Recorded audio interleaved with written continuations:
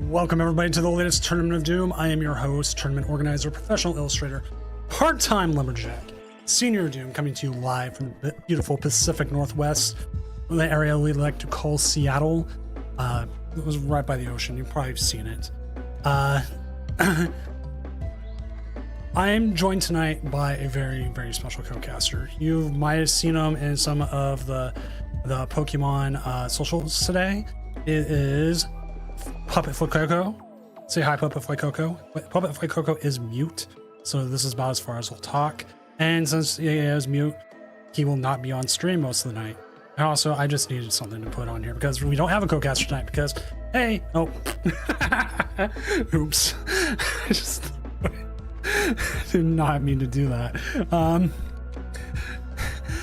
It's NAIC weekend if you're not already playing, so I was like, you know what, most of the people I was trying to get on weren't able to get on, so I was like, I'll just handle it solo, considering we only have about 160 players compared to 416 we had last weekend. So we are the we are very much in a different thing, but funny enough, we've had actually as many judge calls this week today as we've had in the last week, which is weird.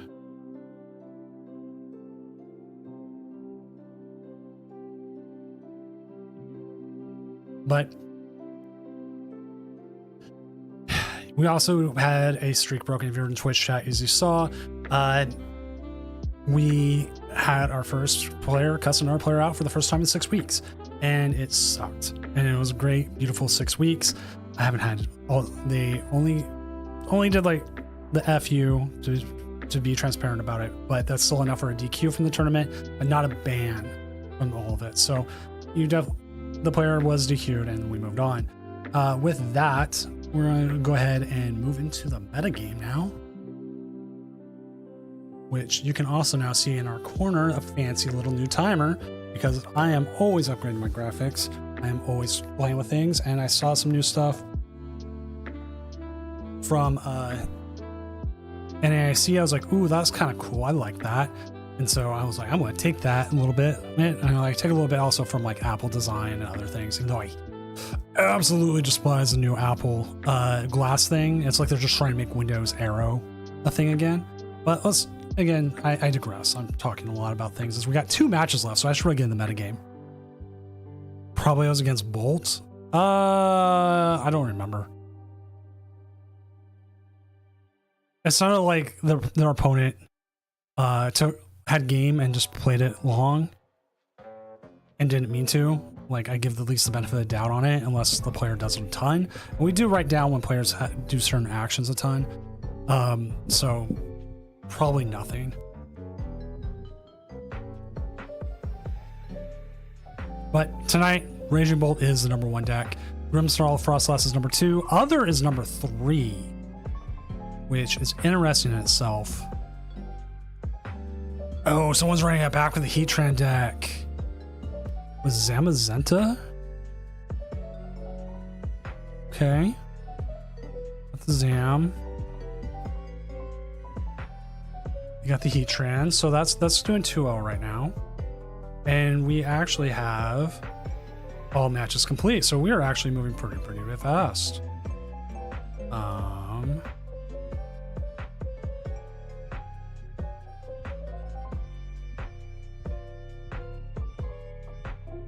Okay, so the player that happened to said he cheated me by using emojis even though he could have ended the game.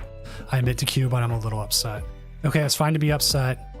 You just take the DQ. I did not ban. Zam is so bad. But yeah, Heatran being back is great.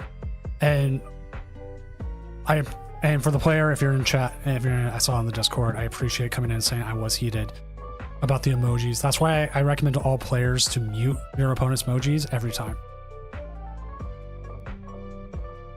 But let's see, we got a minute. I'm going to look at some more. Dragon Bolt Charizard coming in pretty hot.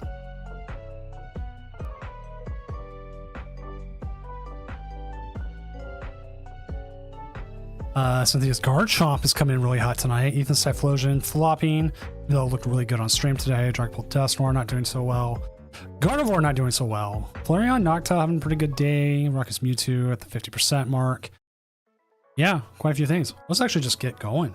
I'm all for it, man. If we're gonna move, we're gonna move.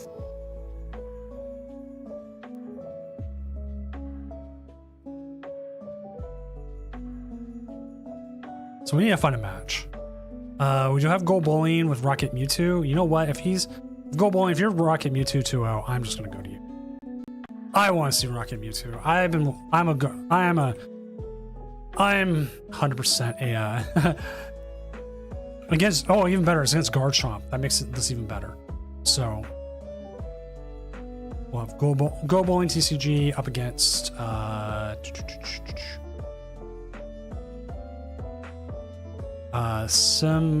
Simopraxum.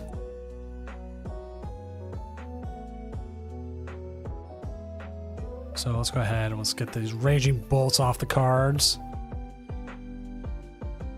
Then we want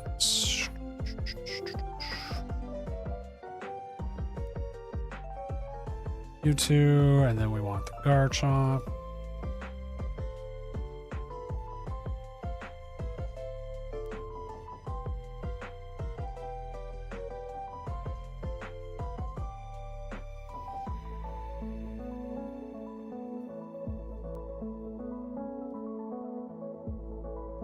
So then we are just waiting on, let's see, Go Bowling's there. Let me go ahead and get the game on my side. And so as soon as they get going, we will get this game going and we will have a game.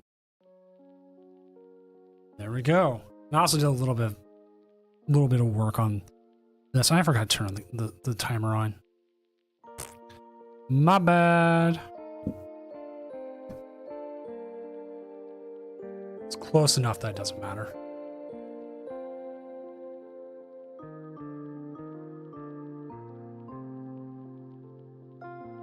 So our opponent's choosing who to go first or second, being Cynthia's Garchomp. I'm assuming they want to go second.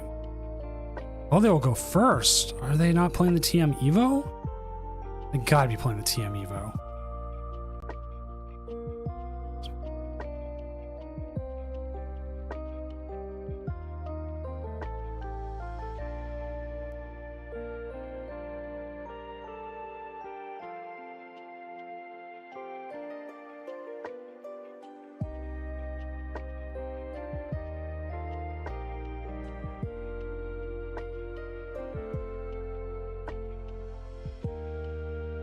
Yeah, I'm trying to figure out how to respond to that, because it's like, it's understandable to be upset about your opponent using emojis and like when they could have just ended the game, but also like mute is a thing now.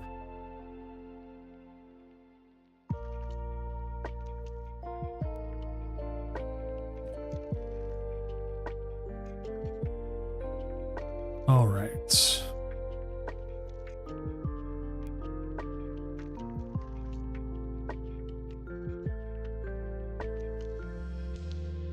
The Team Rocket's Proton. So we can definitely get some basics out now. Sadly, Mimikyu is only good for a for retreat in this matchup, which, I mean, you know what? That's honestly not the worst thing in the world.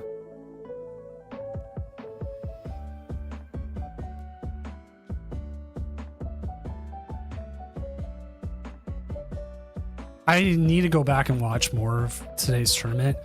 I actually had a lot of work to do today. You're like, dude, work? Really? Yeah, a lot of work.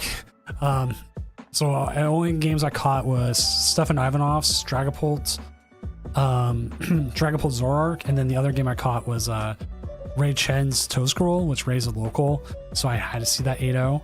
So it was really good matchup, and I want to go back and watch some more. What? Oh, rare candy into the Garchomp. Okay. Okay. I like that.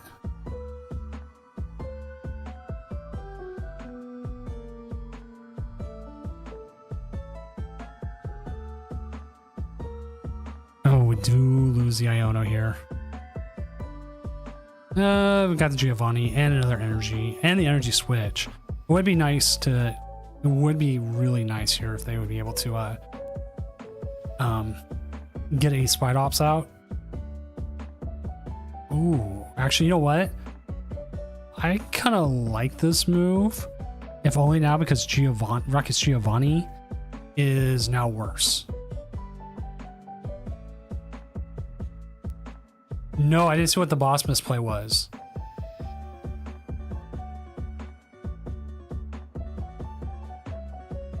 Oh, round one? Oh, I think I caught that. I did have round one on while I was getting my kids around for school and stuff.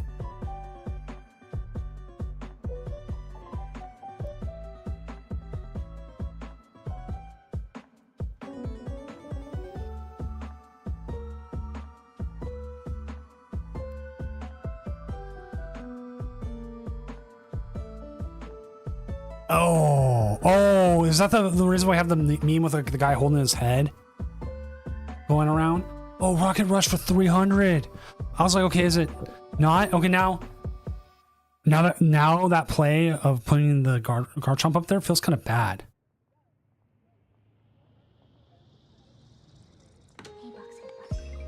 Like, you can pick up a KO here.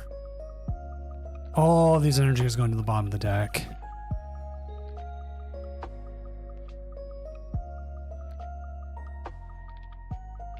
Who have access to the Cruel Arrow.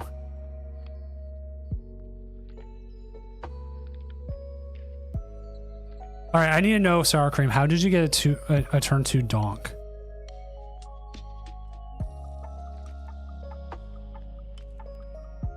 We got... Wow.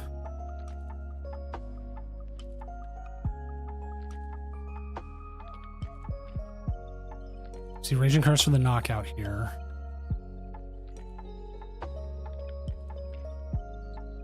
I had the opportunity. Yeah, that's actually how you should be holding. How you should be holding your opponents to is if they put the card down. That's what it is. If you're in a regional.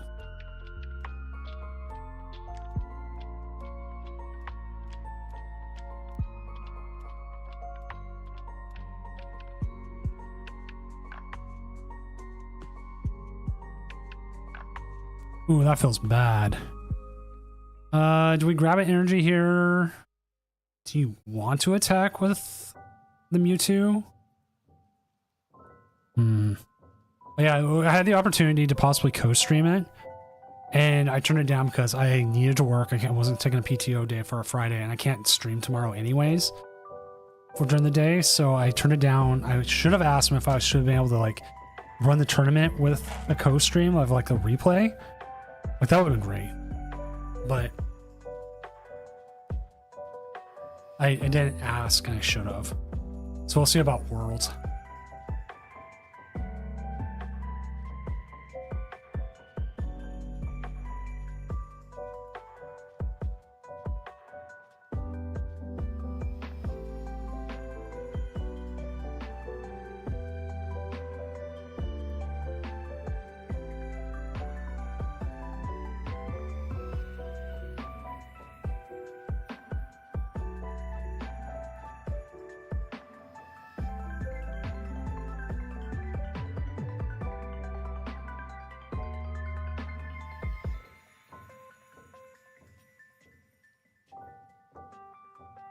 You take those.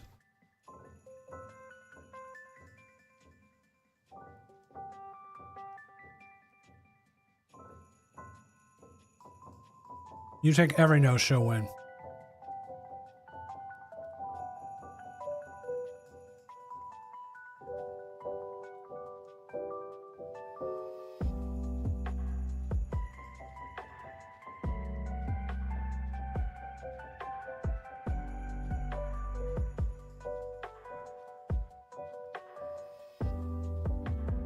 Maybe surprised how like blind you can get to something.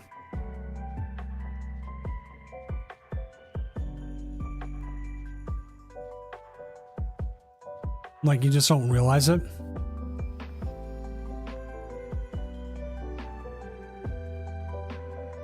Like the amount of times we're seeing it on stream.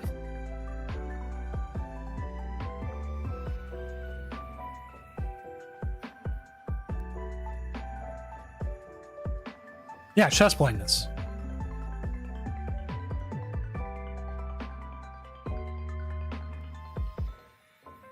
Okay, someone stormed off? I didn't know that. That was a full storm off. Like, I need to go back and rewatch most of this. But yeah, it is really hard to avoid tunnel blindness.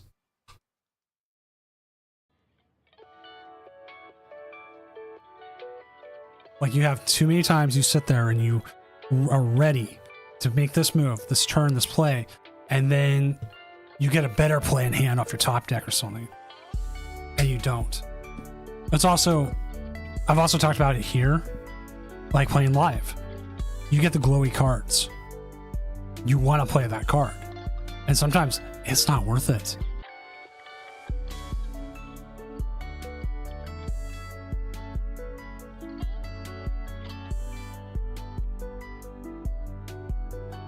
Yeah, getting nervous while watching people watch you play.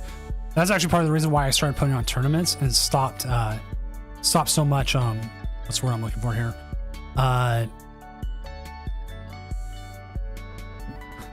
Playing myself. Like I would get so nervous, and then like they added in like the ladder rank and everything else. And I get nervous about that, Was that the move they wanted to do there?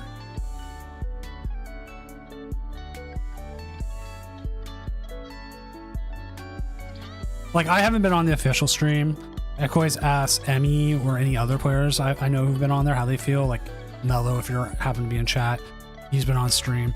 Like, I don't know, but there's a lot that can go right and there's a lot that can go wrong.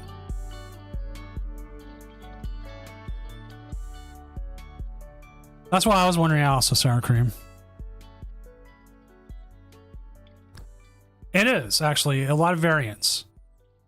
And I talked about having variants. I don't know if I agree with Pheasant Deputy having that. They're going to knock it out no matter what.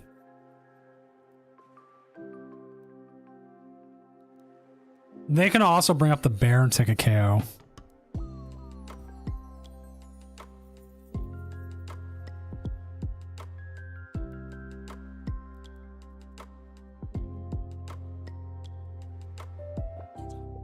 Like, was it? Like me whiffing, starting with a 9-card deck before top deck, down to 8. 5 of those cards are gust options out of 8, and you Pheasant Deputy the 3 and you miss every single one of them. That happens.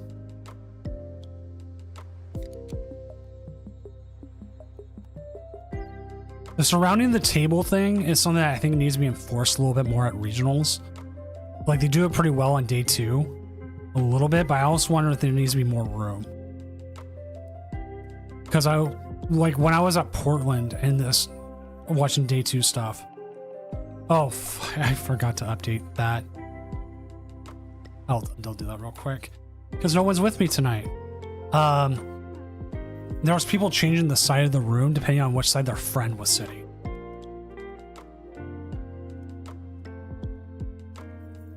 And to me, that just seems a little iffy.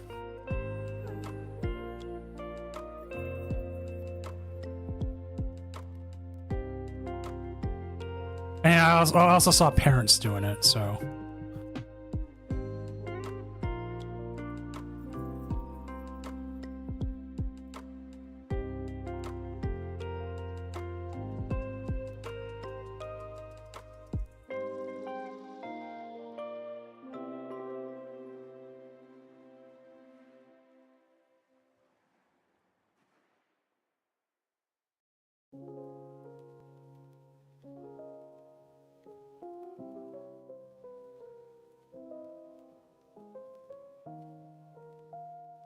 There we go.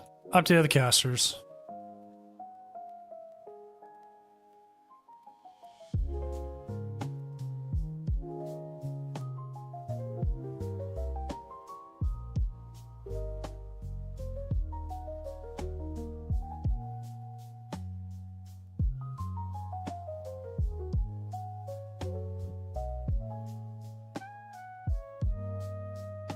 And like the thing is, we can like speculate all we want about it, but in the end, if you're not making the optimal play as it is, it doesn't matter.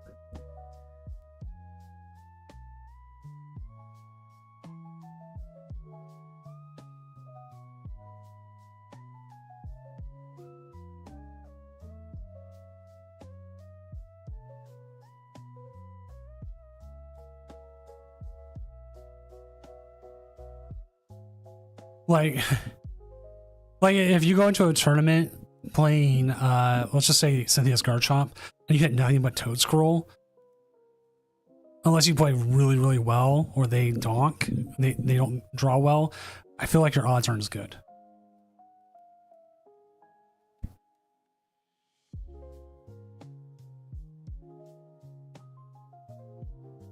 I'm trying to figure out what their move here is.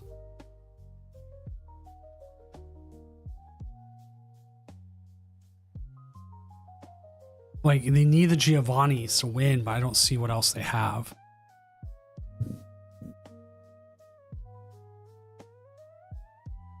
But their opponent needs a boss to win, and you can't necessarily just come up and do damage to it. So I'm trying to think what they would do here. Okay, they're gonna petrol to energy switch.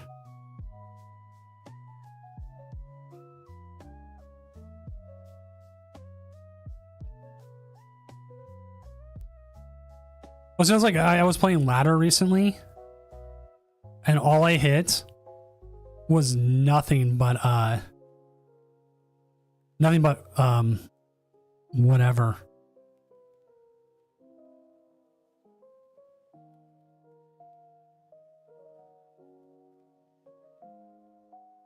It's going to take down for 60, which prevents the Spirit Tomb win. Chomp, I think, can take KO with the 2 Roserades. Think. Roserade gives them 30, so if they got 2, that'd be 60. Garchomp EX would be hitting... Ooh, 320. It would actually be... would not have enough. So them playing around it still, it makes sense. And they only have Rocket's Watchtower and Jamming Tower. And we've already seen them play Jamming Tower. So I don't know if we'll see anything else, like stadium-wise. They need 3 Roserades out to take it with the Bravery. And they've already played Jamming Tower, so Jamming Tower is gone. And they wisely didn't take any damage against the Spirit Tomb, because the Spirit Tomb would just blow up whatever was there. Now they're in an issue though, because they got Iono'd, they have to find the Giovanni. Like, this has to be the top deck of the century. Lily's Clefairy.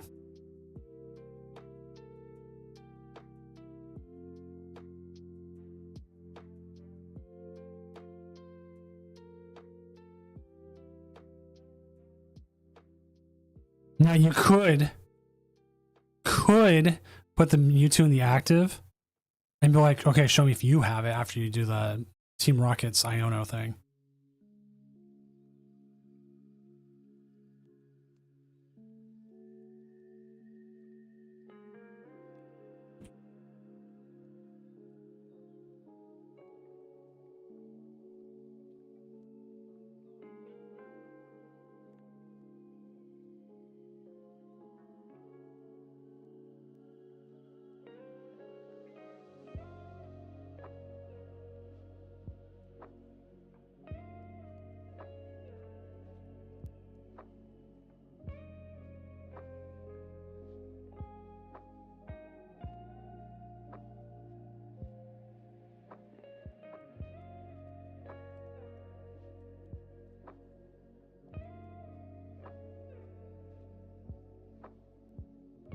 I don't think you take KO. Do you? I mean, you could, but I wouldn't.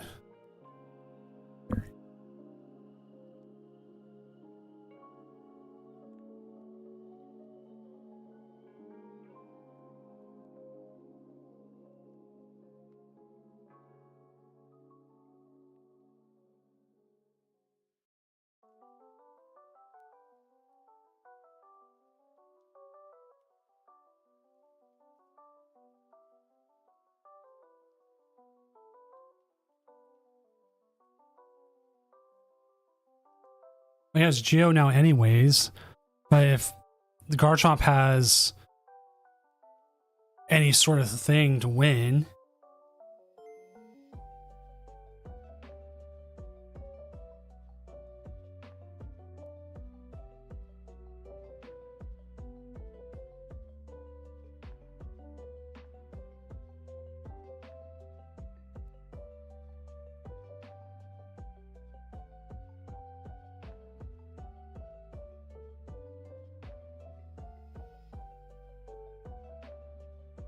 Rocket's Watchtower, that doesn't need to do anything other than knock off the factory.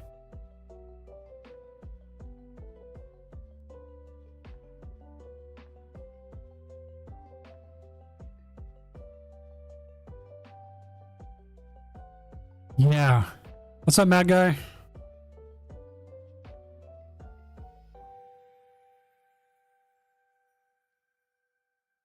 Thank you for Demon. I love breakfast. I do too.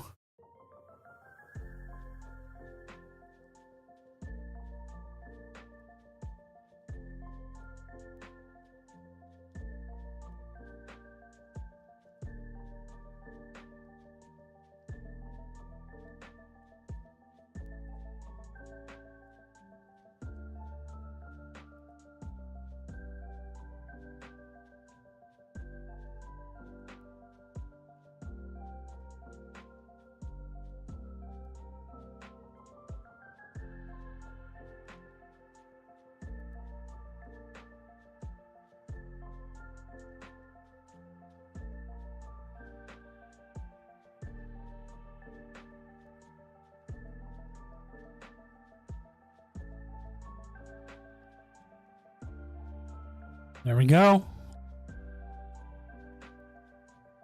See a big win there for the Team Rocket's Mewtwo. So let's go ahead and look at that deck. We're looking at the Garchomp there for a moment. Let's look at the Team Rocket's Mewtwo. I don't think there's been much of a difference.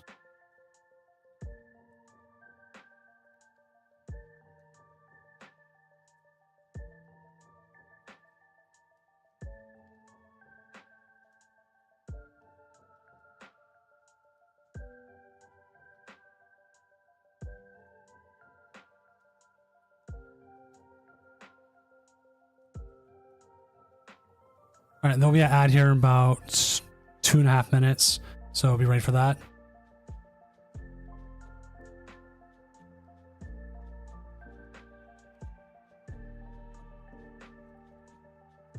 Oh yeah, there's nothing. Okay, the Clefairy's kind of new because it does help with Dragapult. I mean, what doesn't? Clefairy's like so good against Dragapult. Otherwise, we are seeing more of the Wobbuffet. Smaller count on the Mewtwo, that too. Spectral Thief, what do you want to change the stream title to?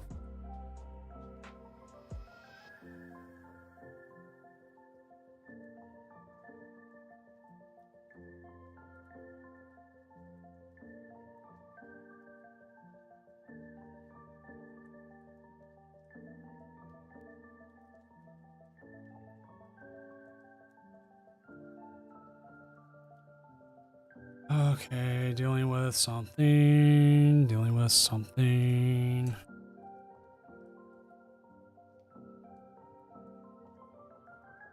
Go.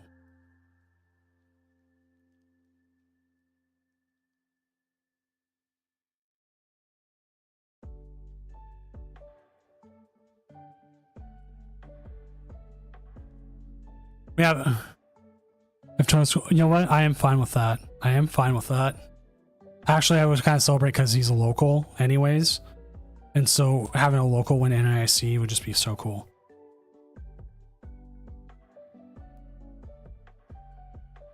Done. Stream title updated. Random fact. Okay. Random fact. I could always do the Clefairy one where Clefairy was originally intended to be the mascot of Pokemon.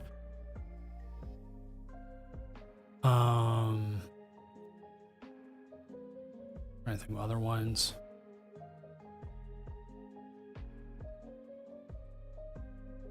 I'm not sure about Mewtwo myself. I haven't played it yet. I haven't actually been playing that much. I've just been watching a lot. All right, Rodimus Prime here gets a A+ for their name.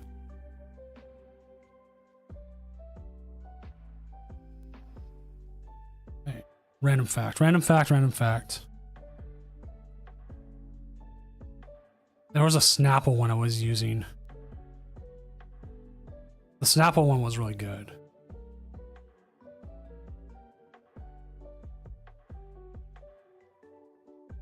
I should just buy a Snapple before every stream now. Lizards communicate by doing push-ups. That is your random fact for the day. Don't ask me much more about that. Also, mangoes can get sunburned. And we are actually ready for the next one. I saw that, Stellar. Welcome to the Squishmallows. I got my Fuecoco back there. Heemizer messaged me like a giant Fuecoco at Target. I was like, ooh, do I want to pay $50 for that? $50 for that? And I'm like, nah. All right. Round 4 is up, and we need to find a game. We do have the Yanmega. I forgot how to say your name, dude. I apologize. Sour Crisp.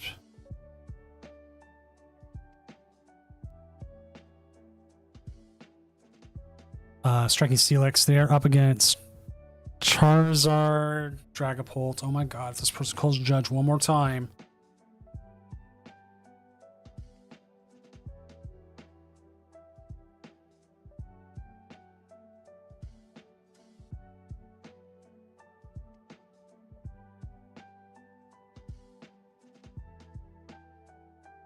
love me some Fuecoco. So we're gonna go ahead and join Striking Steelix here. Get Yanmega on, see how that does. So let me get the Yanmega up. I think I finally did make a Yanmega. Well, that's what I mean. Puppet Fuecoco was my caster tonight, my co-caster. Up against Dragapult Charizard. So let's go ahead and get their names real quick.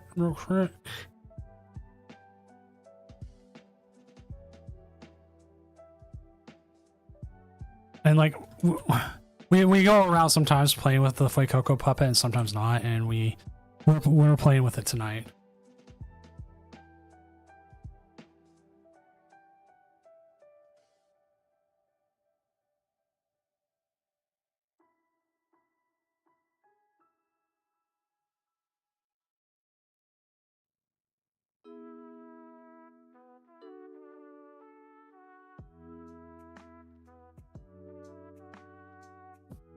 Once they get going, we'll get this up. So let's go ahead and make sure we got the stuff up. And also a quick look at the standings. We do have Flareon Noctowl number 1. We have Ruckus Mewtwo number 2. We have Slaking number 3. Ruckus Mewtwo number 4. Raging Bolt number 5. Dragapult Charizard number 6. Other... Which one's this? Oh, the Heatran's 3-0. We might have to go after them. Blaziken number 8 right now. Small Heat with Archaludon number 9. This is the great thing about this. We do have Toedscruel as well. Down there.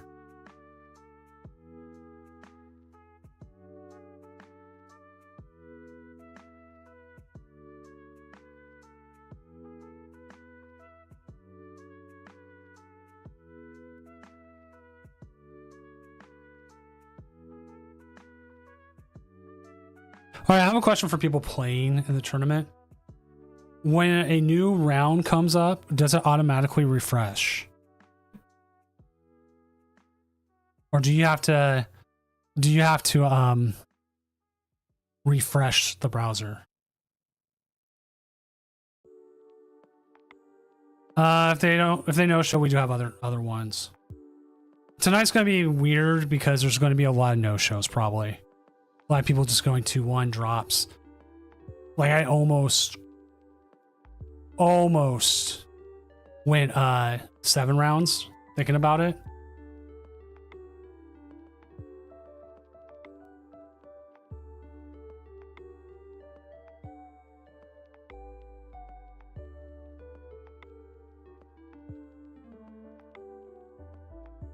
So I'll keep an eye. If we do need to jump to another game, we will jump to another game. What's up, Sonny?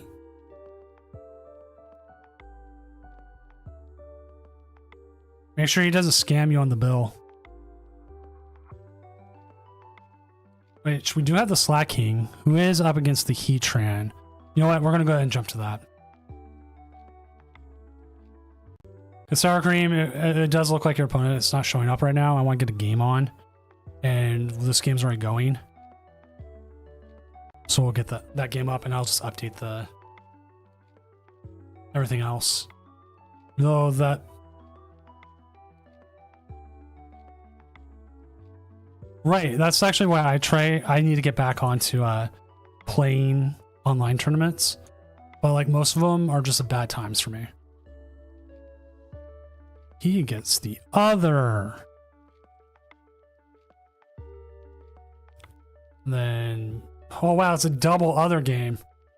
Might have to go make some new top cards.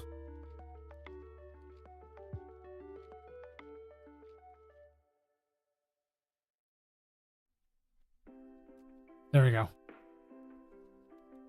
Playing your own. The problem is I have to go and make sure I got a judge because I can't do judge calls on my own game. It is a matchup, but you know what? It's what I want to see. I will show you the matchups that NAIC is afraid to show you.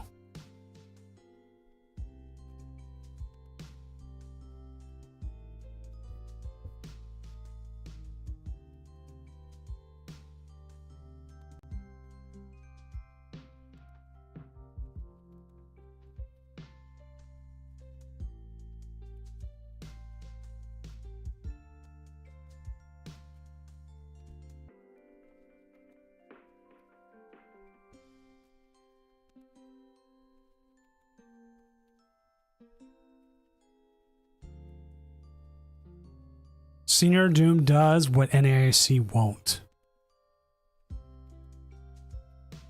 Let's try to do the Sega one, but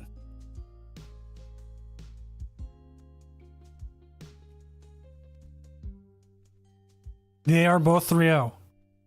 That's why as soon as I saw that they were available for the stream game, once I realized what it was, I was like, that's it. Wait.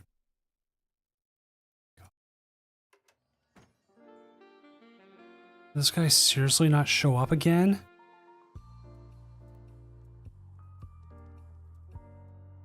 No state. Okay, you gotta put Jamming Tower in play. Oh no, he's gonna evolve. Okay. I was like, man, you gotta put Jamming Tower in play if you're gonna attack with that Rotom. No, they're going for the evolution.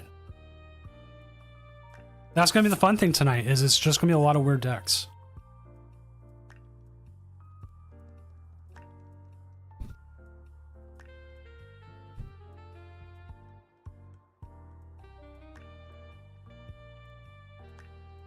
We have like a lot of people who are constant players tonight in NAIC. A couple of them I already know have made day 2. Like I think I just saw King Heracross as a player who made day 2. I know Lee Boyu, who's won Tournament of Dooms, has just made day 2. I'm trying to remember who else. Cal Connor. Well, obviously Cal Connor's gonna make day. I don't think he made day 2. No, he did. I think he tied in. But again, another player. Zol GG. There's another constant player. Yeah, I saw Gassy Store meme. So good.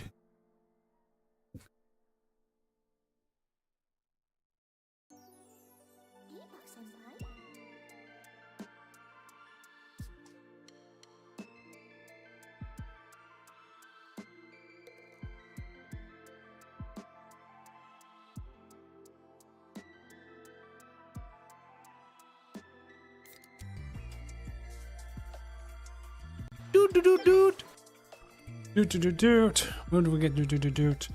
Pepono. I am a Galdelian. I don't know. Thank you for the follow, Pep.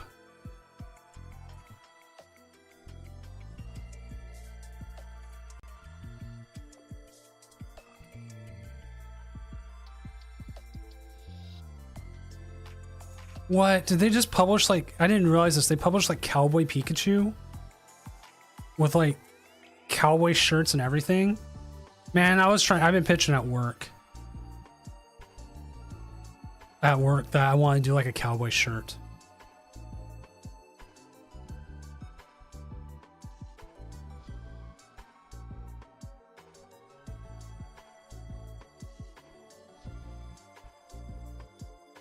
But I don't know what a cell phone company would do with a cowboy shirt. All right, so how exactly does slacking work? Does it need? It needs the rocket out there, right? Oh, it does. Like that's the only way this thing's attacking.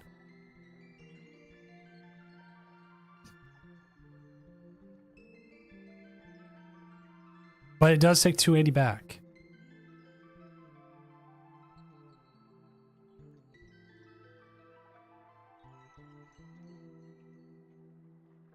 I'm trying to see if I notice any other regular players we have in the Tournament of Doom. Yeah, it wants the Watchtower. I don't even remember if I need to double check if the opponent even has no. They have zero counter stadium, so that Watchtower is staying out there. Not that it hurts them anyways, but having that Zamazenta is kind of good, considering like it gives damage back. So like, yeah, you have to be extremely careful here attacking with the Blaziken.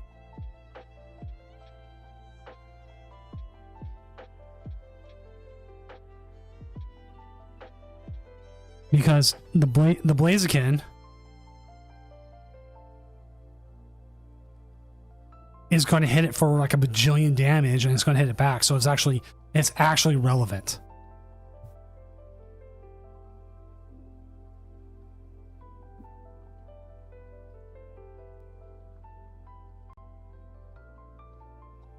So the question is, do you trade here? Do you Iono? You're down 2 prizes.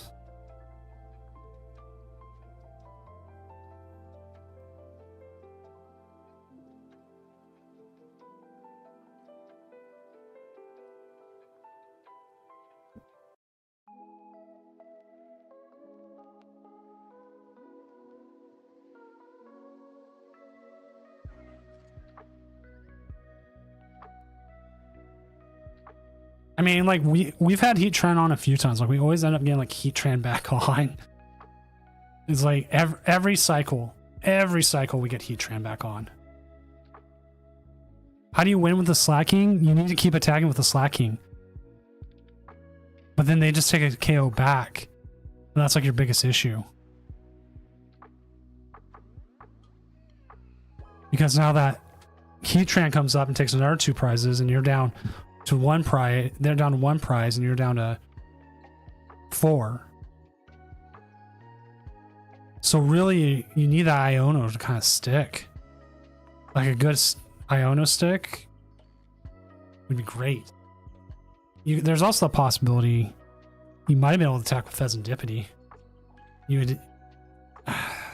can only move 1 energy though with the Blaziken.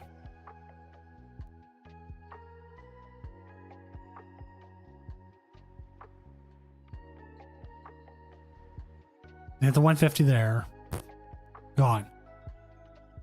You can now attack with the Blaziken. Wish Metaros was good. Alright, this is something I've talked about. This is something I've talked about a whole bunch. I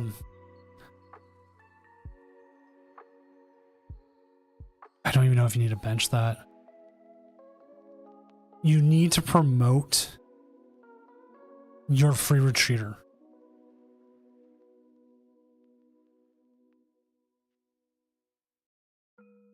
I think what you do here, the biggest thing you could do is you need to you need to find an Iono. If you can find an Iono and get them to 1, they're not. No.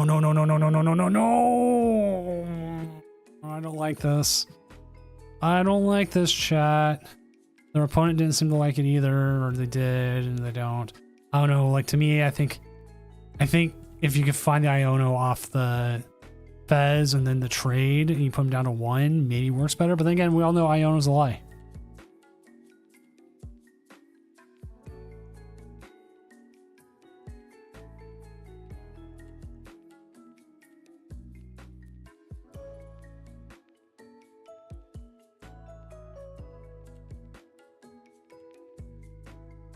Yeah.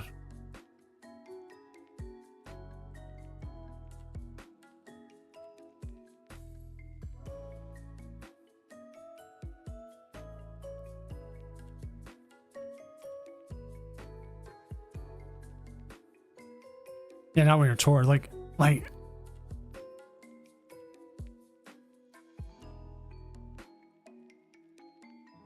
there's 11 energy there.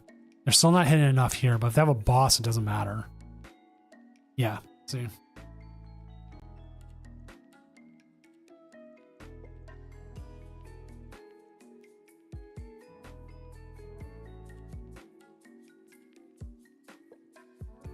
Slacking, interesting deck for sure.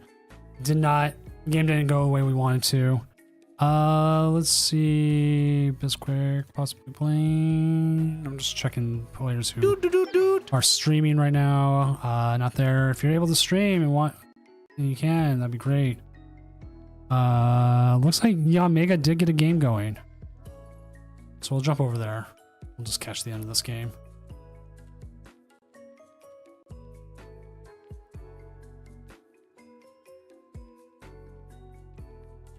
Unless it's ladder and I'm wrong, but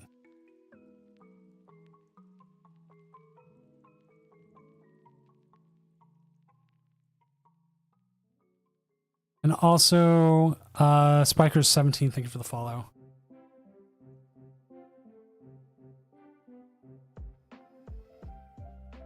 Uh, 611 is 100% into cut.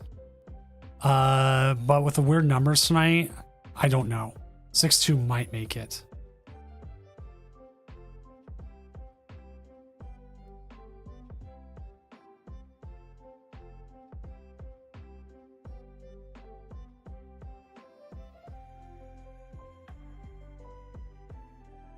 I almost went with less.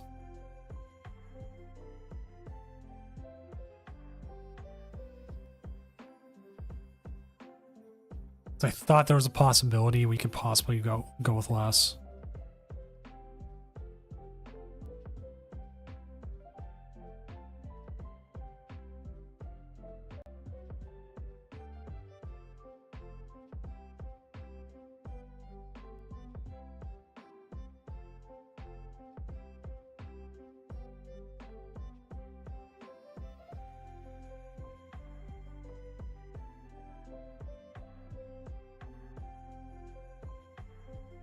Like, I'm keeping the standings updated as we go, so you can always see who's doing well, who's not. Like right now, just looking at the top 4, it's Heatran, Dragapult, Raging Bolt, and then Rodimus Prime with Slacking is number 4 still. They have a 72% opponent win percentage, which is insane.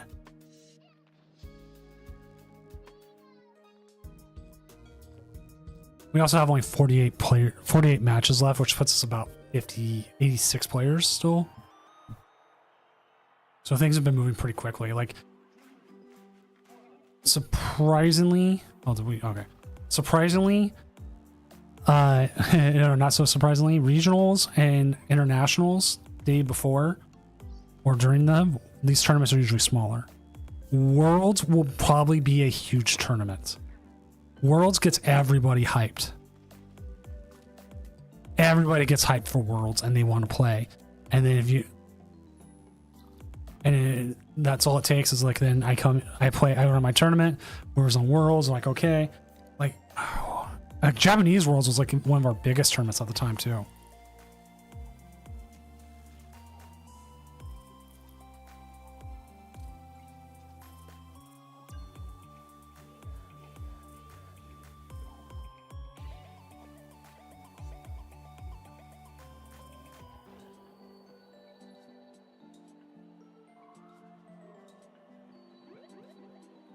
Checking. I'm trying to remember all of them.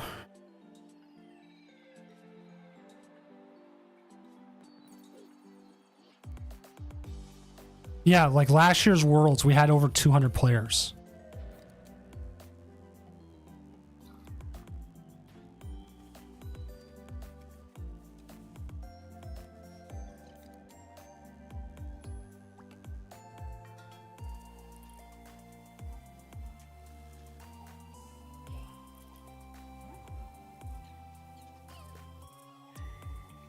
Yeah, so like, but with the Japanese Worlds, we actually had less. I'm sorry.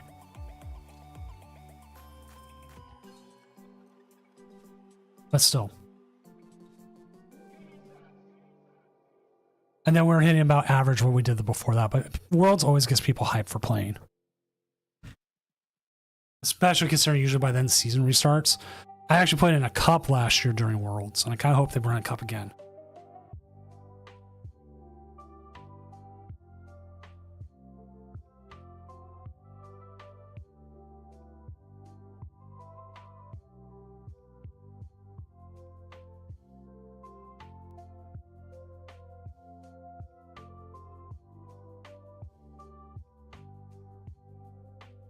Well, they don't have Dragapult boss, otherwise Beyond Mega should win here.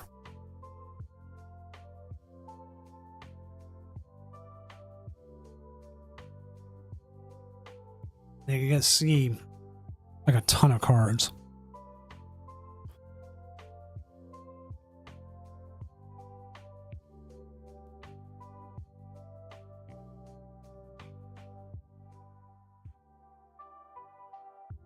Smart move there.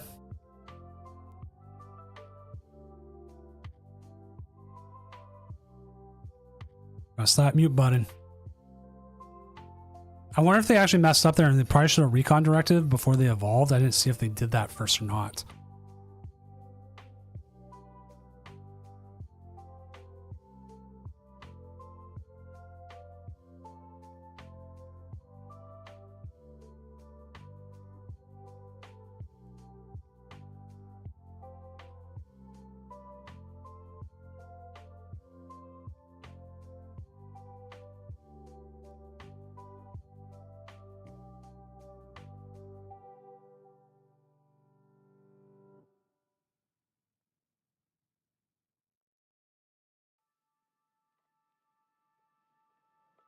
So I'm trying to figure out how this.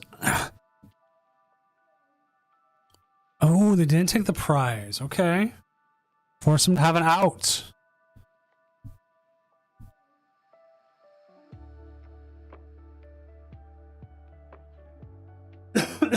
Excuse me.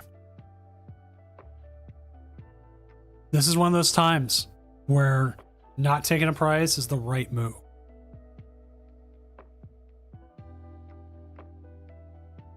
3 bosses in deck too. Well, that's actually one of the biggest things I've been learning in playing Dragapult is when to not take prizes.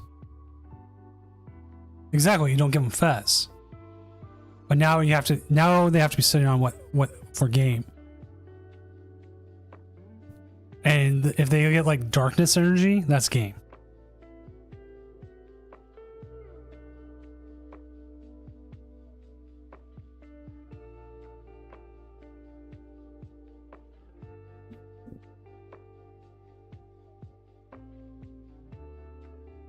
Oh, they just had the damage there? I didn't realize that. But still, don't give them Fez. It is lagging a little bit from our from this side. As you can see now, it's probably a lot better. It just varies by people.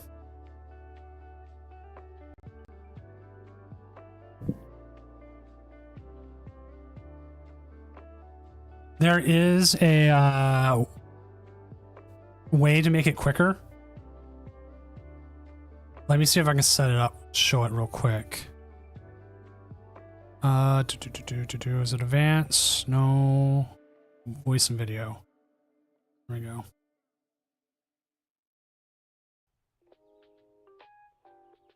It was voice and video? Streamer mode? No.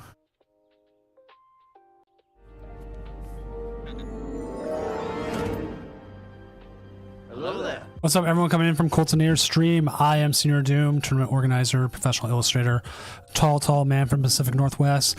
Joining me tonight at the casting at the casting desk is Mr. Business, the Fuecoco puppet, who is quiet because I threw him accidentally across the room behind me. So hopefully you had a good stream tonight. Hopefully you're also watching NAIC like a lot of us were.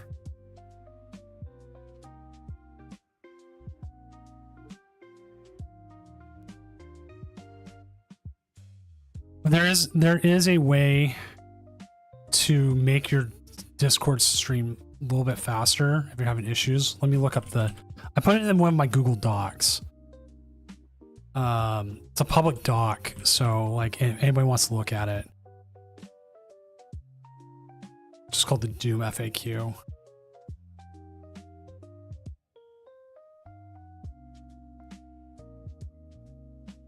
There you go.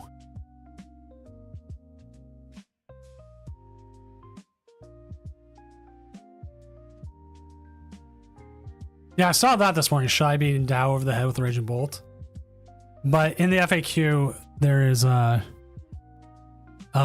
you go further down, there's stream games. It tells you about how to like disable hardware acceleration and some other things you can do that just help it.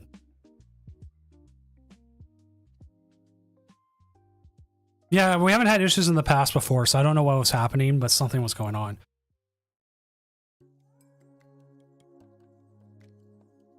I'm just trying to remember where disable hardware acceleration is. That's the thing you need to turn off. So have you been, Colts? Hey, we actually just finished round 4 too.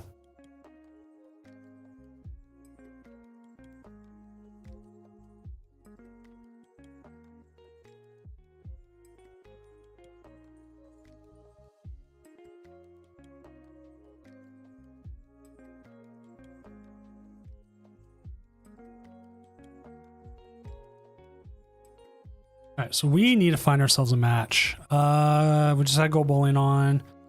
Swell. Does Toad Scroll beat Raging Bolts? I'm looking. Who else we know? Doing pretty well. I'm going to see if we can get Festival lead on. It has been a hot minute since I've seen that. What was Bizquick playing against? Bizquick's got the Edge versus Charizard Pidgeot. I kind of want to see Festival lead. Nothing against you. You know, Bizquick. We haven't had Festival lead on in a long time. If it's currently 3-0.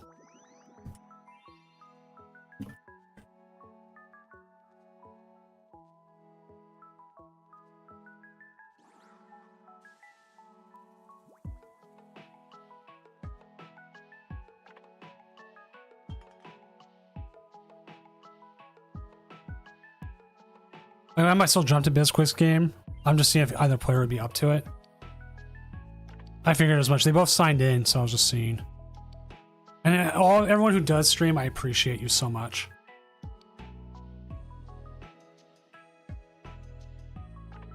Like, I figured tonight's going to probably be a smaller stream, smaller tournament, the whole thing.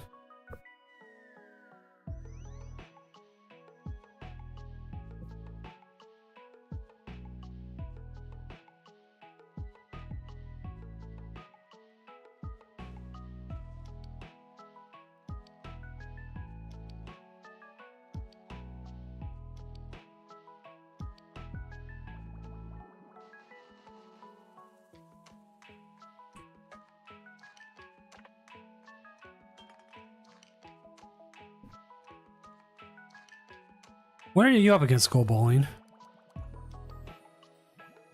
Oh, Iron Thorns.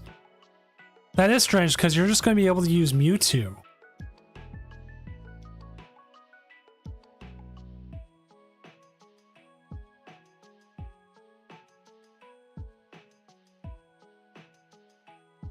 Oh, Michael did point out a thing. He should just be able to get ran over. What was the other one I was looking at? You know what? Let's go with Bisquick.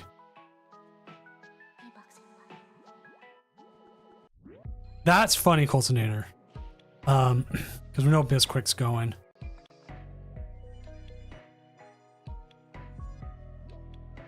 Oh wait, no, their opponent dropped. Did they mean to drop?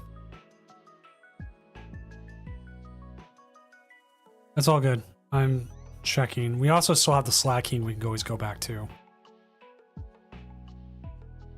I will check out the Slacking maybe. Just get that on stream again, maybe in a better matchup. They're up against... Yeah, this might be actually a better matchup. Let's go with this one. We'll go with Slacking this time. Give it a better matchup, maybe something that's not a single prizer.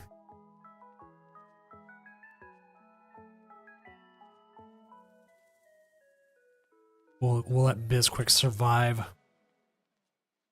another round without the curse.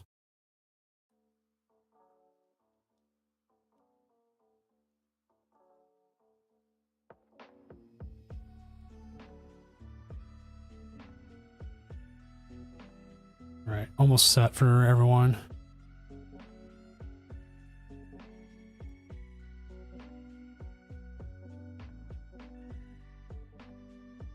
All right. Womp, there we go.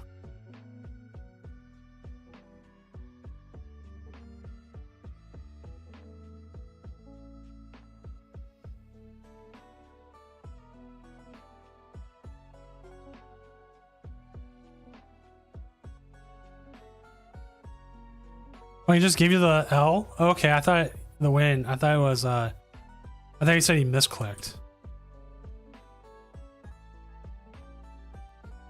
Because if you transfer it says I made a mistake.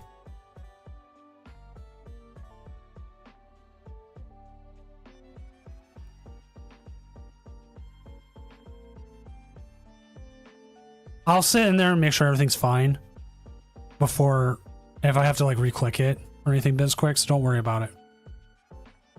I'll just fix it.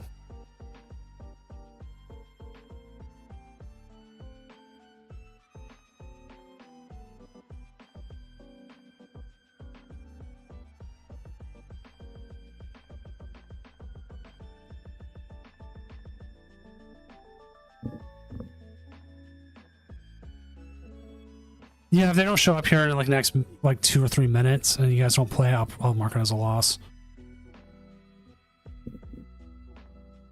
I just happened to be in there.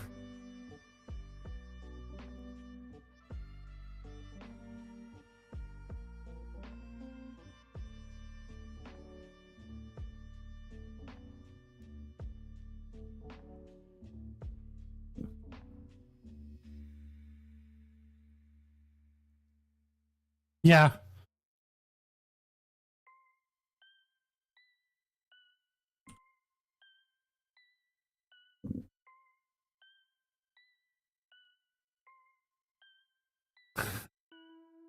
No worries. So yeah, I reset yours for you, Bizquick. Go ahead and just play.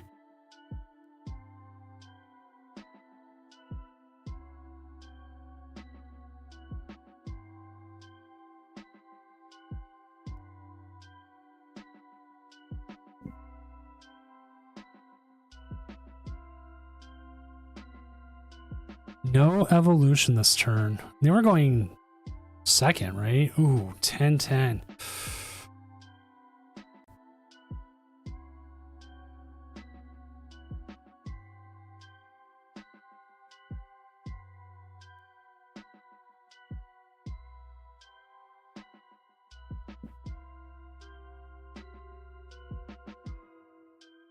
All right, so let us actually focus on this game instead of everything else and all the ADHD distractions I get.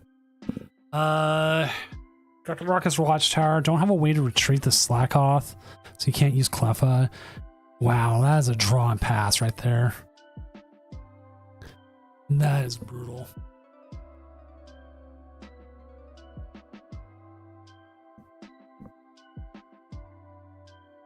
Yeah, just make sure they know that you this quick they need to add you. If you need an extension, I can always give you one.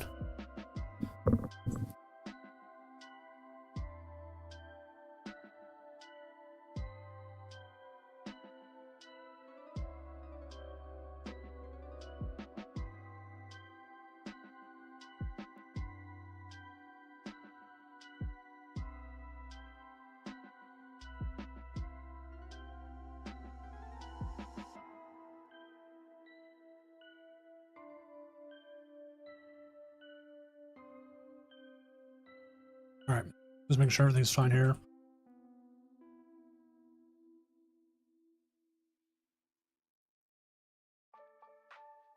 Cool. Great. I'll go ahead and give you guys an extra 5 minutes if you need it.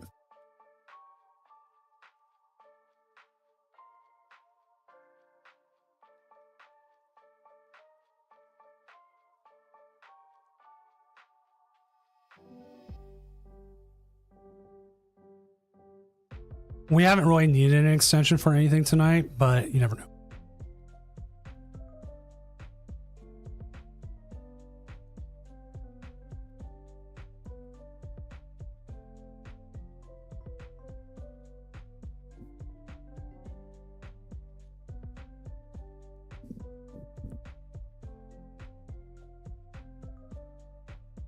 Well,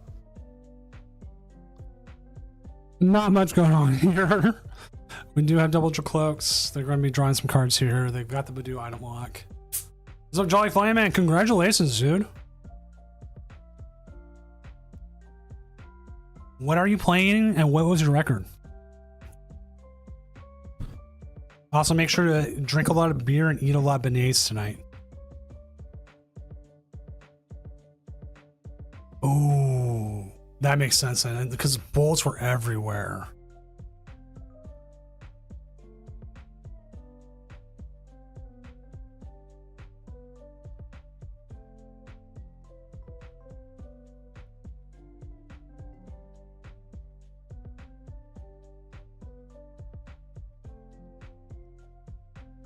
I know, let's see, what were my friends' records I was keeping track of?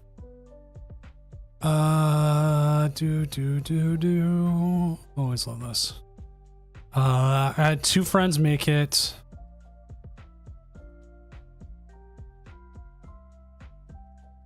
One was 603 and the other was 612. They started 012 and then won 6 in a row.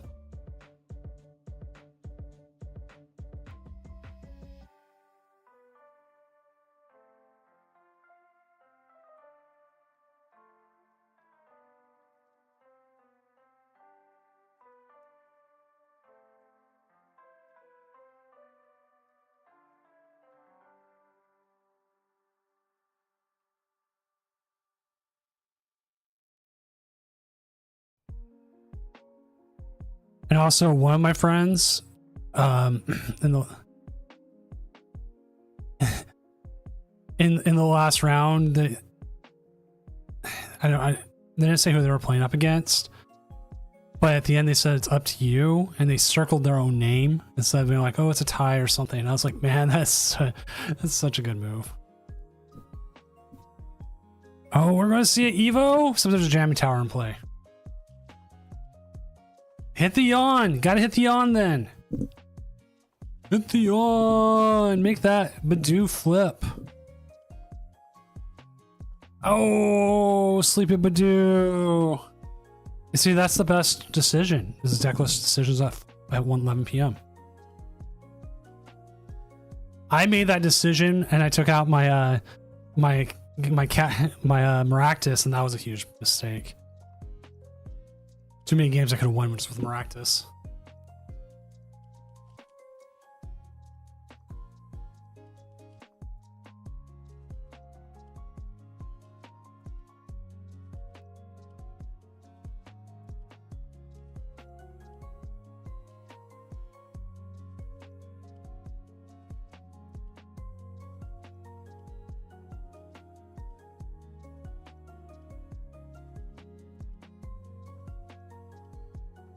Yeah, I kept saying I want to say like Picnic Basket was a good play for this weekend, which makes sense.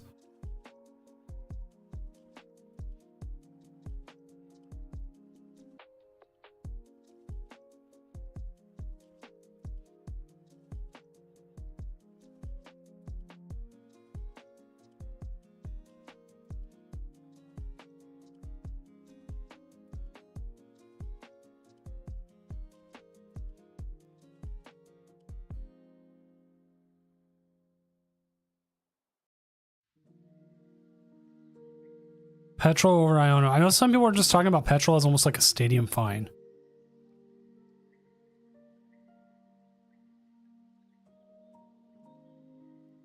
The bird deck where cost attack one more? There's a bird deck doing that? Oh, Espathra. I'm trying to remember who played Espathra I heard about.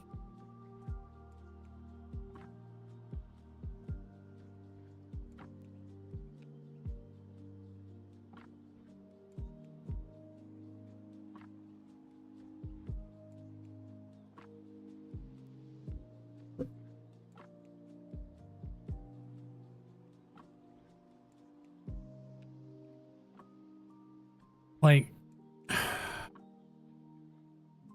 know there was a Spathra at NAIC. Some people were playing it because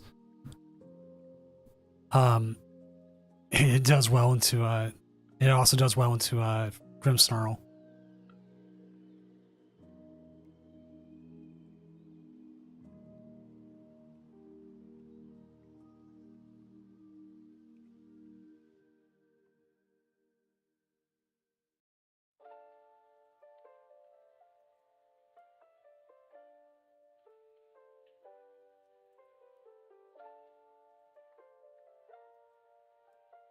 Hey, we'll have the regional Doom, and it'll be legal.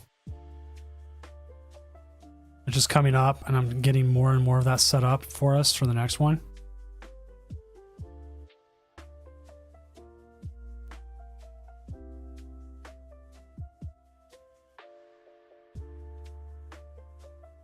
Like, I'm hopefully going to work on the mat this weekend. I might not. Like, I want to get it out because I actually have a producer for mats again.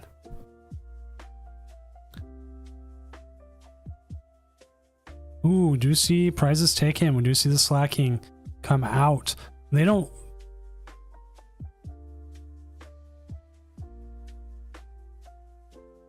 Okay, they're gonna get hit here, but they can move 30 damage every turn. Am I playing NAIC? I would, if I was playing NAIC, I would not be running this tournament. I never run tournaments when I do a tournament. It's just too much, because like if I was playing NAIC, I'd already be dead. But there's players like Jolly Flyman is playing. We've had a couple others like Sunny came in. I don't remember what Sunny's record was.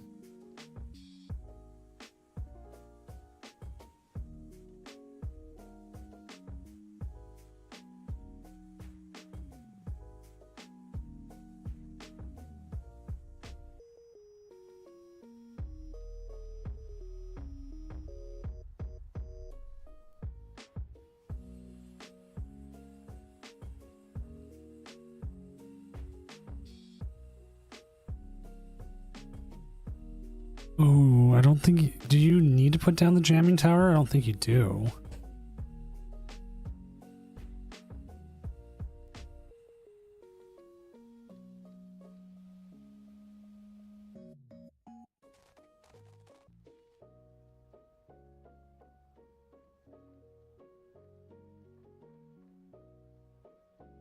Funny enough, I always find like the Pult Mirror, something I played a lot of. The Pult Mirror is better if you can hold back. Like let him take a few like prizes early, because then like Iono sticks so much more. Oh, 522. I forgot to ask him because he was talking about Gazer scamming him out of dinner. That hurts.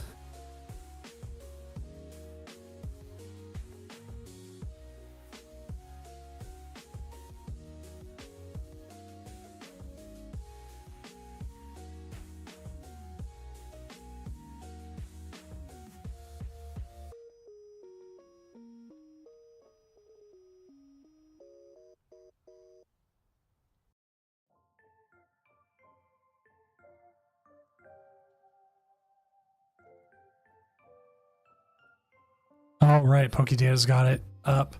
I forgot. Isn't there also a new one that you can track people?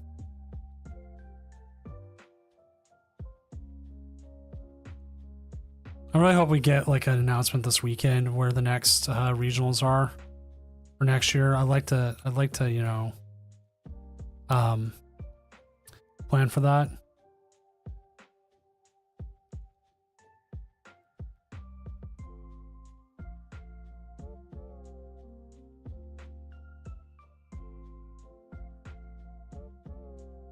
How many people made day 2?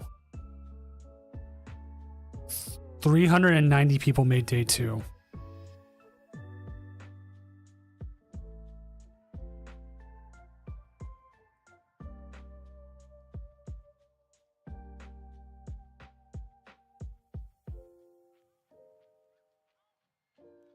Two players 0-1 dropped.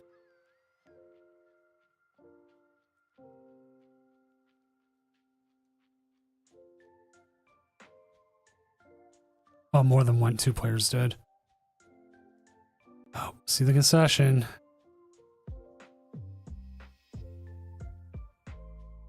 Dang it. Dang it, Bobby. All right, chat, I have to ask. Do I get Hank Hill in Fortnite?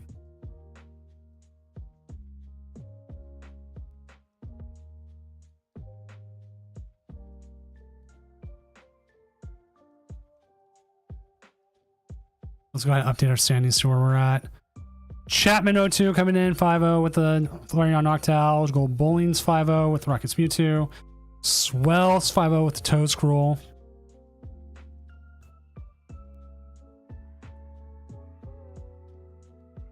Yeah, people are like, yeah or no. I mean, I know I'm at least getting the King of the Hill emote.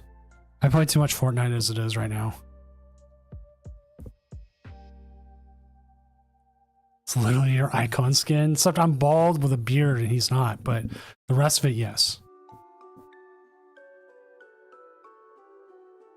It's either that or Bob. I never played Peter. I probably wouldn't play Cleveland. I'd probably buy Cleveland just to keep the Family Guy set.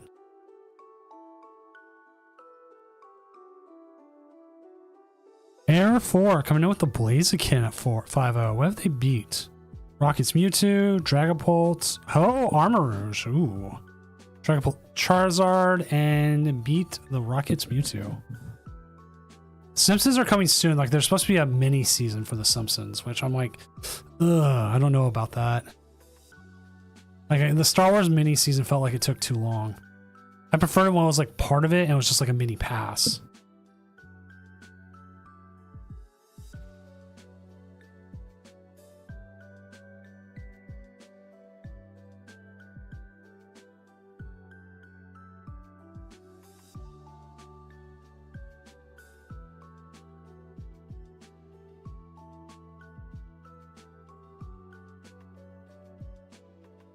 You know what, Jolly Flame Man?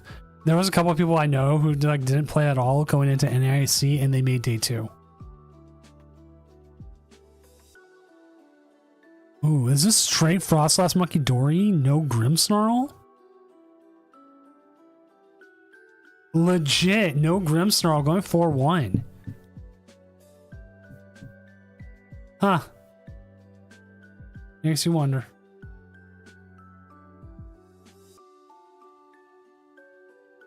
Danny beat Michael, so Festival League keeps going. Varsum lost, obviously, to Go Bowling. That one was kind of like... The guy almost got you, Swell.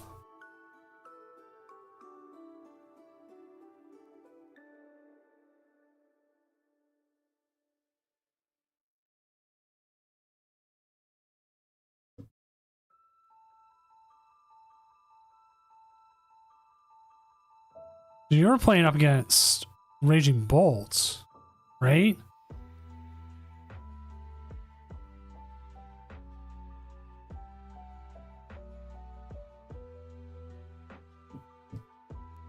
I'm just making sure I'm getting... Okay, the Frostlass. Okay. I was just like, which one? Oh, you're talking about the Frostlass one. Yeah, right there. Yeah, if it sets up, it's hard to take. It's hard to take down.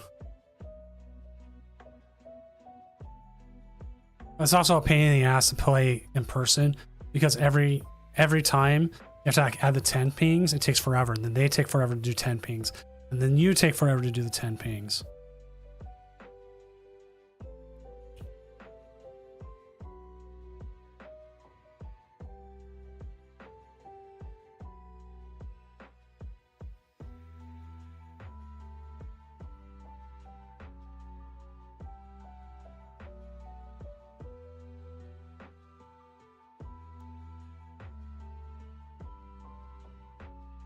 All right, we're like 3 matches away from going to the next round.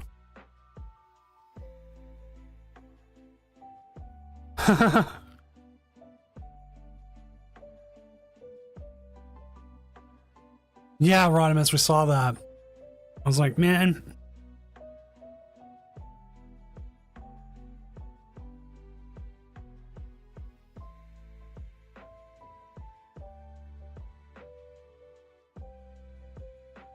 Because Sly King's interesting. And I think it always has interesting stuff. Interesting cards to play. Like when we had the one where you're like using Path to the Peak. And like I've talked about in the past, like we have different decks with like different gimmicks like you can do with a Pokemon. Like I've always wanted something with Aegislash.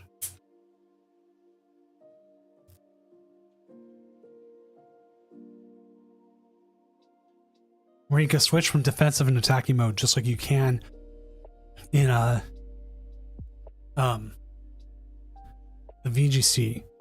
Like I don't know how you'd fully do it, but it'd be an interesting component, just like how they do slacking with the it's a thing where it just doesn't attack every turn, or Regigigas has had it.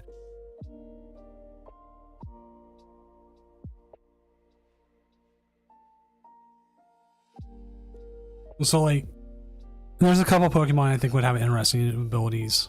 I'm trying to think what else would be another good one. Could you imagine to evolve into Malamar from Inkay? You have to be confused. But that's because I'm trying to do like you have to be upside down.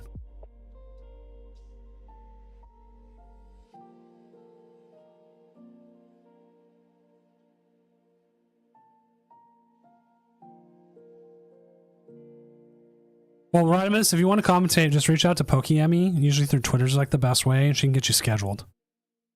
That is always the best way to do it. She handles all the scheduling for me. She's at NAIC right now, so she probably wouldn't be able to do anything today or this weekend, but probably come Monday or Tuesday, because we got to start scheduling out for July.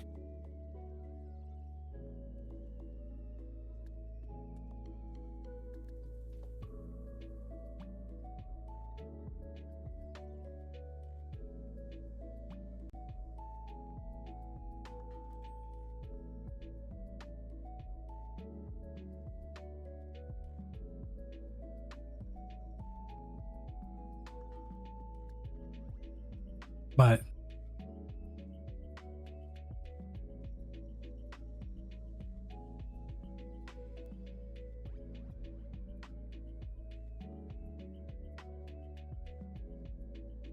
what's up, IC? Currently 16th. You are on 4-1 with the Yon Mega. You have a good chance still. Oh, that's nice.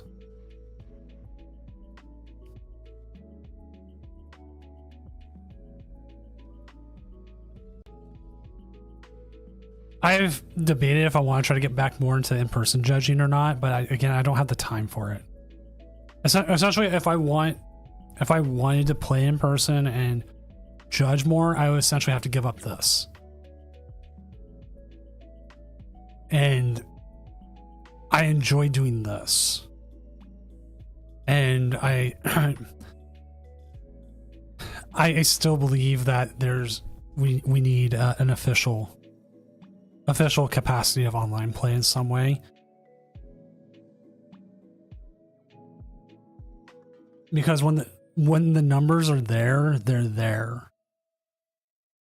And I had someone tell me we're actually averaging more players per tournament now than we did in COVID era.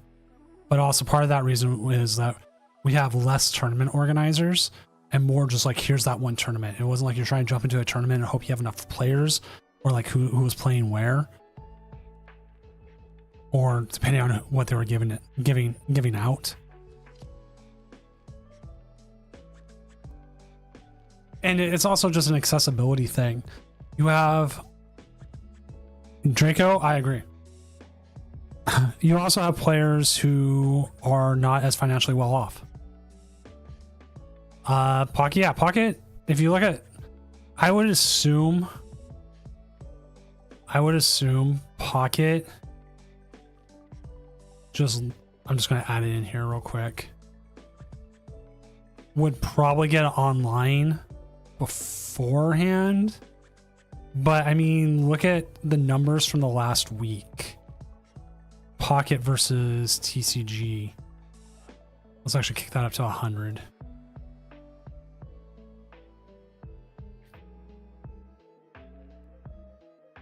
So we had 2 pockets, 1, 2, and then 2 pockets at 200. The big one was Ursa Days, then the Poke Hub, but then we hit 415. Why does Pocket have a ton of monetary tournaments? Because they can run it and we can't.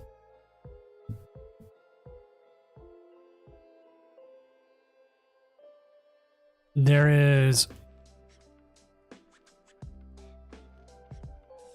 when you play, there's a thing about using live for money tournaments.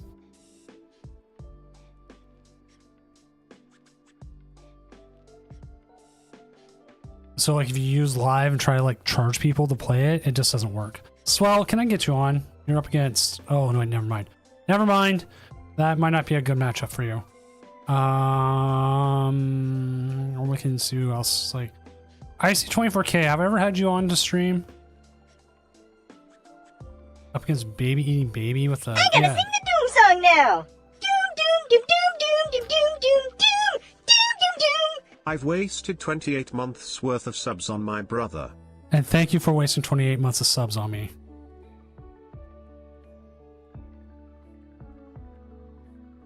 I'm trying to see, because if you're able to, otherwise, well, I would have you on, but I'm like, oh yeah, no, that's not a good matchup. What is Mr. Peanut up against as well? I'm trying to look for someone real quick. BizQuick's got Raging Bull Ogrepon. He said that was a bad matchup. We'll leave that.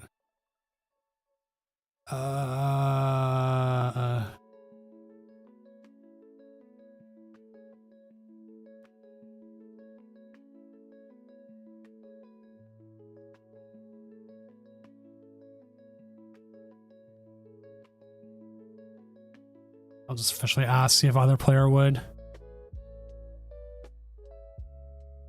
Well, I don't know if this is a bad matchup for you or not, considering the Charizard's a dark type.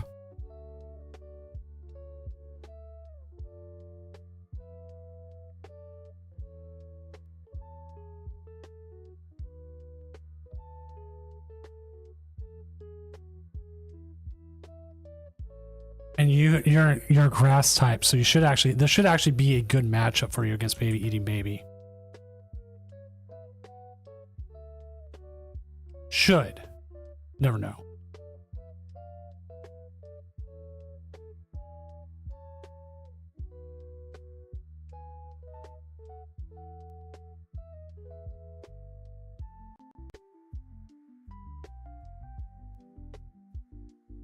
Also, Heat. Mariners won. Always feels good.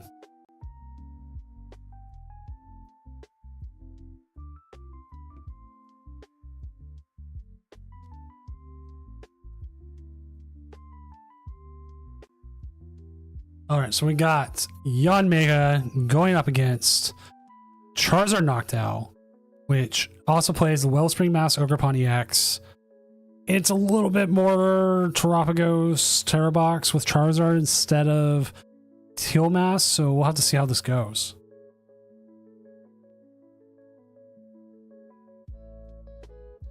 So they get the option to go first or second. It looks like they're going to go ahead and go second.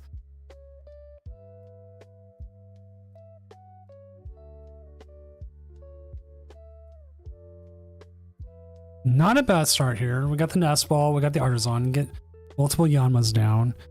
It will depend on what their opponent starts.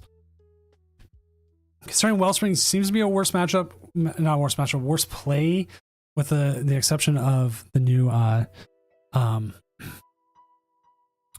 whatever it's called, Shaman. We didn't freeze up here, did we? Okay.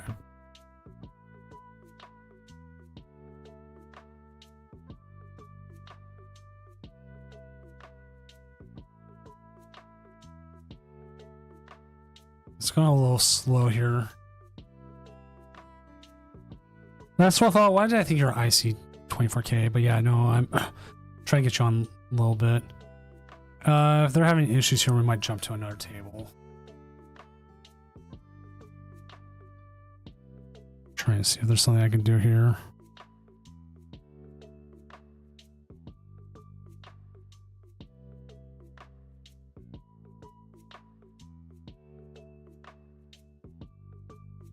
They got the Wellspring in the active.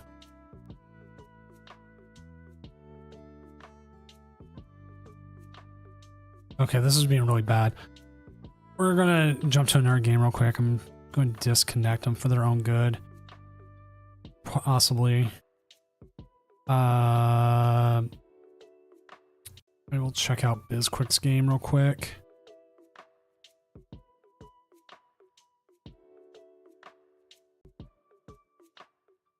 It is against Raging Bolt, so hopefully they're doing well.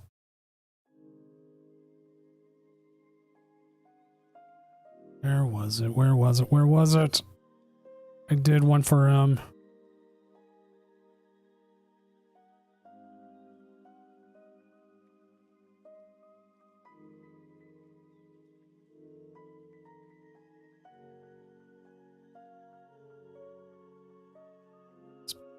BizQuick's 4-1.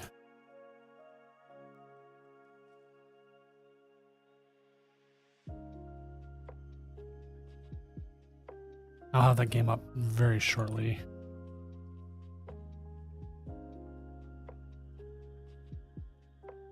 So we'll join it in progress. Okay.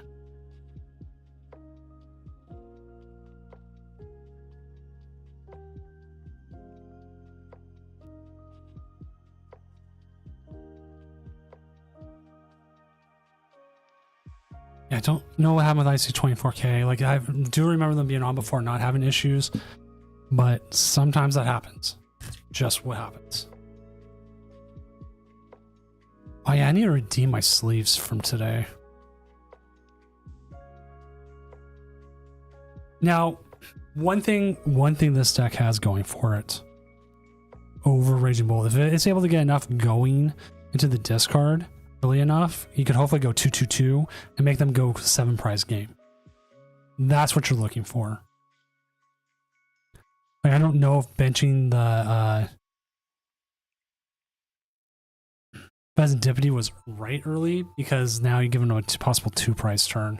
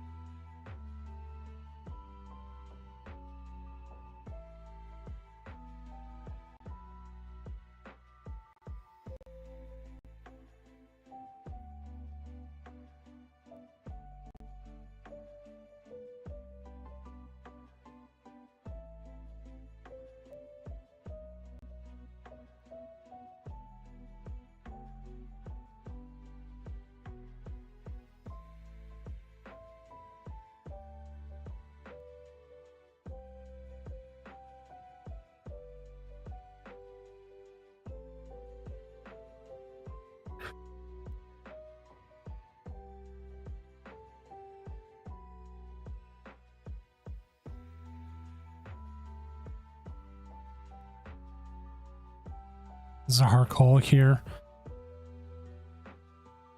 Oh, there's only one Swirl Edge in the whole deck? Uh-oh. You need to try to get the KO here. There's not a lot of stuff in the discard as it is. Could go Reverum.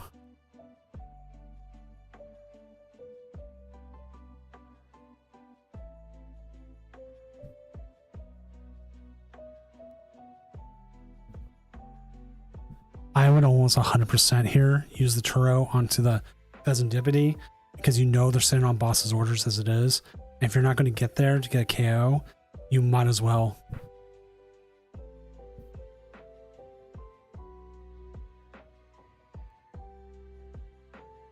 Hopefully he sees it as well because we are on delay and there's no way he heard me say that.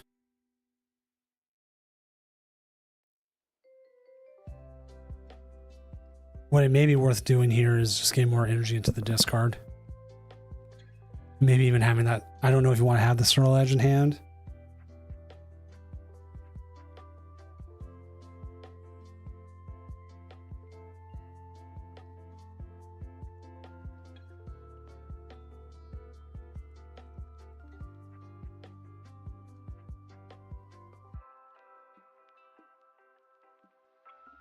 I think you pass here. You can't click? Uh-oh.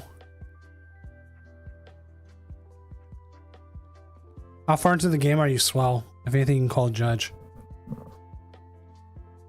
We can do a reset, unless you're really far into the game, because it has been about 10 minutes since the round started, give or take.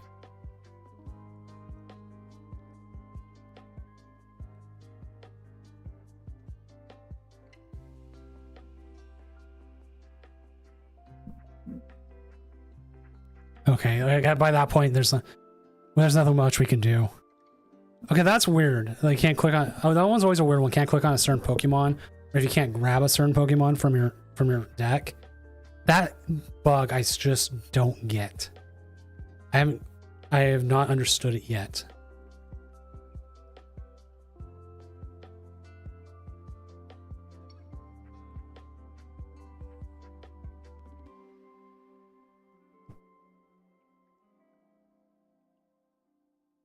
See, one thing I didn't like here was them committing the energy to one of them, because now your opponent kind of go after it, but at the same time, it does put more energy in the discard. Pokeemi, let me link you to her Twitter. That's usually the easiest way to get a hold of her. She'll put out calls every once in a while for it.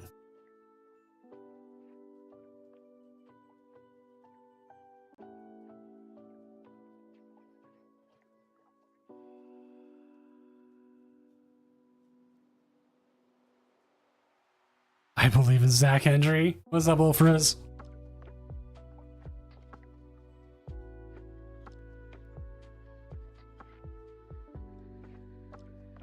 Ooh, the research even? I'm gonna put the Fez down. Never punished.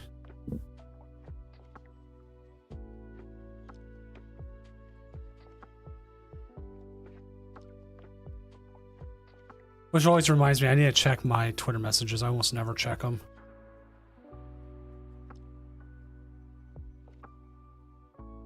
I get so much spam. I'm just like half the time I just don't check it anymore.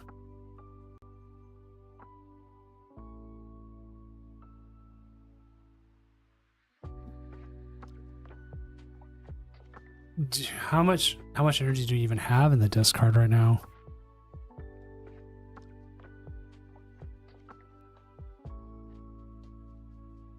Get rid of the Squawkability. That's a good move there.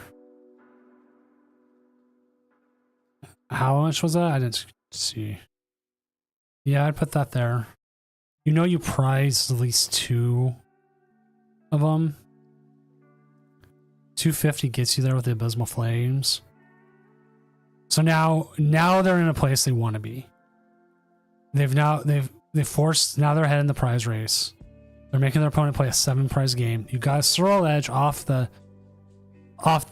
prizes. So that gives you another attacker, well past what you need. The ogre pawns are super easy. I think they're exactly where they want to be.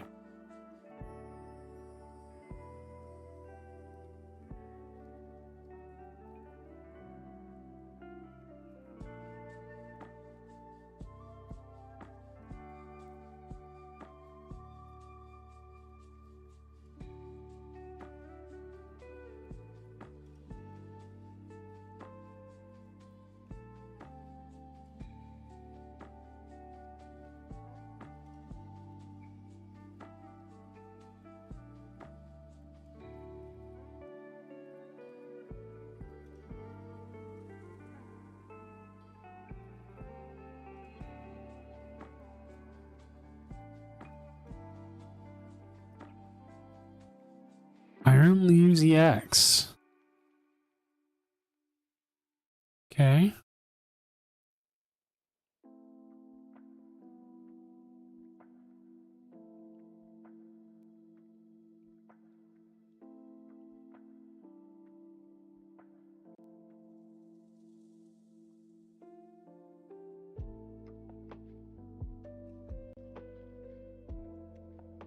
Now, Slitherwing could come into play.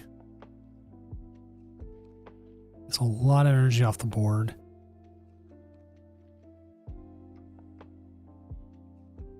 Think of anything? Yeah, you promote the Charcadet. You attach the Luminous to the other Charcadet. Do you ever Iono here? I don't know if it's worth the Iono unless you really feel like you're gonna get the like if you can get the stretcher. Did not get the stretcher. Briar does not work. Don't have any draw cards. I think Tower's not a bad idea.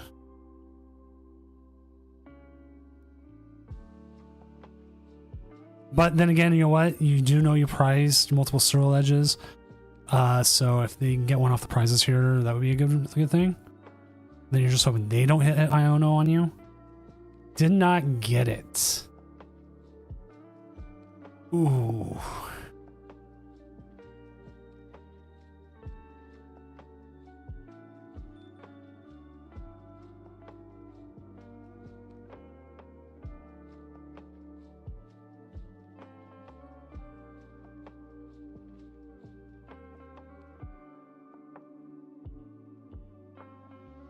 How many rounds? 8.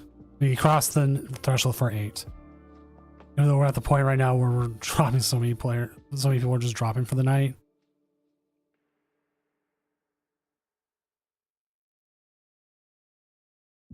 And I'm keeping the standings updated as we go as well. Currently Blaziken 6-0.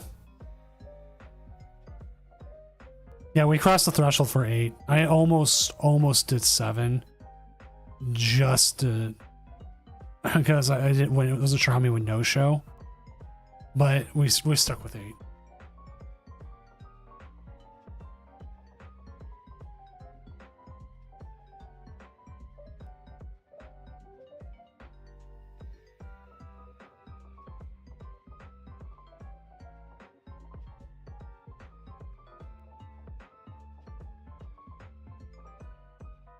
So we are 100% looking for one card. What's up, Matty5? Yes, we have a new graphic. I've been updating the graphics slowly but surely. Don, if you just dropped, I can still put you back in. I can always undrop a player if you just dropped.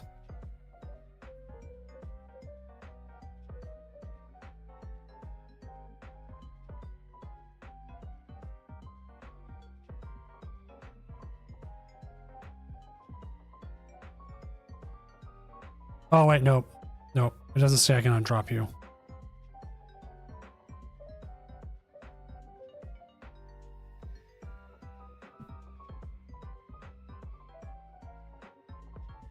I thought I could. What, even one last round? Crap, I don't know. I've been like talking about everything but the game half the time. Man, now that Iono feels bad.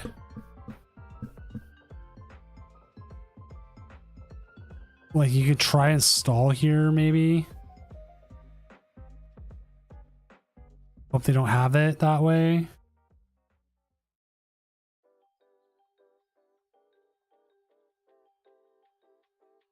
They don't have space for a Latios, so they'd have to. They would have to have Seda. Sorol missing the other Sorol edge off prizes because they prize like almost all of them, and then whiffing on the stretcher is definitely hurt.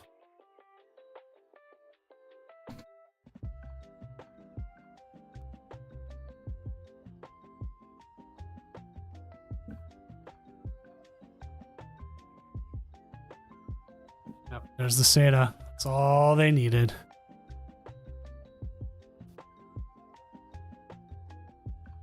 There it is. Now, funny enough, they could have will-o-wisped them and like made it a little bit closer, but yeah. That sucked at the end. Like it was literally just like 1 or 2 cards.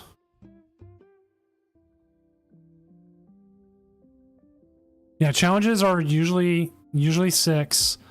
These are anywhere from 7 to 9, with 8 being the usual. I don't think we've had a 7 in a while.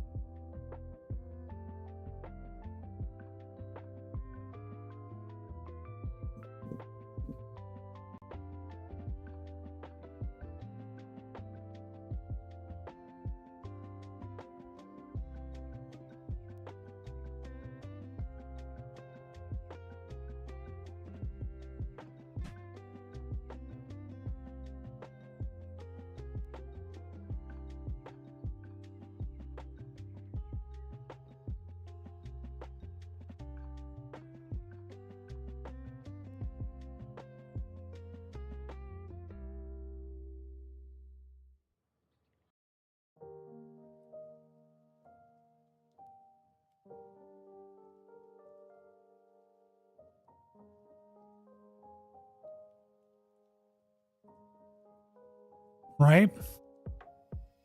Was that the right play to gush? Yes. Cut will either be 6-1-1 or 6-2.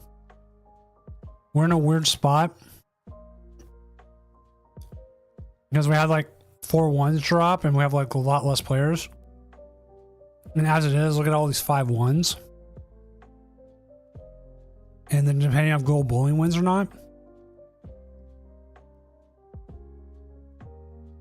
we'll have like only 1-6-0, which is surprising because if this was a challenge, they win.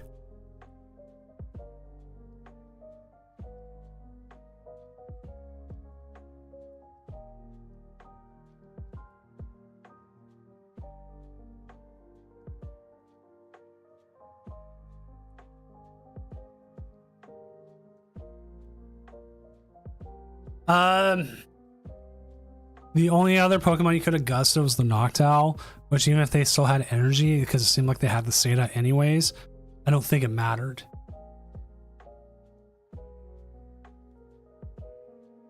I'm looking back at it, I think the wrong move might have been doing the Iono when you did, and even I thought that was the right move. It might have been better to use the research. I also do feel like throwing the Pheasantipede away earlier was a wrong move. Picking it up when you did was the right move. Putting it back down afterwards would have been the right move. That would have at least guaranteed you like extra 3 cards every turn. Every time they took one.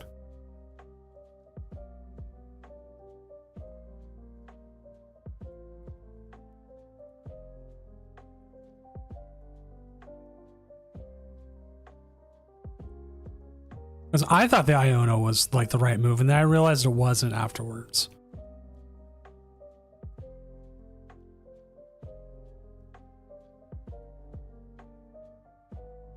So like I thought it was really good when you did the one Iono, the one pickup of the Pheasantipede. Really good move. But then putting it back down needed to be the next turn. Right. Exactly. you played it correctly, and you had a little bit of bad variance at the end. Like prizing 2 Swirl Edges is just brutal. Like if you don't prize 2 Swirl Edges, I think you win.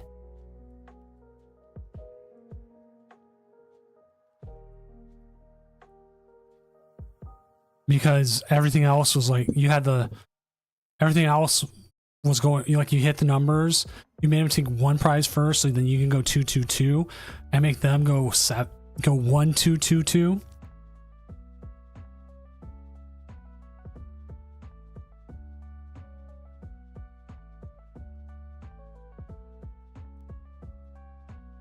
So a little bit of bad variance. Maybe instead of playing the Iono, you play the research instead. Because I don't remember if your opponent played any Iono. Raging Bolts don't like to play Iono. They played a 1 of Iono.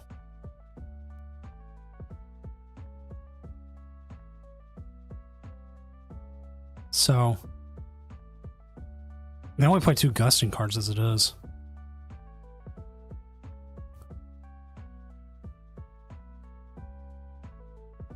So I don't think you...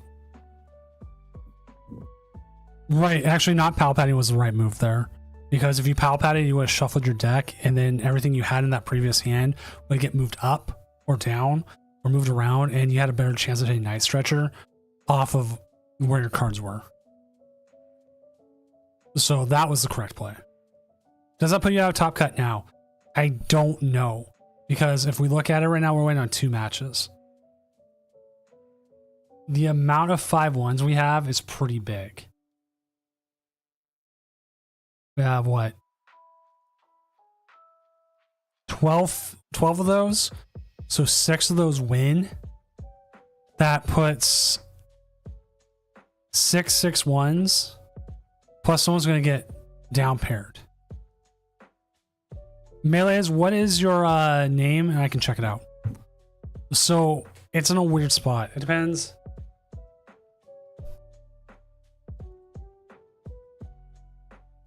It depends where it's at.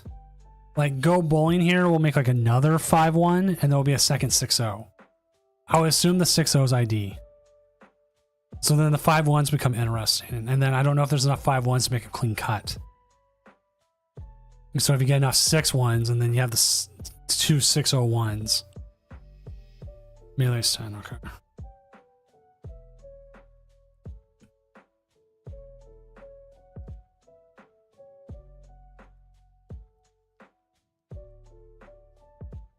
Spathra Shuppet.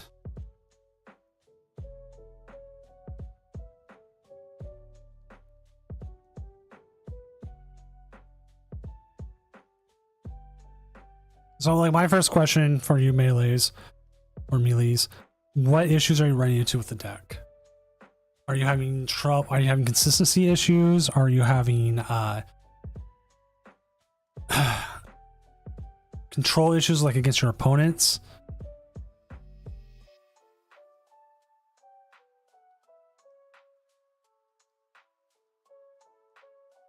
Shuppet Guardy does have some success. Like, because to me this looks like a pretty standard Espathra Banette deck that's been going around. Maybe a little bit heavier on the Judge than I've seen some, but Judge is pretty good still.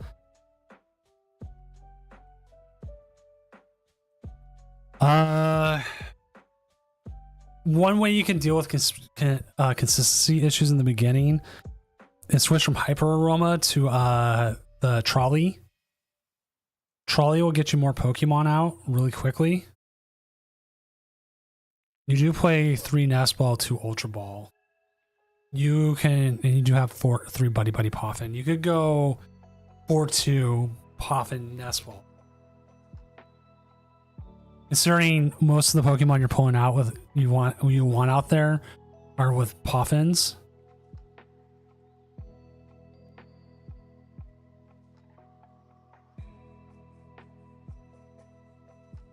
Maybe don't need as much Energy Search. Like you cut Energy Search down a little bit. You could also cut energy searches and put in earthen vessels, because like go to like 2 earthen vessels, cut down from 4 energy search to 2 earthen vessels.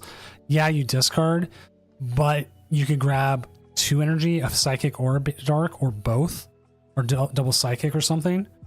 And then clairvoyant. I'm trying to remember how clairvoyant works from your hand. So then, yeah, you could grab, instead of grabbing 1 psychic, you can grab 2 psychic. And so then you can clairvoyant 1 and then attach the other.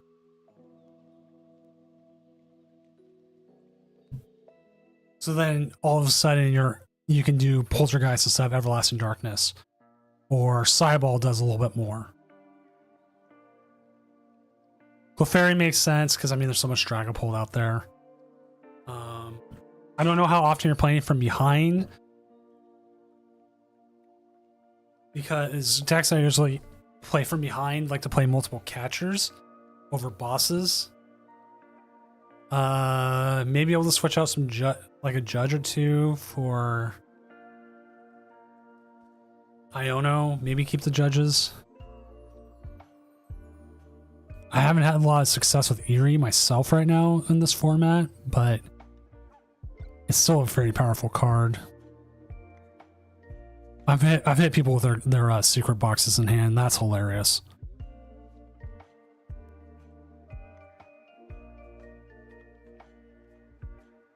Pokemon League headquarters makes sense for your deck.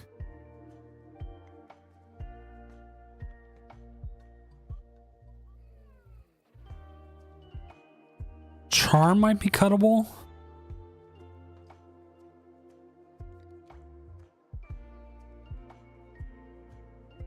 I cut Charm for our second TM evolution.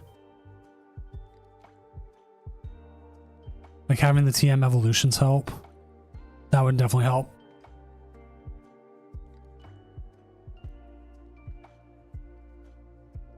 Because there was Charizard Bibarel, kind of has a similar issue. Instead of running Hyper Aroma, you ran the cart, and you'd Arven for cart TM Evo, and if you had the energy, and then you could Evo that turn. It looks like this round is done.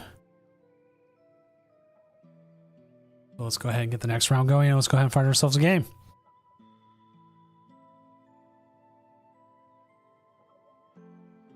Were we waiting on you? Oh, we were.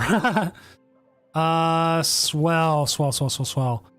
Raging Bolt. You know what? Actually, I think that's a matchup I wouldn't mind watching. I want to see.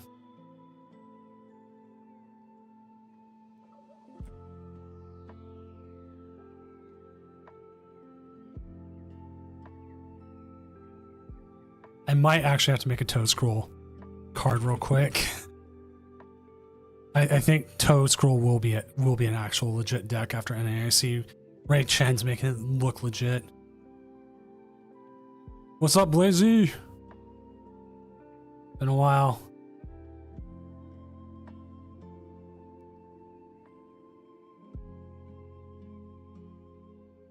You missed the big tournament last week, man.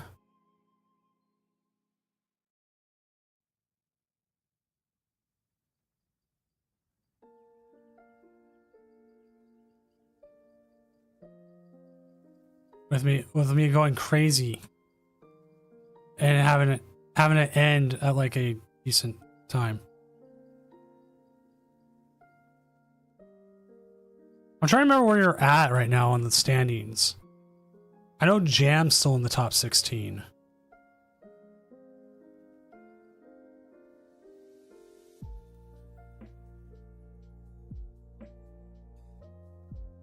But taking breaks is always a good thing.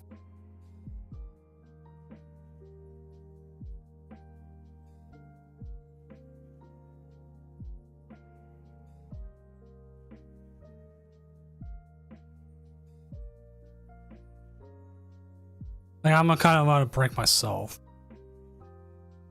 Maybe after this weekend I'll play some more. Got the Cruel.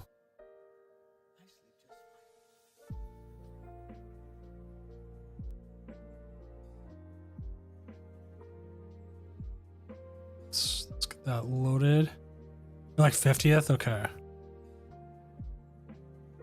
Like I just updated it like a couple days ago. Right, round 7 is going. We just had the coin flip. And we will be going second. Dollar bills, y'all. Hey, Miser. Thank you for the 69 bits.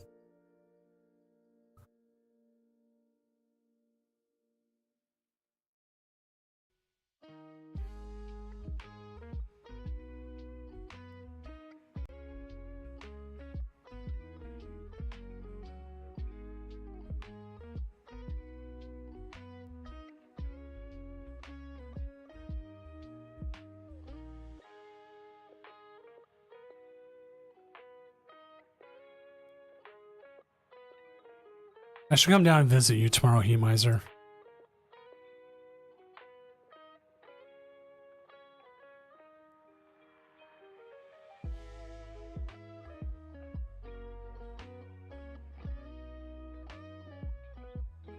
Morning, Cold Cut, or for me, actually, it's still night. It's only 10:30 my time.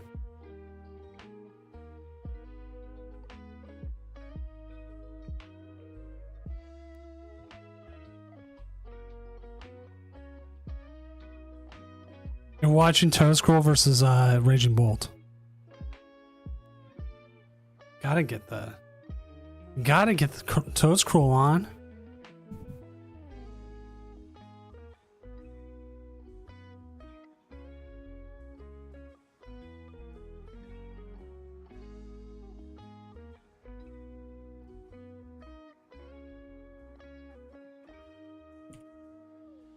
Do people usually drop off?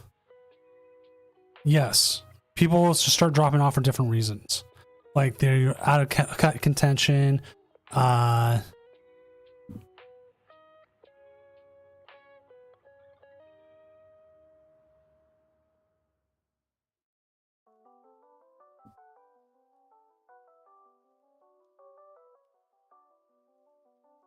know, funny enough, Dion, I used to get up at 4 a.m., 4 or 5 a.m. to make the original Limitless tournaments.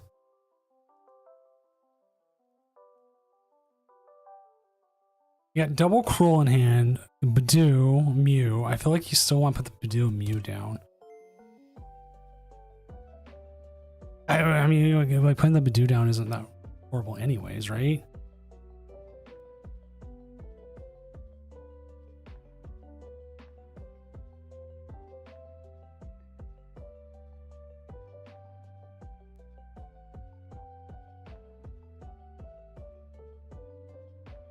It's good practice, 100%.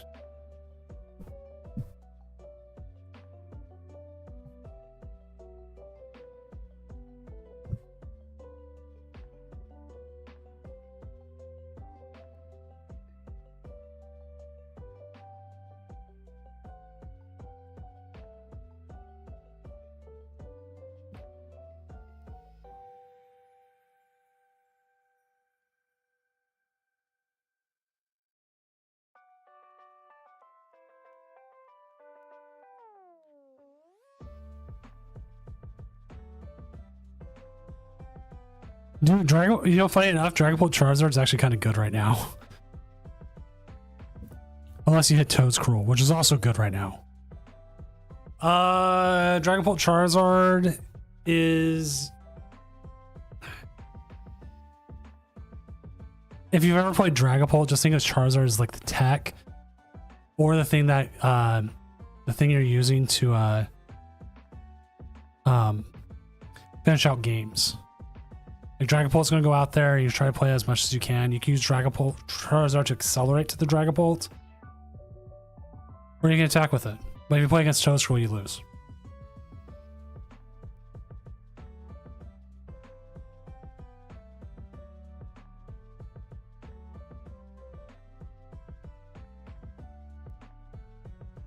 You don't have to use Neo Upper.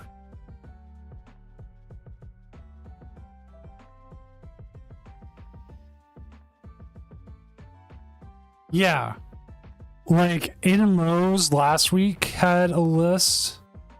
As we're going to see Raging Bolt take a huge KO here, but that's like their only gust effects.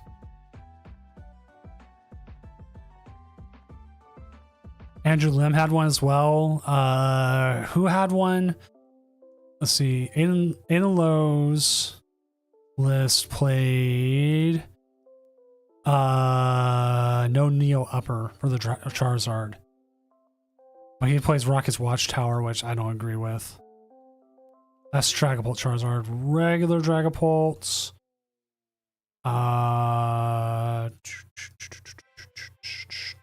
Best one that's been online. Played Neo Upper Energy, yeah. But regular Dragapult's been having a harder time over Dragapult Charizard.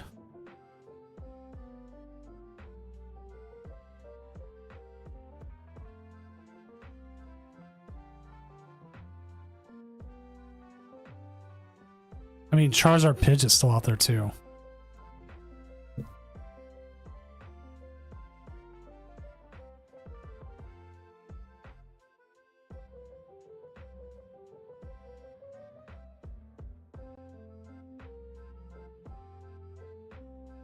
This is where Raging Bolt does Raging Bolt things.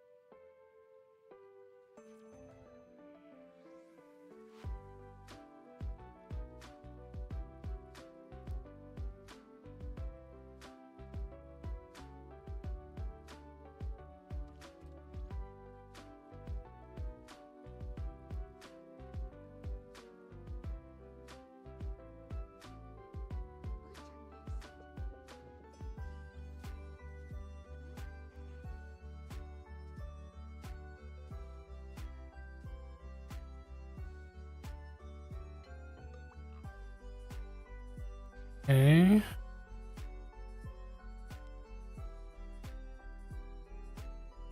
I do want to see how they get out of this. They are down 3 prizes. A lot of cards in deck. Got the Pheasantipitties. Okay, exactly what is Toedscruel's EX's attack?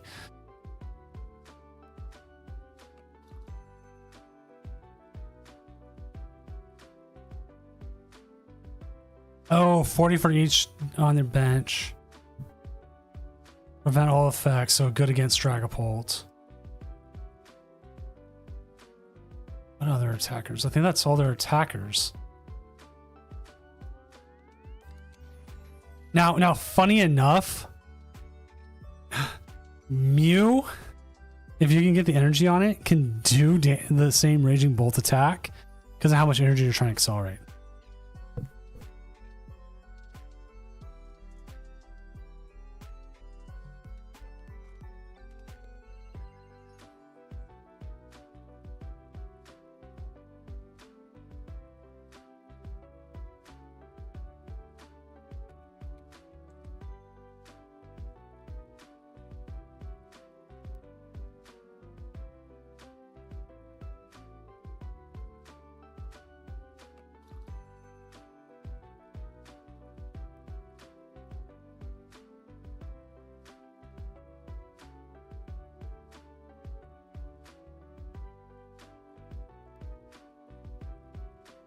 How much are they heading for? Do they need one more?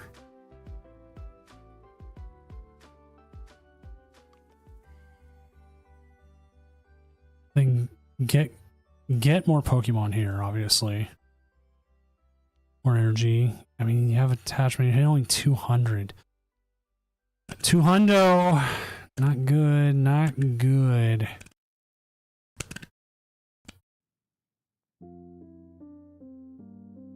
Well, we'll see how they do here.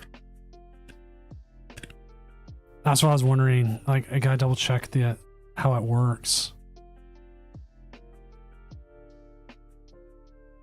Is this just the worst matchup for Toedscruel?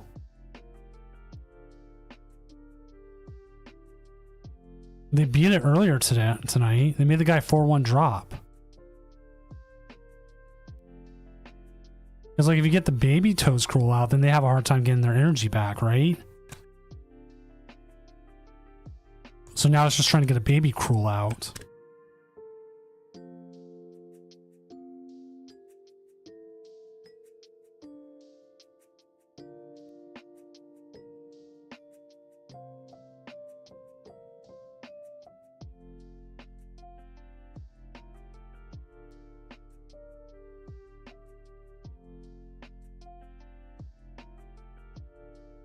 Because I don't think Santa works anymore.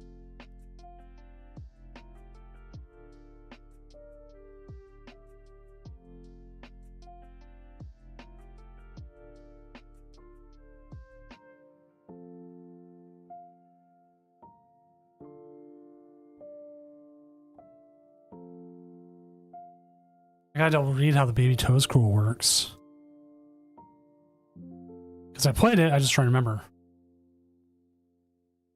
Oh, it would shut down SATA.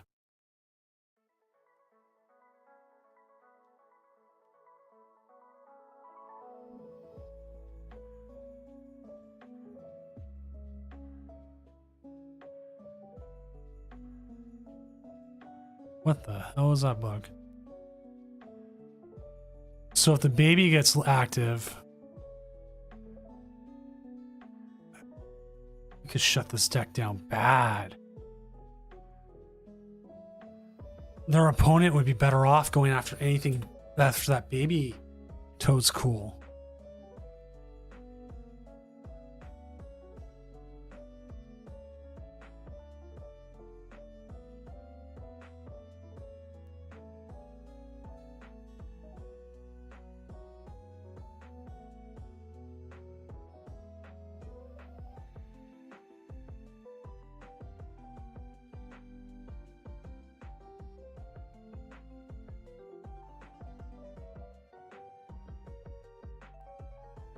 Turn to the hand. Okay, Groovy Mango, thank you. I wasn't sure which way it was going.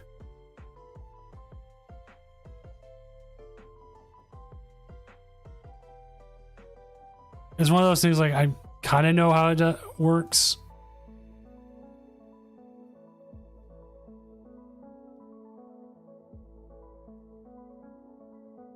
But also don't. It's definitely one of those cards you don't see a lot of, so when you see it, you're like, how does this fully work? And that's why I talk to you, chat.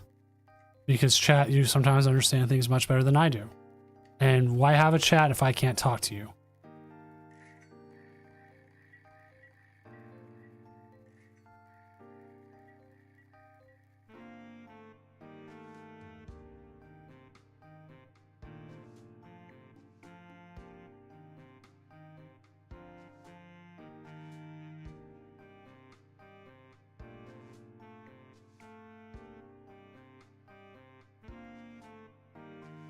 I'm going to update standings as well for any players who are wondering where they might be.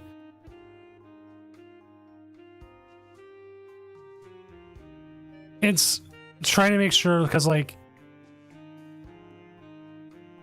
you would, because like I mean it used to be the Chin Pao stop and Goldango stop, but it's correct saying hand.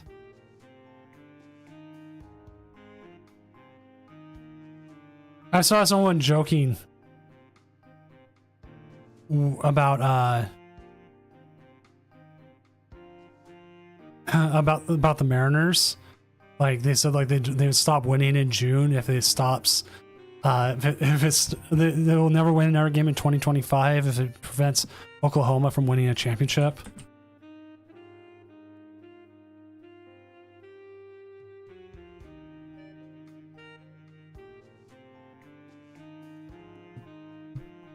I would definitely say, though, the NBA has more parity than I think any other one does. They don't have enough to KO. Do they have enough to KO that Bolt? Enough energy on that? I think you still got to put the toes cool down. Oh, they needed one more, didn't they? Oh, one energy short.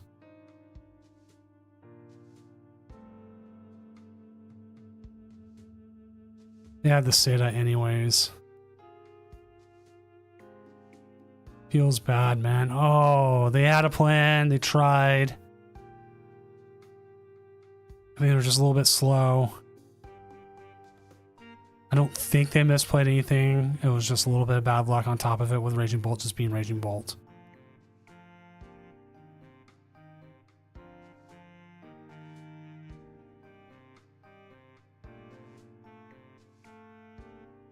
Like, it does kind of feel like that's the worst matchup they could have.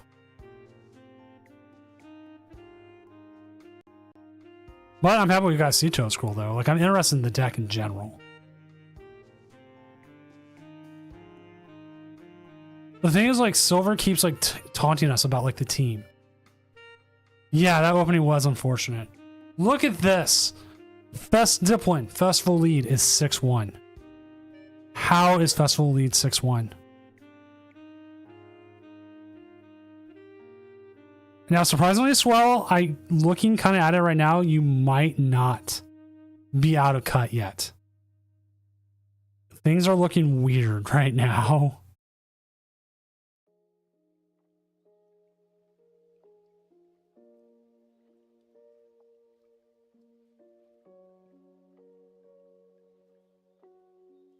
Like, we still have a couple matches going. Okay, we still have a bunch of 5-1s still going, but we'll see. But yeah, and going 9-0, Ray Chen's a local tabletop guy. Trust me, the Tabletop Village Discord, also use code DOOM for 5% off your order from there. Tabletopvillage.com. Was just going off, like, and if, I don't know if you ever listen to the Lake of Rage podcast, which Mellow Magikarp produces, starting to wind it down a little bit. He had Ray on after Portland and he talked about the deck. I'm glad we're not Stormy.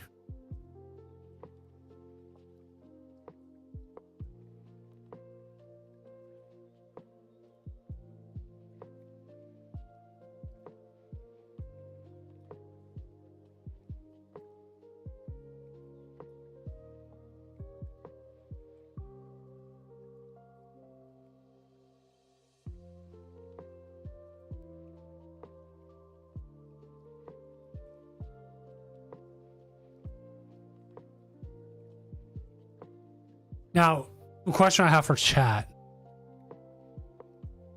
If given the option to travel next year for myself, by myself kind of thing. It is a commute, man. Like, I mean, for me to get to tabletop is a commute. Like, I needed to go in this week to get more code cards for the tournaments. And I wasn't able to go down because I was too busy with work. I was actually supposed to go into office today, but as soon as I got up,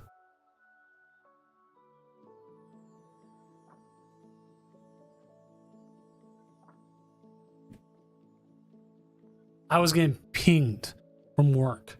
Just, we need this, we need this, we need that, we need this. I'm like, man, I can't spend like an hour and a half driving to get to work. I have to work from home. So like, they want us in, like, I'm supposed to be in like 2 times a week, and I was only able to make it 1 this week because it was just like so much work. I couldn't do it. I couldn't spend an hour and a half driving.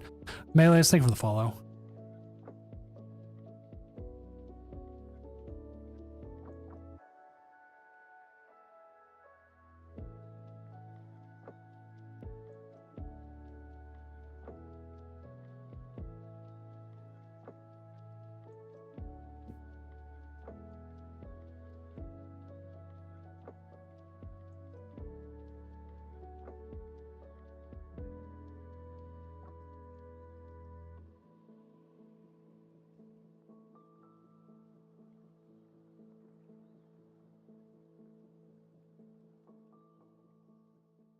Oh yeah, commute times are horrible around here. I wish I could see this Mr. Peanut match. Want to see how Slowking's doing.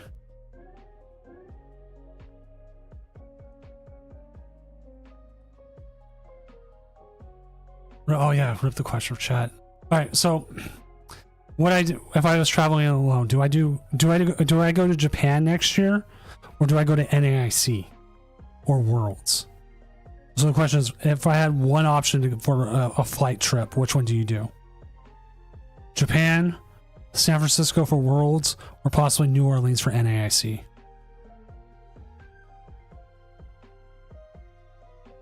Because all my travel plans for this year, we had to throw out the window. So NAIC was like one of my possible travel plans. Obviously, I'm here. Worlds was a possible travel plan. That one I actually threw out because I'm going to a concert.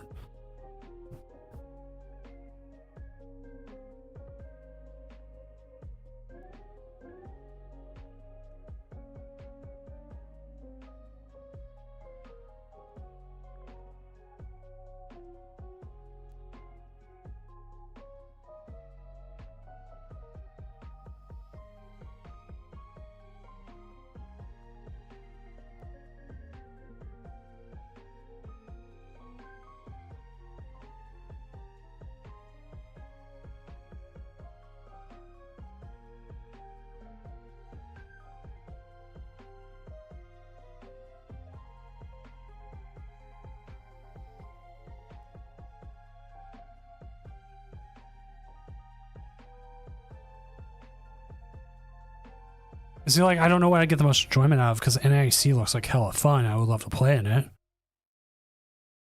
I'm not going to play in Worlds. Worlds would be purely a spectator. I could have went to the... I had the opportunity to get a free access to Worlds this year. But I also want to go to Japan because I've been in a gallery in Japan multiple years. Actually, if anyone's in LA for Worlds, I'll be in a gallery down there during that time. If someone can go and take a photo of my work there with them, that would be great.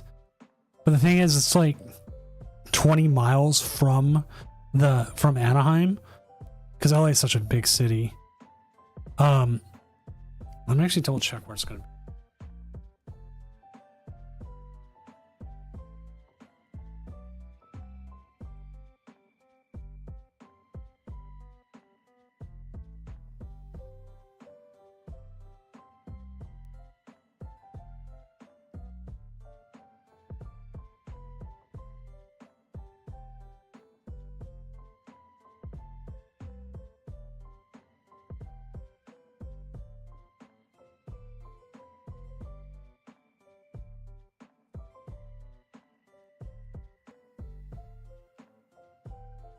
My art won't be in Japan in September.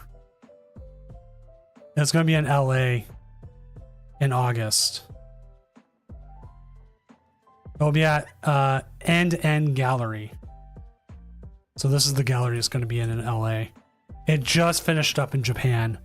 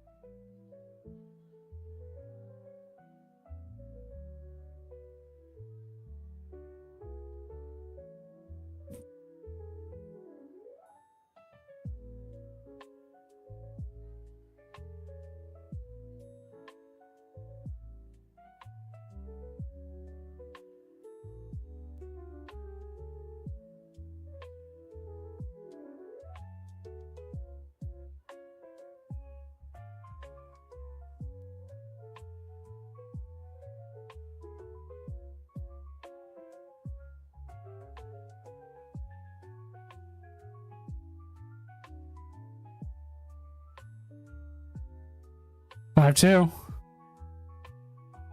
Yeah, this is just LA is just it's where it will be. End Gallery. Right now it's Meteor. Meteor just ended. Oh, what is it? I can show real quick the exhibition I was in. This is the 6th year I was in it. So it was all these I've done for it. And this one, Do Not Touch the Cactus, was my newest one. which did not play up well with the Japanese crowd as much as I was hoping. Whereas in like the previous 3 years, How Am I Still Waiting for the Bus, Oh No, My Groceries, and Please Don't Climb Me, people really liked in the Japanese gallery and in America because they vote on it. I think Do Not Touch the Cactus might do better in the American. They just vote on it so you can see, like, oh, this is cool. This is what people liked. Like what they choose, whoever wins becomes like the cover game for next year. So like the previous 3 kind of worked. Do Not Touch the Cactus was like I was just trying to figure something out. I'd drawn a cactus that looked kind of angry, and I was like, I like this, so I figured that.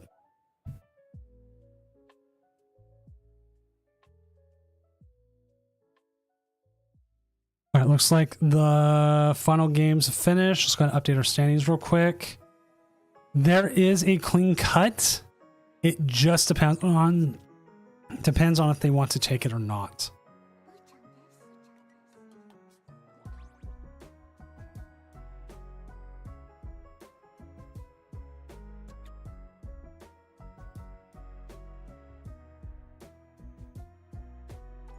So round 8 is up. Can 6-2 make cut? It depends on how many people take IDs or don't take IDs. Oh, I forgot to announce round 7 was up. That's my bad. Because there is a clean cut, but it 100% depends on who wants the ID and who doesn't.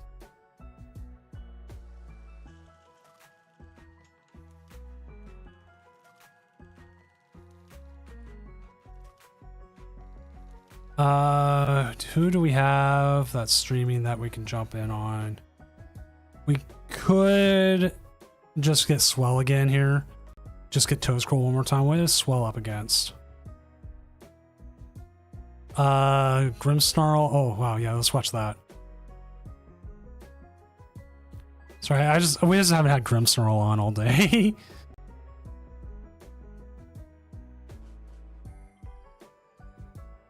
Okay, there's our first ID.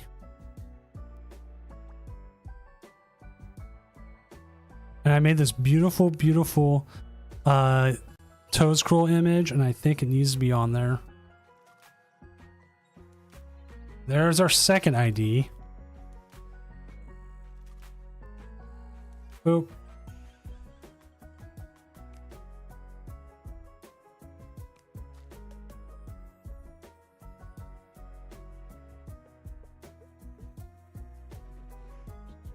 I need to work on new emotes. Like I keep saying that.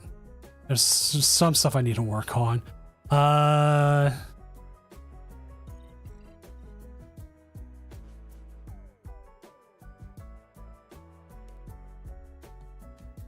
Yeah, Bizquick, I was almost like, I want to jump to your game possibly. Wow, this is a start, but you do have the Ogre Pawn kind of setting up here. And that Ogre Pawn will blow up so many things on that other side of the board.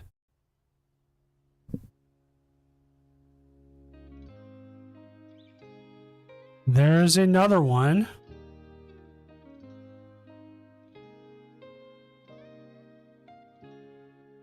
So we might be at clean cut now, I think. Updating the standings as it is.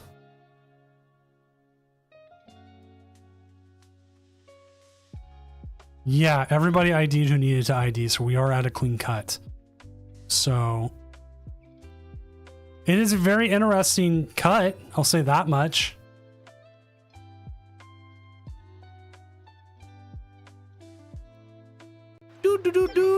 So 6-2 is not making it tonight. Everyone decided. Draco underscored like 17 times. Thank you for the follow. Everyone who needed to ID tonight ID'd. So we are literally just watching this for fun. Oops, forgot to update the round number. There we go.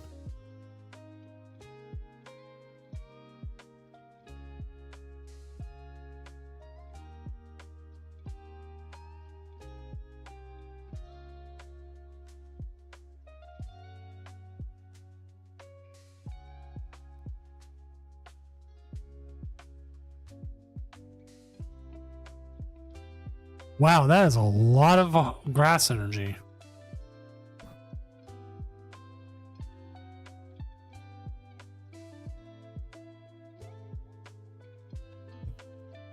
I just can't play Eevee Box. You know what? I am not against what they did there. Getting that Pheasantipity some energy on it, because then all of a sudden those little we'll call them motherfuckers. Excuse my language, but I get one swear a stream. The Frostlasses become targets until they put the Shaman down.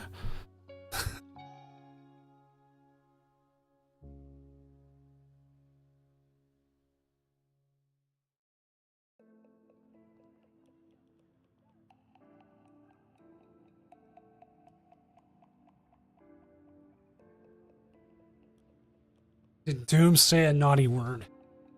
Yes, he did. It wasn't me. It was Mr. Business, the Fuecoco puppet.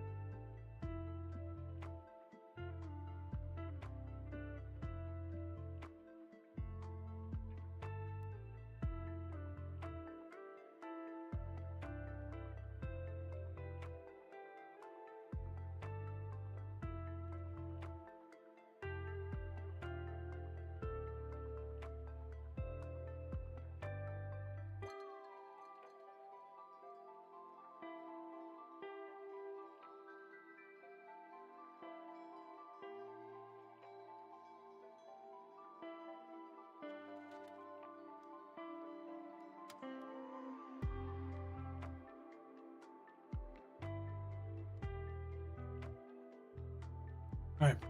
What question here is, do you get aggro and go after the Impidimp?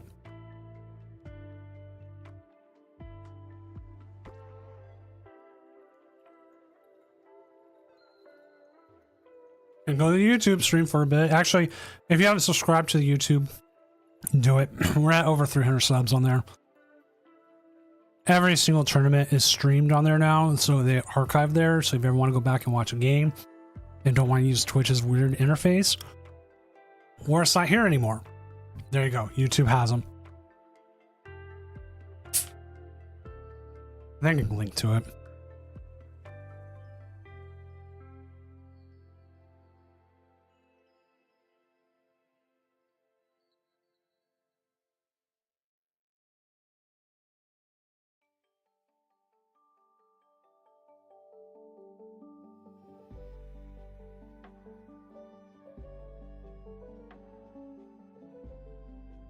Also has some older ones.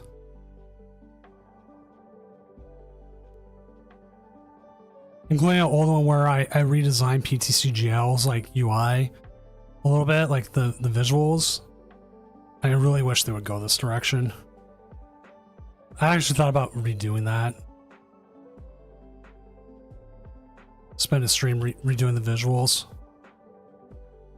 Because I've had some other ideas.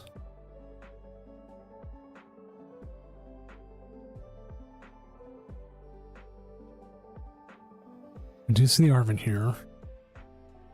Like, this item lock sucks.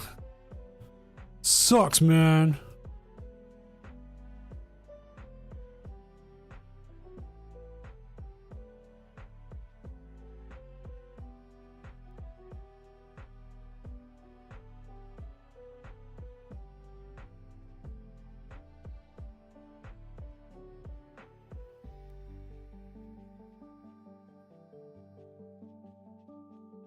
Like, I don't know if you ever, if you even do the research here.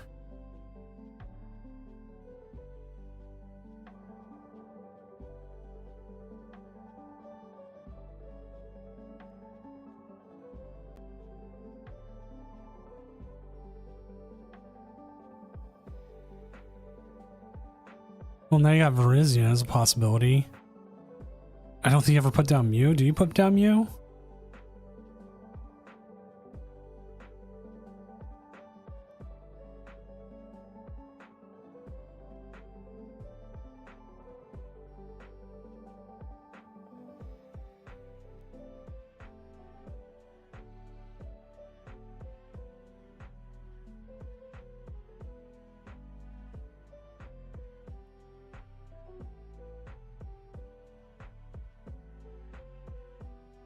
No, Mew's too easy of a target, isn't it?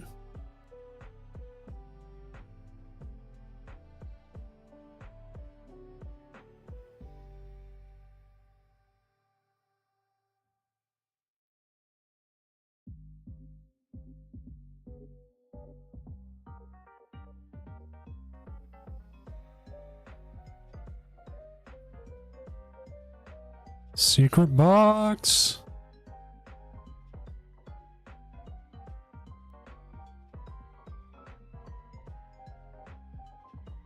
And we are waiting on 10 more matches.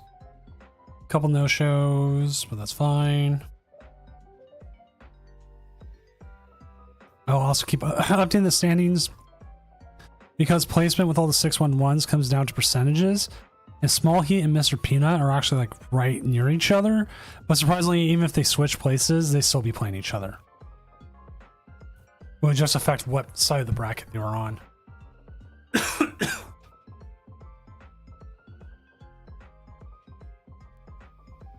No, I'm sorry, it wouldn't even affect that. I'm completely wrong.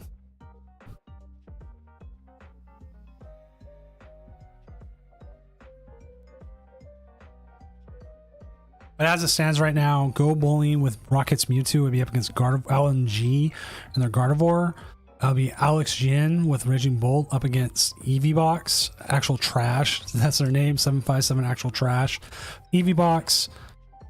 Error 4 with Blaziken would be up against Danny Quimo, Danny 10. We'll call him Danny with a Festival Lead. And then Small Heat with Arch Aladon would be up against Slow King. So that is your current top 8.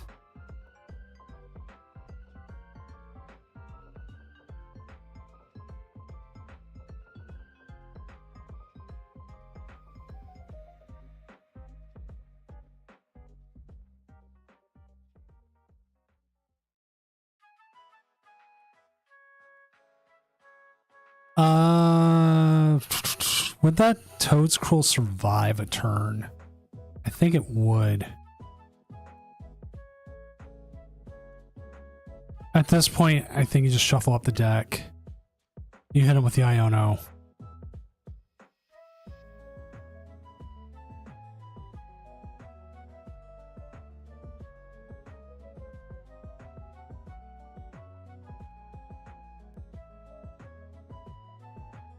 I don't think they can take 3 prizes this next turn, right? Because they'd have to... Oh...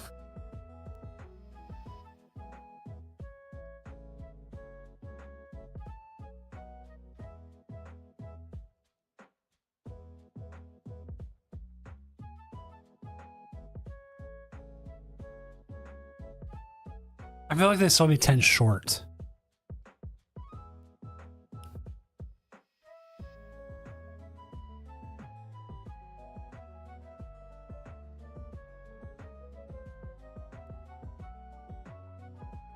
And then the problem we see here with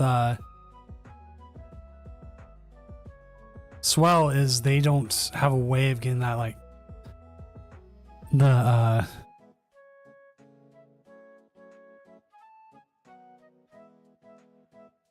Pheasantipity out of there. Archicat, no, I had plans originally to go to NAIC, but I had to cancel them earlier this year. Yeah, Toad needs 3 turns. Because they can move 40 onto the Pheasantipity, and then that will be KO'd. And then it's just a matter for the how they finish out the rest of the game.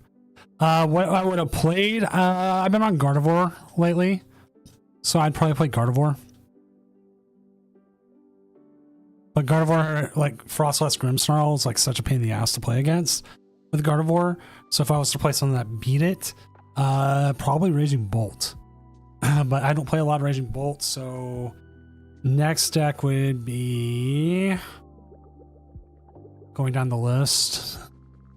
Possibly Goldingo, of all things.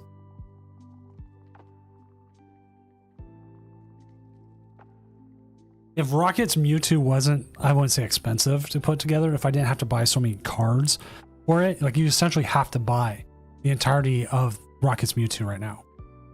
Like there's so many cards in that deck that you have to buy. Quadfoy Coco, if I could, yes. If Skeledirge in some form was a viable deck.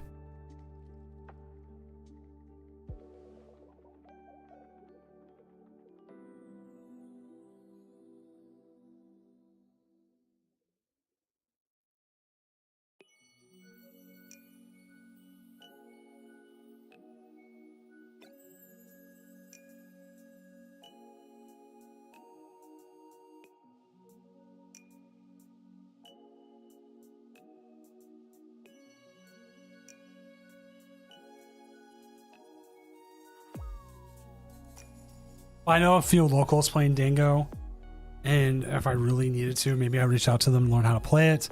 There's also, I watch enough of it.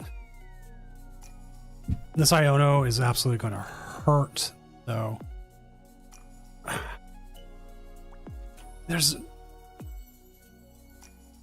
don't think there's enough damage to make the Toedscruel get knocked out, right?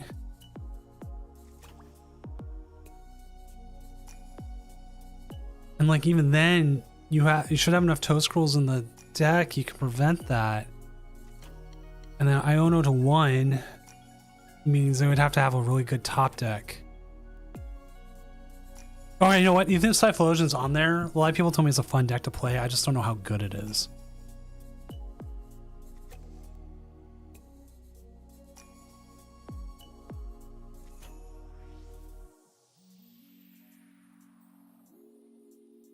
Do I need to make it? I'm trying to see how much it would cost to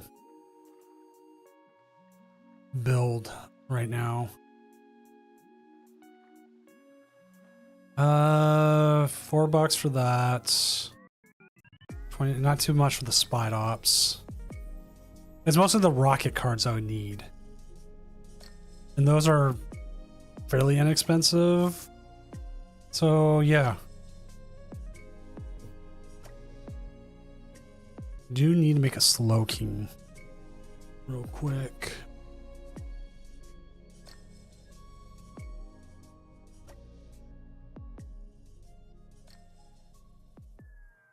So I think I have Archelodon cards made up.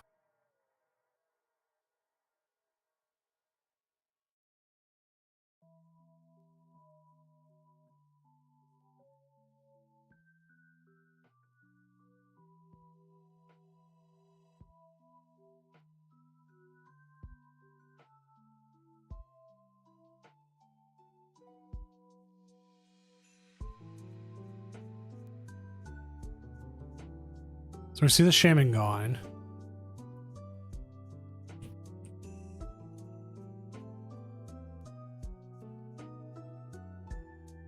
All those have like I'm trying to see how the Monkey Dory wins here, or the Grimmsnarl. Like, is Iono enough?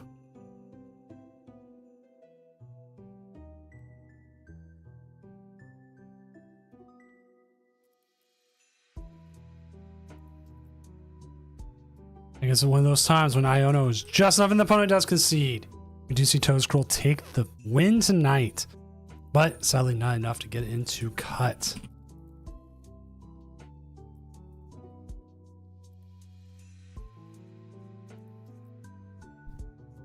Crustle Walls. Number 78 from A to B from Pokemon. Isn't that Caspa official? Is that one really creepy one where it's like super rendered? Because that is just creepy. I have no idea who put that one up, but whoever finalized it, like, knew they were doing something. They're like, this is going to be hilarious.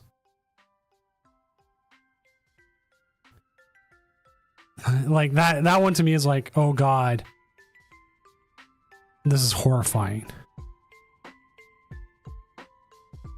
Miss Quick, I saw that you played up against Crustle Walls, so I'm going to go look at that real quick. I didn't realize that was Crustle Walls with Iron Thorns.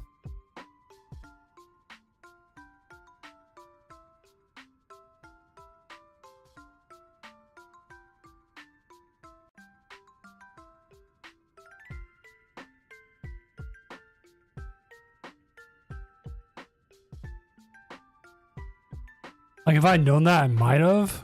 Yeah, it is.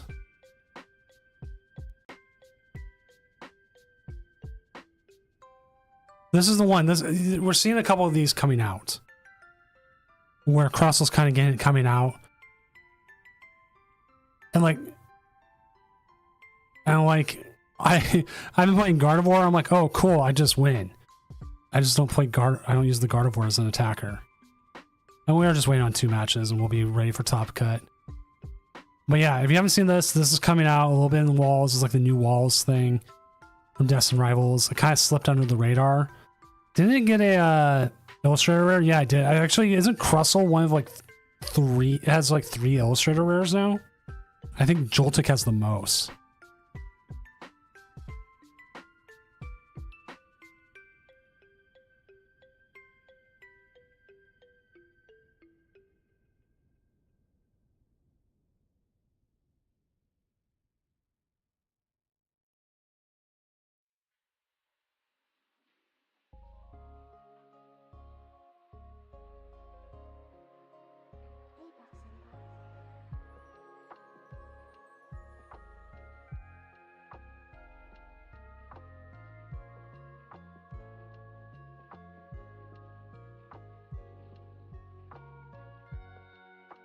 Have to mimic you, pretty much.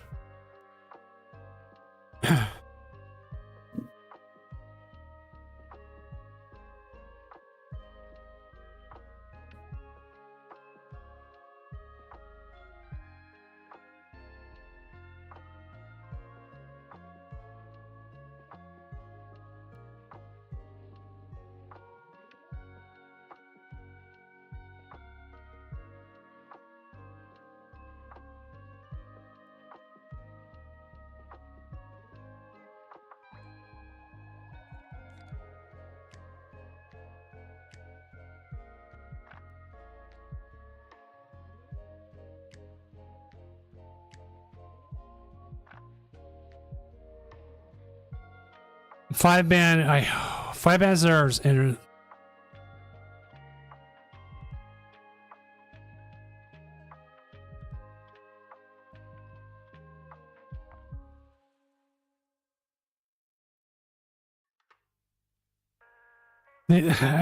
they're good for what they get going, like what they're there for.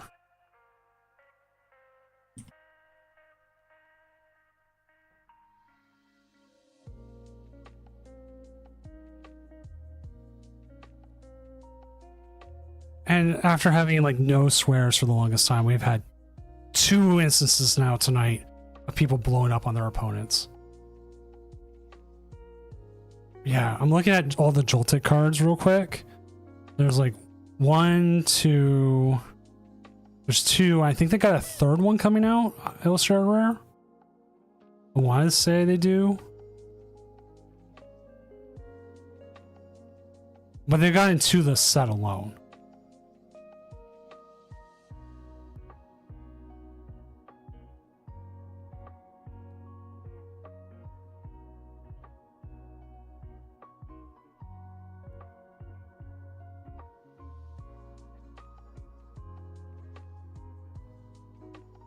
Well, okay, it's like the Melodic Walls that was out there. It does well against certain decks, but other decks it gets absolutely destroyed. Like, remember when everyone was kind of afraid of Melodic Walls being the thing, and now it's just completely disappeared off the map? Like, did we even have any of them play tonight? Suddenly, and Zoroark fell off too. There you go, Melodic Farigiraf. Went 0-2. What did they play up against? Swirl Edge? Actually, that's kind of interesting. And Raging Bolt Ogerpon. They might have also no-showed both of them.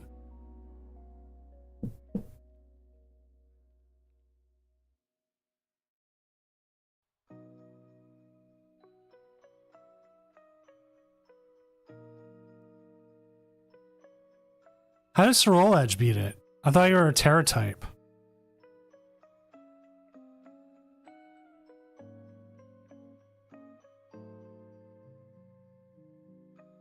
Exactly. Too many decks can pivot around walls. I do feel like we have a lack of control decks right now.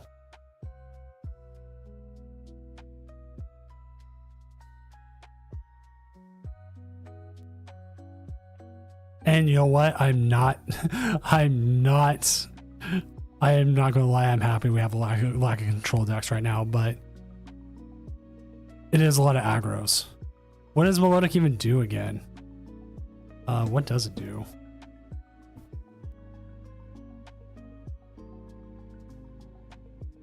Prevent all damage from and effects of attacks from opponent's Terra Pokemon. So like it does well to like Dragapult, but like Gardevoir goes around it because Gardevoir's not even a Terra Pokemon. Gardevoir is just a regular old. But it beats like Terra Box because Terra Box has nothing but.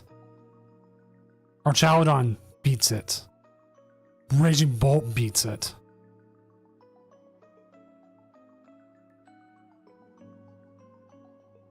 Pretty card though. We are definitely eating very well art-wise. Like, just so many good Illustrator rares. But they also are, like, we look at what's coming up next and this.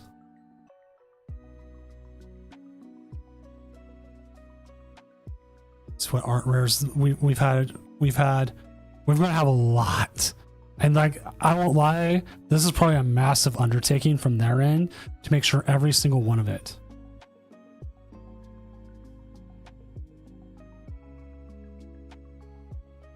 Like every single Pokemon from this set's getting it. Like Crustle's got another one. A lot of people love this one here. The Dweeble. This Krokorok is pretty cool.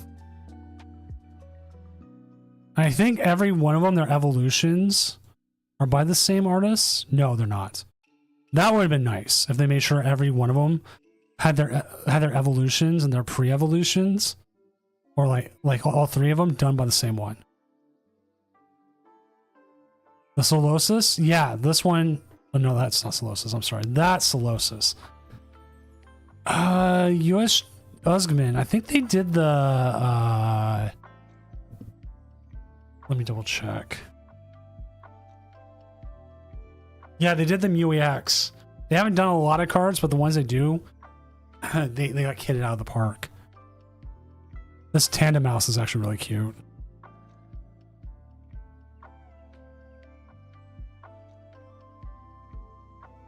This Clobbopus is actually kind of cool too. I mean, like, just the amount of Illustrator rares we're gonna have in the next set. Like, I almost feel like every pack should have a guaranteed Illustrator rare in it. Well, this Dynamo is pretty cool.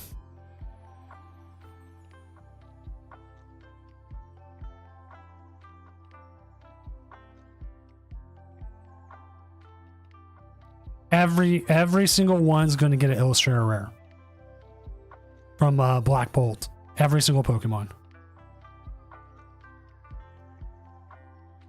Oh, you mean Usman? No, the person who did the Dusknoir Illustrator rare was oh crap. He was one of the only like American designer. I follow him on Twitter and stuff. He just did that. He had just released his first like independent game too. Oh. Because you're talking about this line right here, right? This was done by James Turner. That's right. James Turner, he designed Pokemon, like I think he designed like Klefki and Aegislash. But he's only done a couple cards. And those are like the last ones he did. It's got a really cool style. I love his style. Like I've mimicked it a few times. But with that, last game is done. Let's go ahead and end the round. Set up next phase. All right. So we have our bracket ready.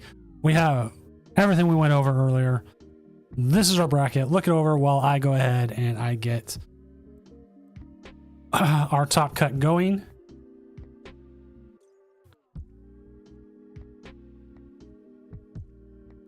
Yeah, they have very similar art styles. It's like the, oh my god, I'm trying to remember it. It's like the Plucky Squire was the game he just worked on. Which if you look at it, it's like done entirely in like his style, but it's like 3D book stuff.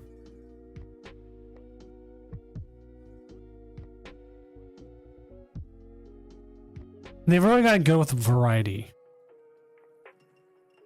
Well, yeah, this too. But this is the game James Turner was working on. Like you can see his art style, but this all moves and everything. It's really good. Looking, I haven't played it. But like you can see here, a little bit more with it. Night Bisquick. So let's see who we do have going. Do have Go Bowling. We can watch the Mew versus Gardevoir, which I think could be a good matchup.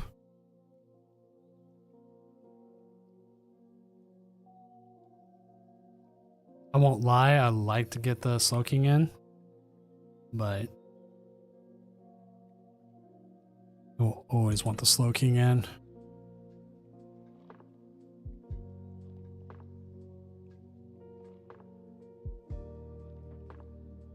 Why is red player name?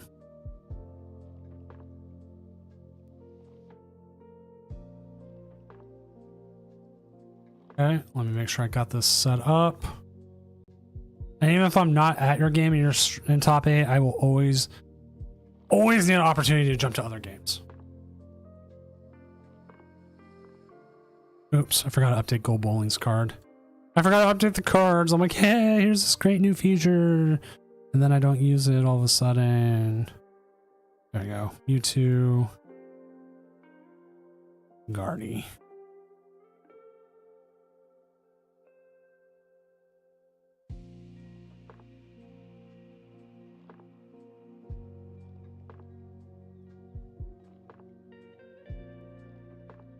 But the big thing is Gardy.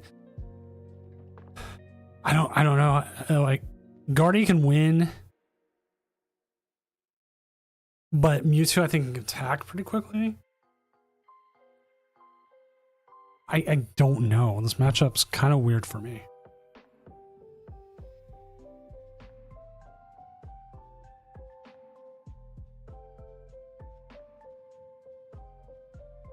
I don't know what to expect.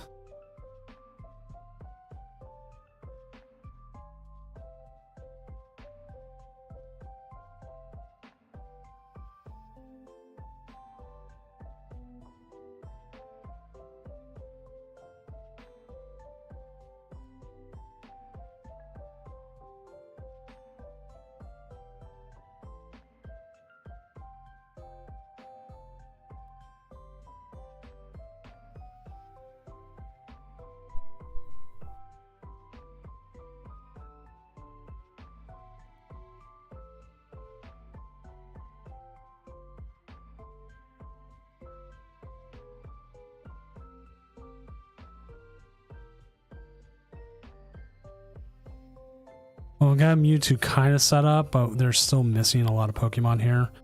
The Monkey Dory's out.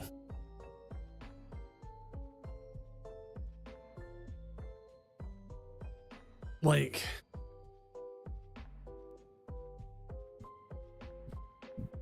Mewtwo can trade one prizers if they can find the Spidops.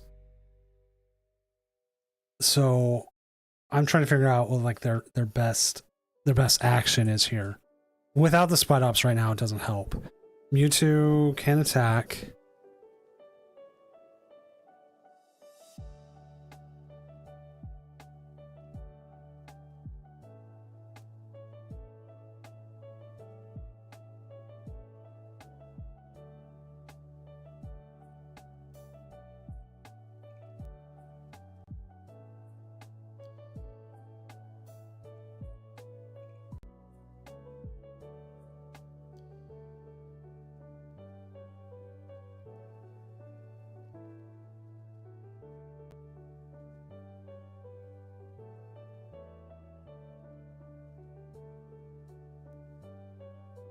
Alright, do you see?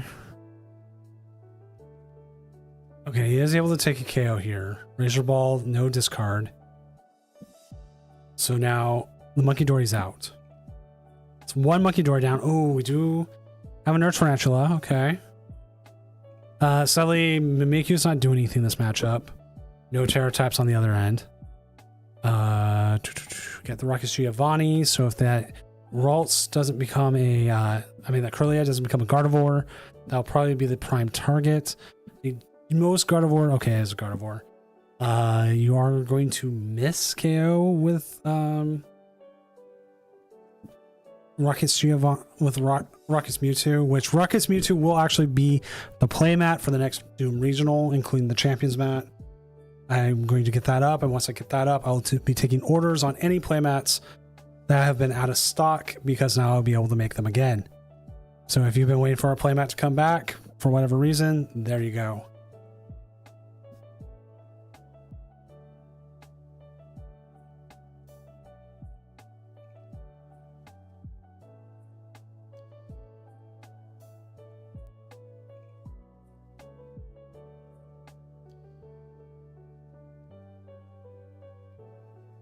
We're seeing Bravery Charm go away. Probably gonna, yeah, so we're gonna get that darkness energy.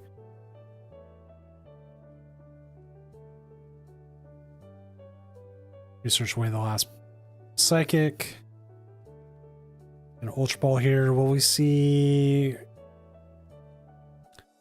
What are we going to see here?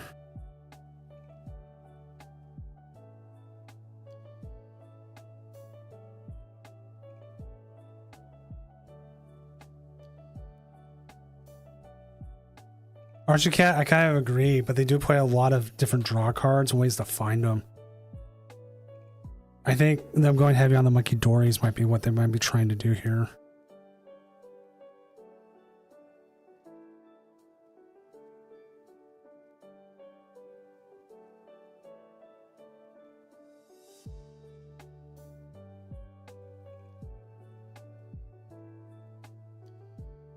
Going for the confusion, okay.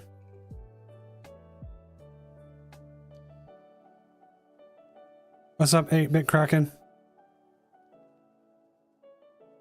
I do know I've been in Rockets Mewtwo a few times because it can't. Now, they could Rockets Giovanni here.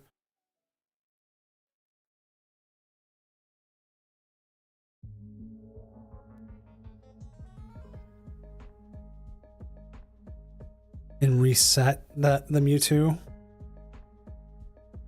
But the question is, what do you go after? Do you go after the other Monkey Dory, or do you go after the Ralts?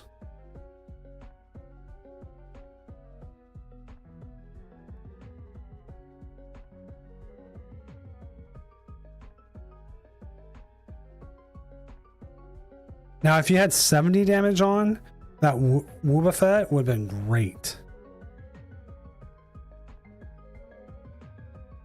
Because then you could use it and just take out the Ralts.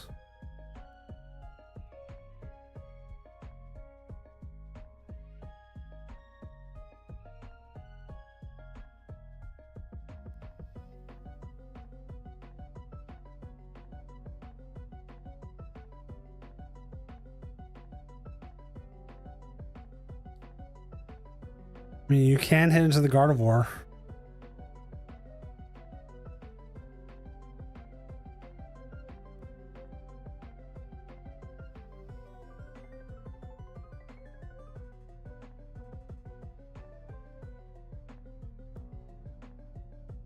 Put some pressure on your opponent. They can still move damage here. They can knock out the Mewtwo here, though.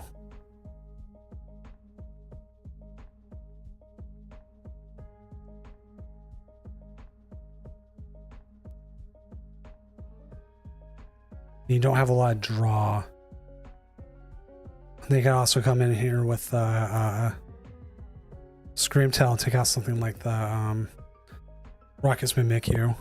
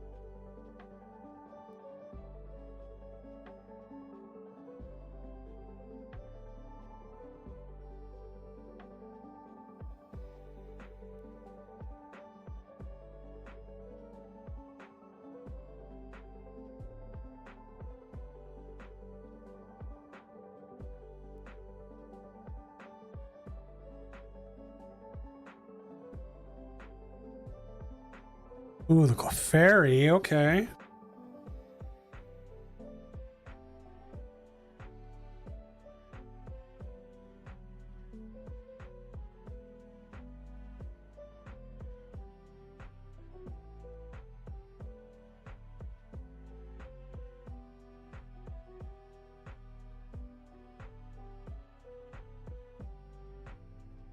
Not against Clefairy.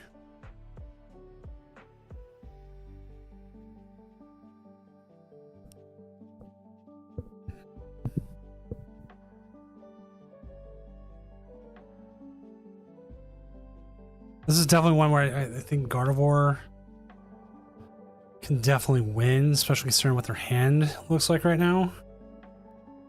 Looking for a little bit of top deck magic. And then on top of that,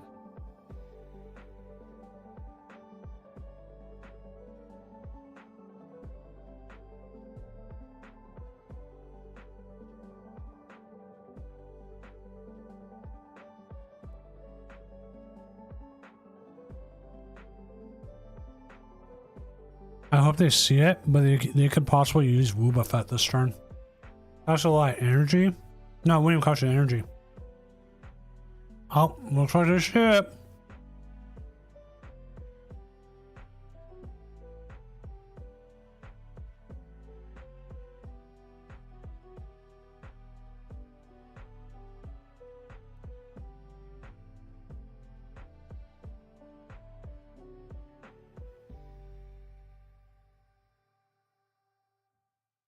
There goes all that damage off the rockets.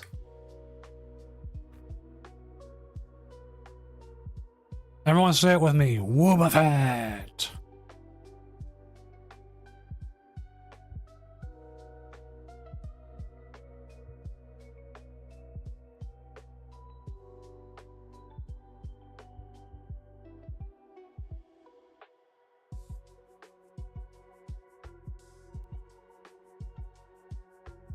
I am going to go out and buy the Ultra Rare Woobuffet now.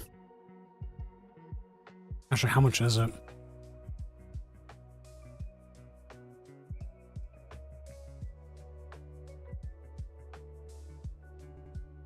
Woobuffet's got the best male and female difference as well.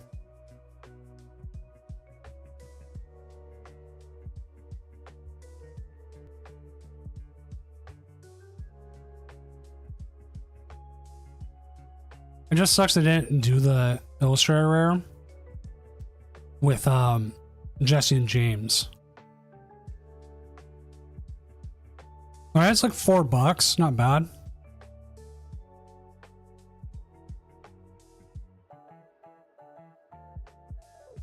You want the Pokemon Center one though, that costs you.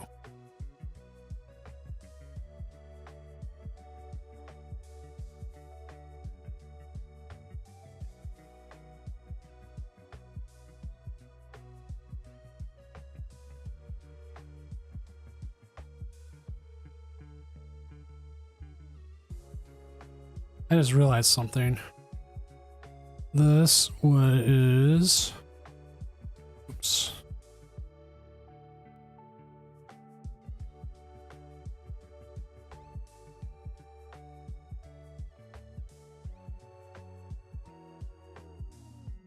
The screen is bigger than I intended it to be. I apologize.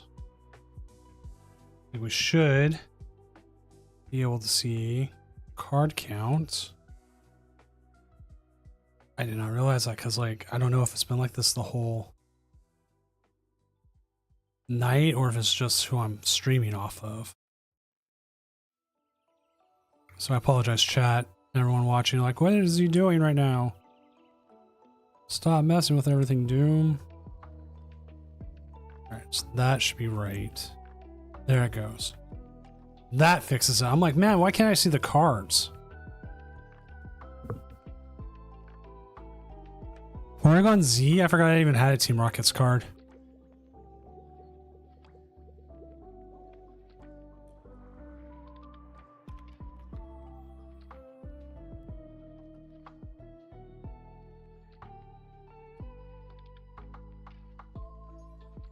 You also have the Nidoking. I still need to get like the full. I need to get like the full Team Rocket's Giovanni, but that one's gonna cost me like an arm and a leg. Probably.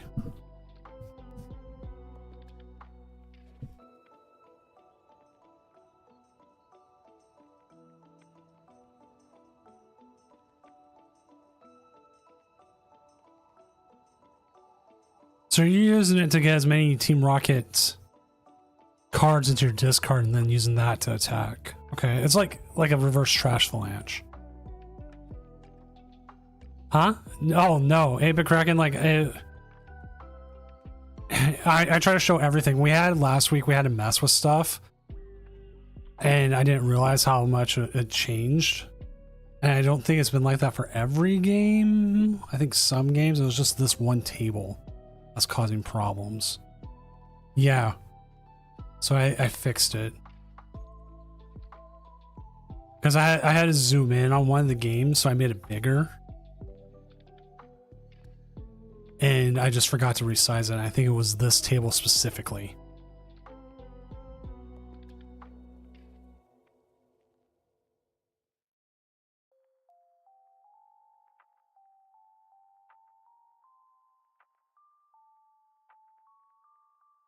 Let's see.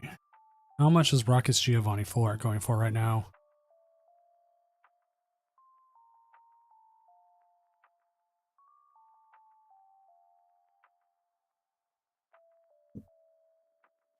$12, okay. The Illustrator Rare going for 34.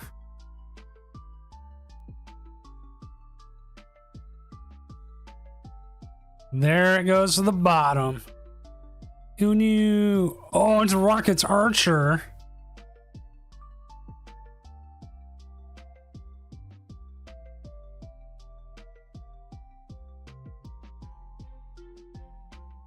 But they can't use Rocket's Archer, right?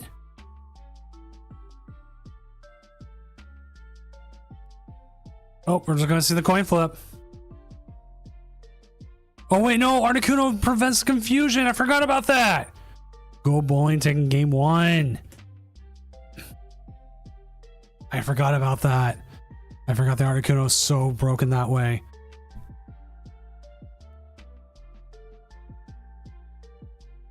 I'm a little surprised too. What comes in the Mewtwo EX box? Okay, we're gonna get reprinted Mewtwo's.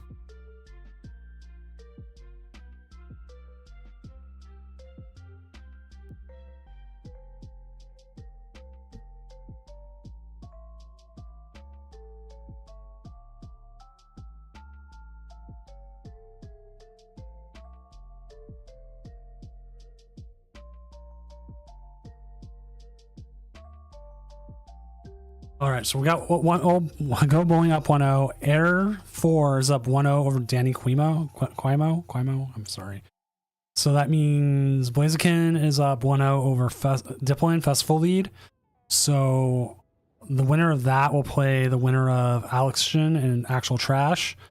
And the winner of this will play against Small Heat or Mr. Peanut. Which is Archaludon or Slowking.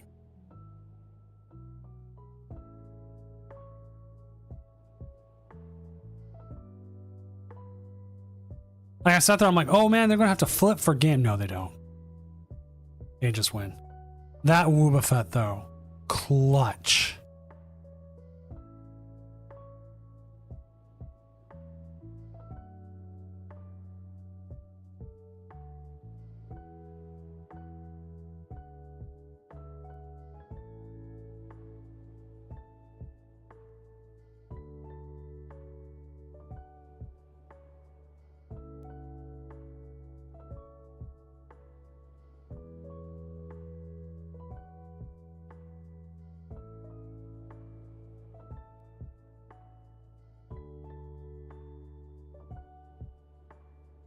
Like I'm really debating about paying for it right now, but I might wait.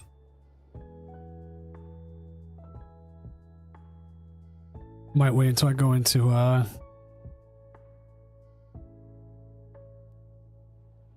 Tabletop Village.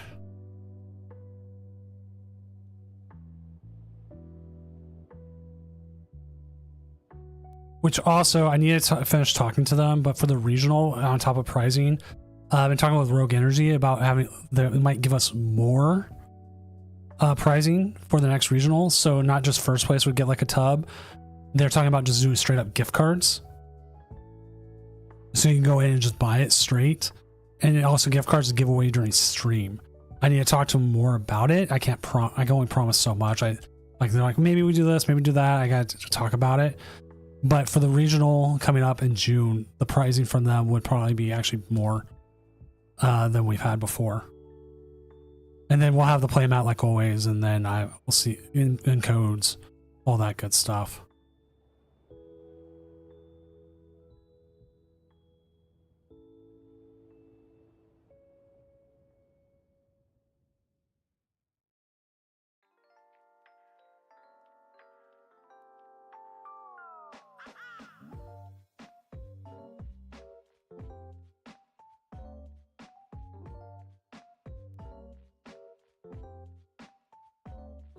Mr. Peanuts 1-0 over Small Heat.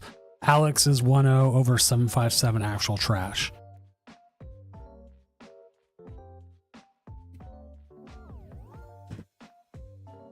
Did we even get any secret energy in the latest set? We didn't, right? I've opened like one pack of Destin Rivals and I found one at a machine. No, but we did get Gold Jamming Tower.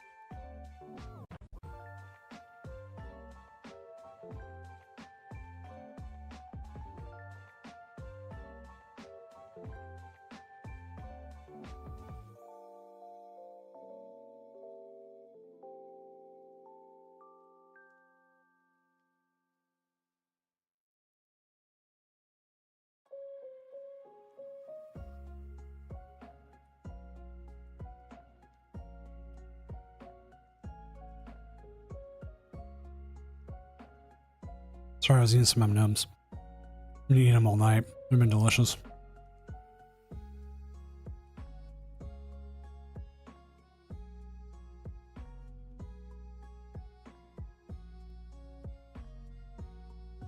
Supposedly, I'm checking it out right now as our game goes on. There's supposed to be a case you can get from Harbor Freight that's similar to the rocket case that came out. There's some people are selling 3D printed emblems of the R. And it's supposed to be pretty easy.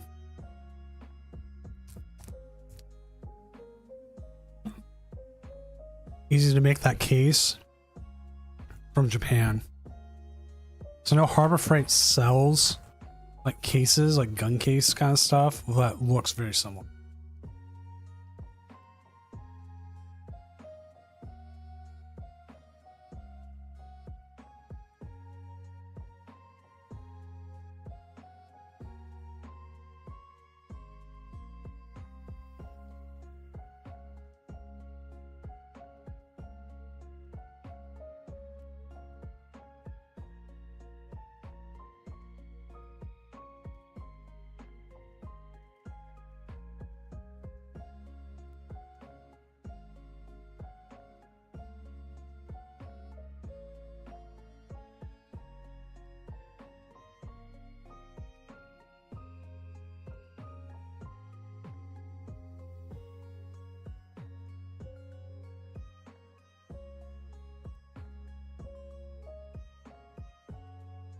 Yeah, they have a black aluminum case. It's got silver edging, but it might be fine.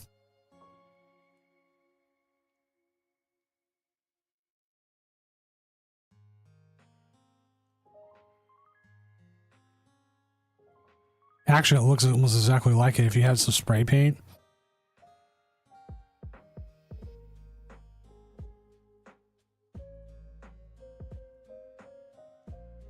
Now I'm looking at it, man. I'm like, man, I could just do this. I have spray paint. I could spray the aluminum edges.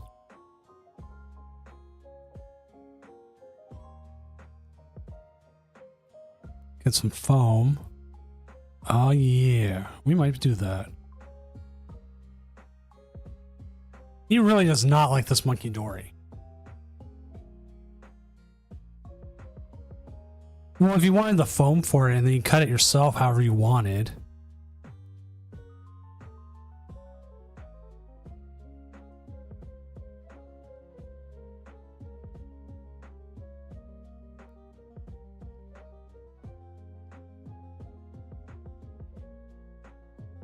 But the one I'm looking at on Harbor Freight's is on clearance for like $30.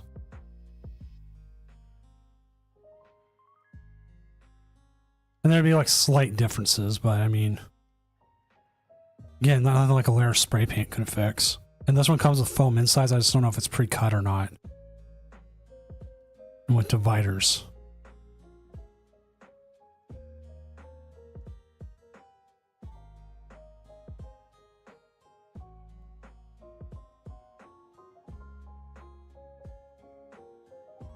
Just won't tell me if it's in my store. Oh well. I've been distracted from the game.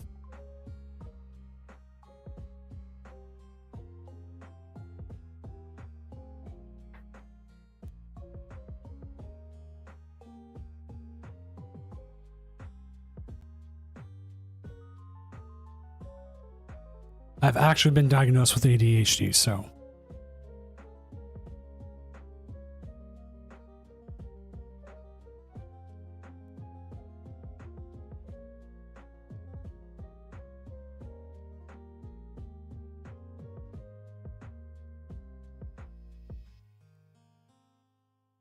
Hey, we're not happy with the Wooba Fett. They're like, screw you, Wooba Fett. Done with this. Oh, the Rockets transceiver. Do you grab the Giovanni and just go after that, after that Curlia? That seems like the right move, right?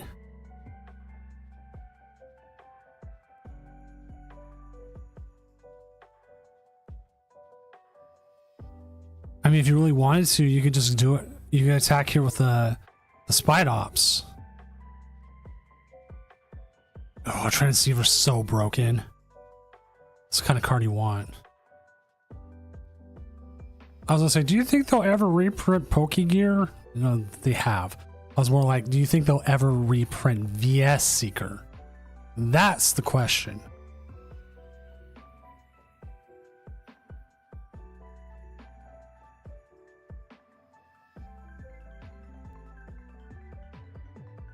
Going after the feds. Well, also here, I think actually going after the feds is right, because now that limits their draw power. So like going after the Curlia would have gave them top deck plus 3 more cards. Now they get top deck and that's it.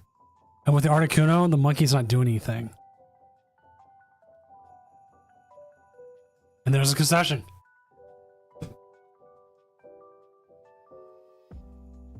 All right, I want to see if any other people are streaming their game and see if we can jump over there.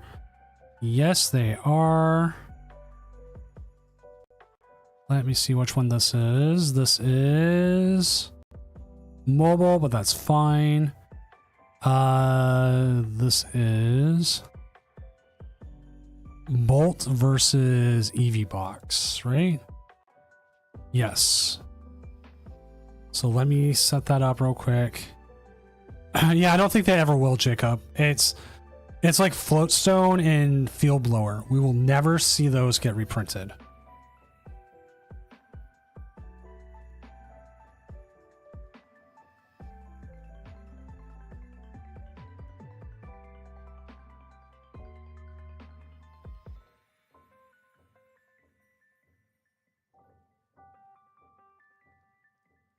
No matter how much we would want them to be reprinted, those cards are just too much to be reprinted.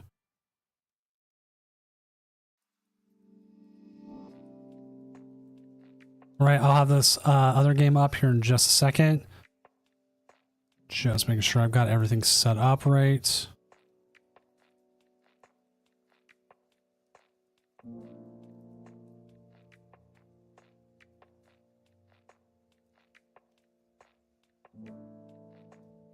A little bit small, I apologize, chat, but that is what it is.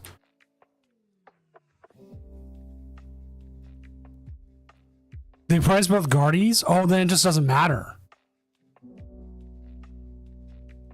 Yeah, because then if they can't take any prizes...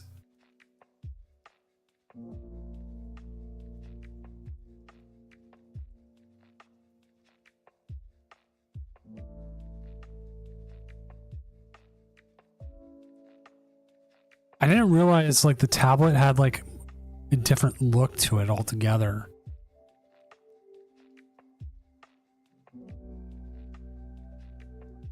The tablet look looks really different. I wonder if this sizing got screwed with too. Let me find out. Oh yeah, this one did. There you go, chat. I apologize. Let's snooze the ad for a bit. I would love to get like some of the Eevee secret rares, but that will probably never happen. I'm probably gonna just have to go back at some point here and just like check every single one of these table sizes.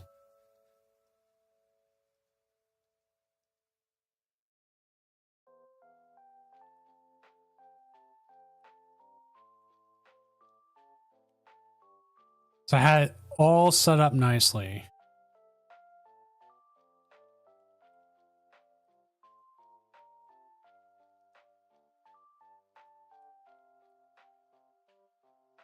Are we at table 2 right now? Oh, we are on table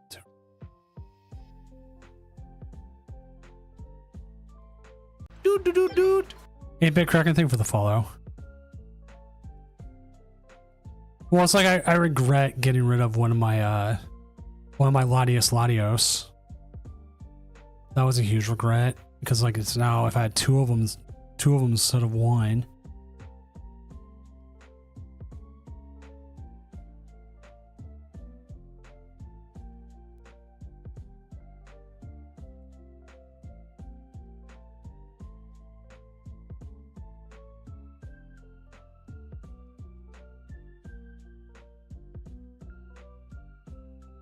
I sold it for like $100.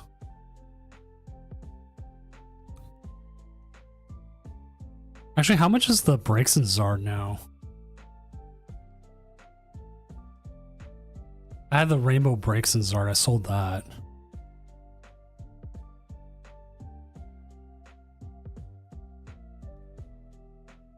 Mine's a little bit more pitiful because I sold a bunch of cards.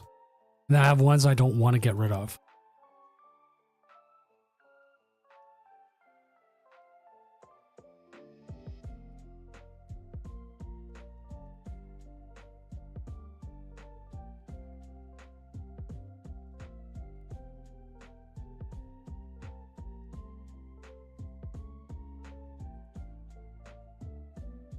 I wish I could buy any prismatic.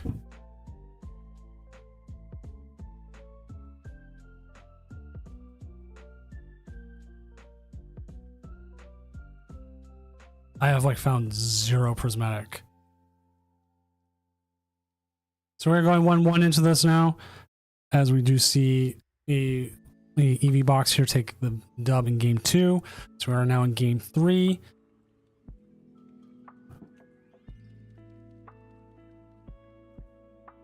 It's about the same price as it's been. It dipped actually down for a while. Now it's back up. Ari and Danny are at 1-1, and Small Heat and Mr. Peanut are still in game 2.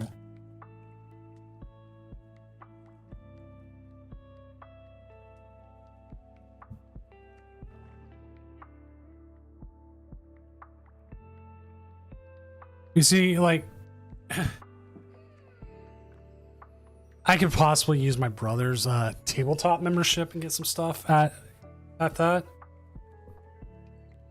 Well, that's how tabletop handles it now. Is they have a membership for locals, and you pay like $5 a month, and you get a bunch of special perks with it. They actually had to close it because so many people were buying into it.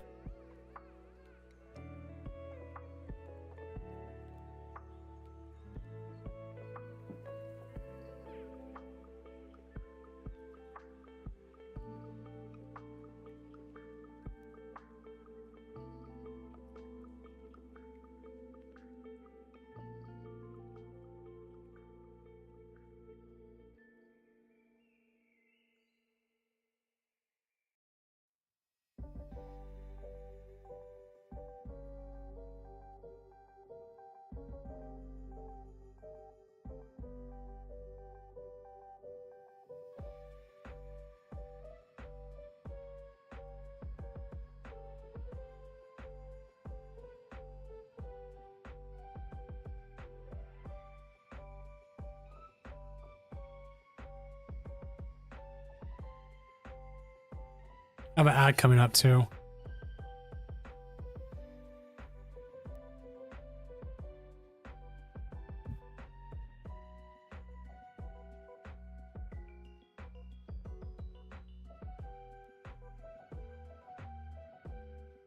Yeah, they have just different tiers. You just buy in. It's like a membership, and then that helps you get different prices.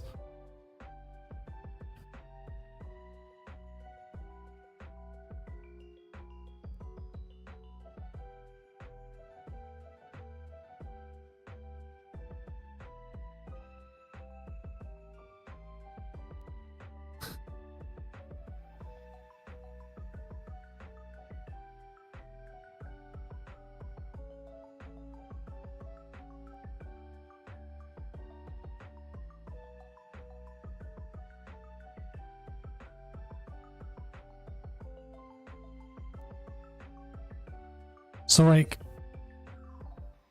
they had the prismatic booster bundles where non-members it costs $80, new members it costs 60, but if you've been an existing member and depending on how long you'd been there, it only costs you 27. So essentially it's like the longer you've been with them, the better it is.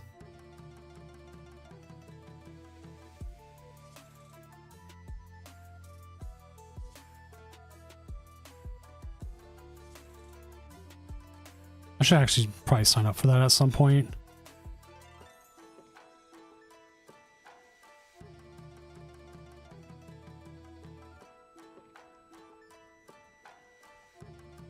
Sorry, I had to look that up. Some people like, again, Tabletop is a sponsor of the stream.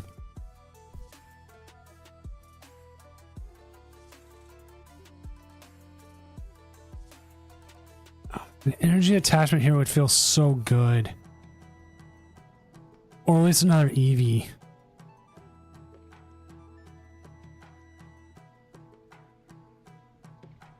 Because they got that Raging Bolt on the bench. All the other games are at 1-1 right now. And honestly, looking at this, I kind of like the iPad version of this game. Or the tablet version.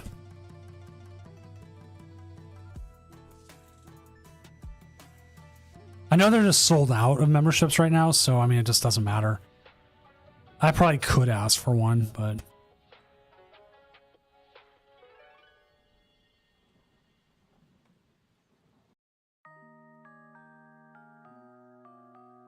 Then again, you can still get an Eevee in the active and you can still evolve it.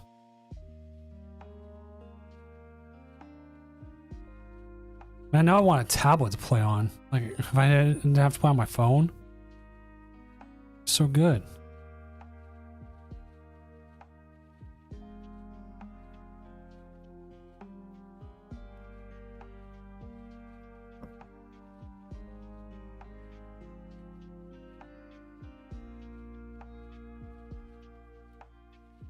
I don't know. Okay.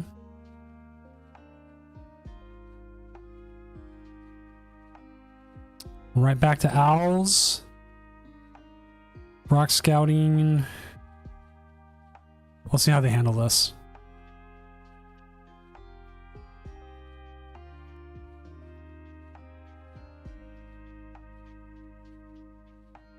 Because I'm 100% thinking that Eevee is going to be that target for that Raging Bolt. And the lack of Shaman in play makes it even easier for it to get to it.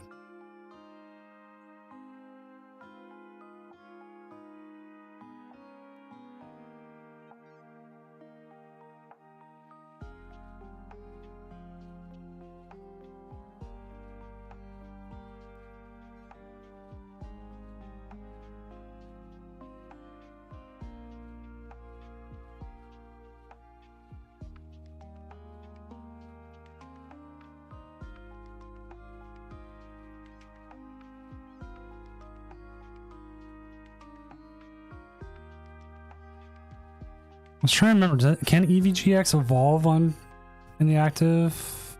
I'm trying to remember exactly what its ability is. I don't want to say it does. Or EVEX, sorry. Sorry.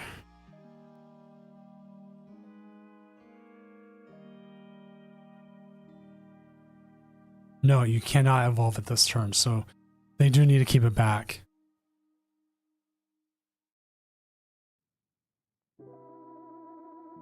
But the other Eevee can.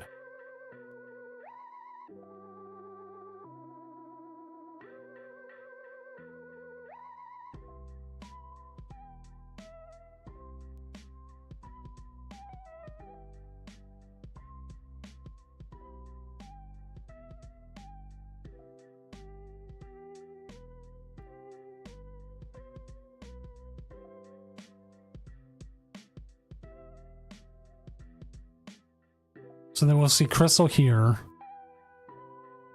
I don't think you hit hard enough into anything.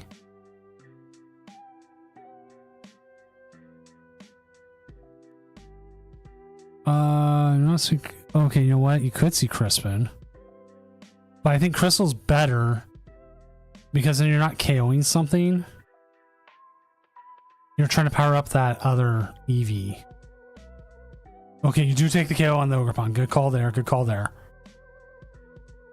Now you do get some power up here so that Eevee on the bench can be powered up. Hopefully turn into a Sylveon. What's up, Dick Camp?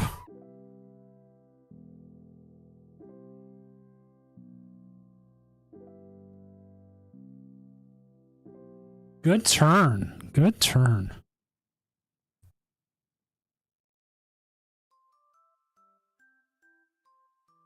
Let's see what Raging Bolt's response is here.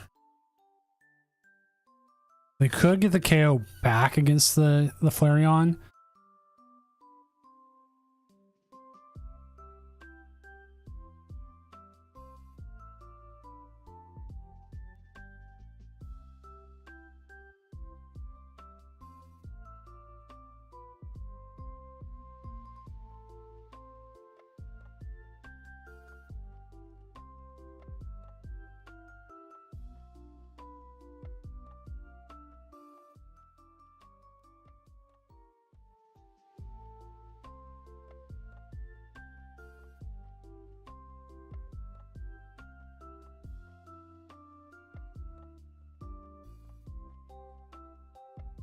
What's up,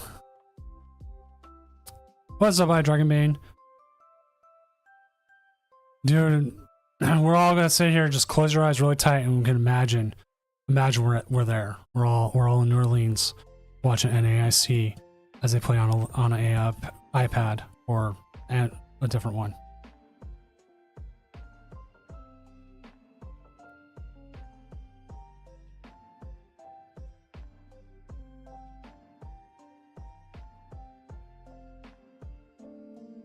They're going after the owl. And that's stuck in the active, possibly. They cannot pick off any damage on the Flareon or the Eevee. Have I picked up a Switch 2 yet? Not yet. I'm waiting until, I hate saying wait until more games come out because there's a lot of good Switch games on it. I just can't convince Mrs. Doom yet.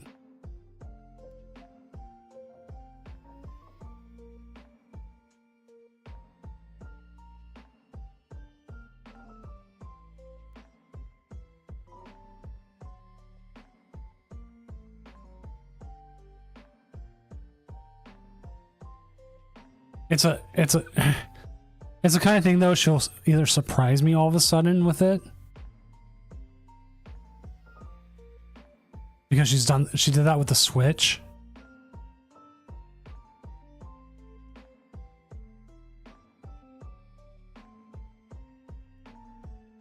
It's for the kids. One kid can't play video games, and the other one would just take the Switch. Like, their uncle bought me a Switch so they would stop taking my Switch.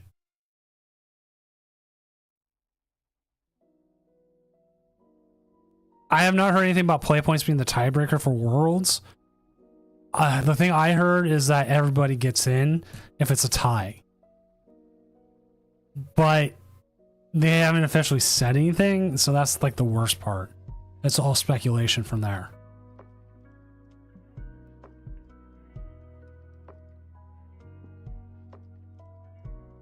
Well, see, like Scarlet and Violet's supposed to run so good on the Switch.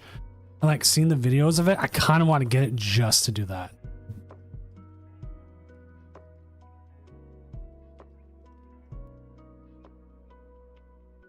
Like, I should have realized they're going to steal my Switch when they saved up their money to buy Animal Crossing a couple years ago, and then I like did not see my Switch for like a month.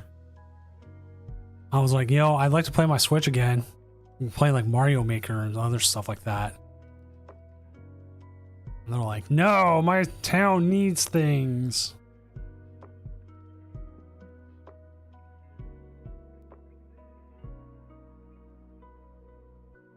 If you had to do a tiebreaker though, play points seems to be the best thing.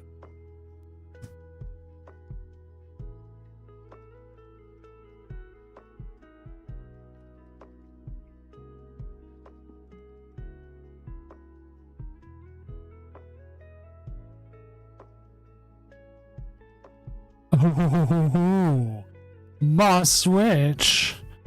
You attach one of those energies there to the Flareon, and we're going to see a KO here, probably on the Raging Bolt.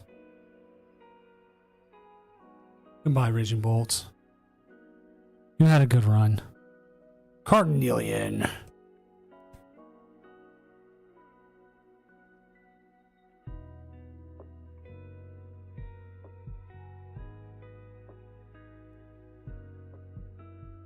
Like, I don't think if you had to do a tiebreaker, what else you would do. To me, if everyone meets a certain, makes like the 125 threshold, that's just a whole bunch of people are tied there. I think it's more so much like you just let everyone in. But then again, they can only have so much room for Worlds, or they set out with so much, and then they can be like, no, we have to do a tiebreaker.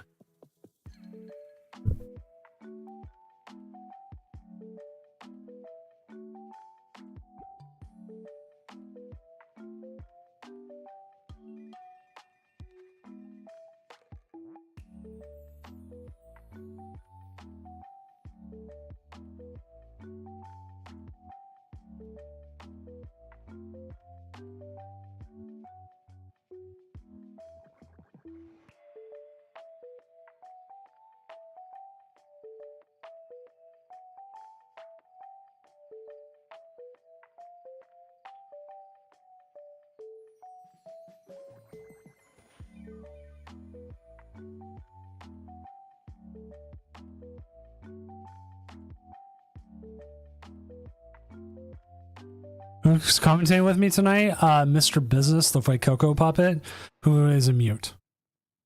It's just me tonight. Everyone we thought could come on, it was busy, so it was just me. It's a much easier night tonight. I figured a lot of our players are actually at NAIC.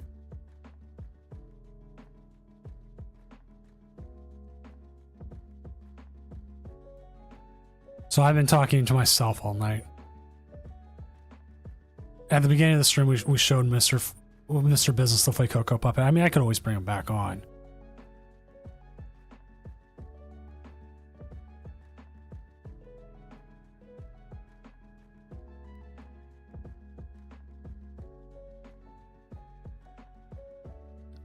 My youngest loves him though. He loves to like bang it against the wall like when I have it on my hand and I scream like, no, stop it. But you know what? He's like a 40-year-old in a 11-year-old's body.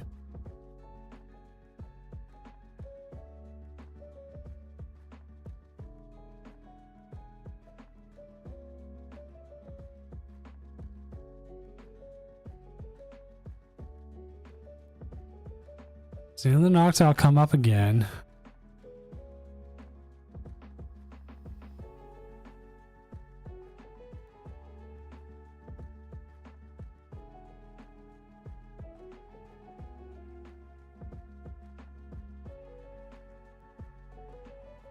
Like there's so many cards that could just, they're just like one boss's order short of winning. I wish both my oldest who would play is like just wants to open packs.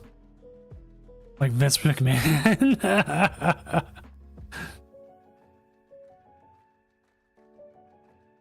And they've been on stream to open packs. They actually, I think there's a clip where they opened, didn't they open, Daycamp, you might have been there. Might have been when I did the clip of it. They opened the Illustrator Rare Gardevoir when I was opening Scarlet and Violet.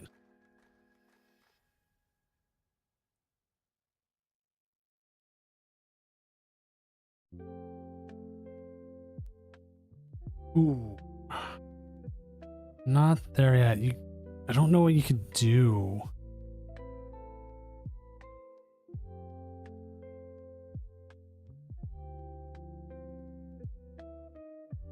Would attach Iono be the play? No, there's a lot of energy still out there.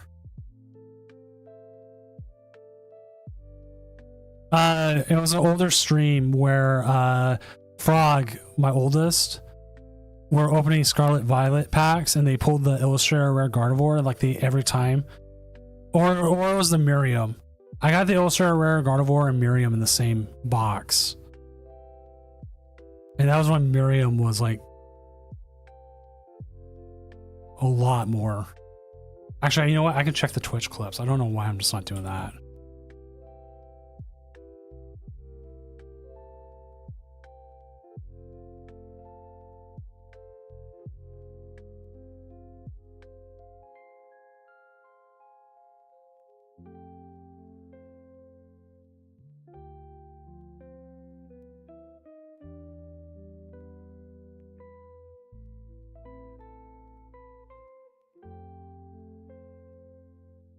Yeah, I think this is it. Back.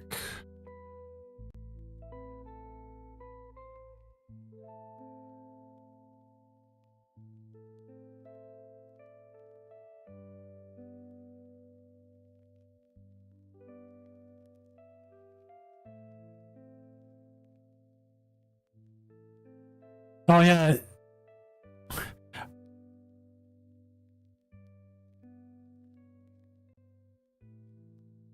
Yeah, okay, I found it. I found the clip. I'll link to it here. They also swear a lot in it too. And I'm like, stop it. Stop swearing. Oh, does Raging Bolt just win here? Did we just see what Raging Bolt win? As I'm trying to find the clip.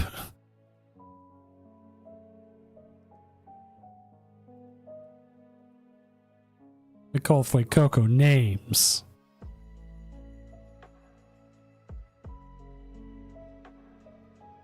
Dang, Raging Bolt trying to make it 2 weeks in a row. So go ahead and update the standings because all we're waiting on is Small Heat and Mr. Peanut, who are currently in game 3. So currently we'll have Ruckus Mewtwo versus either Archaludon or Slowking. Then we'll have Alex Jin versus Airy 4 with Raging Bolt versus whatever its name is, Blaziken. Yeah.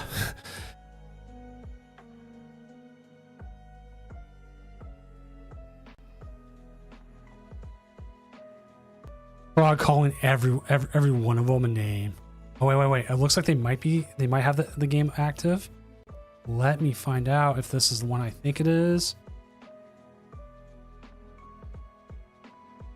Nope, that was Festival Lead. Oh, Festival Lead versus Blaziken. So we do have the Blaziken stream, I think. Not exactly sure, but we do have a couple of them. So we are just waiting for this last game to finish then.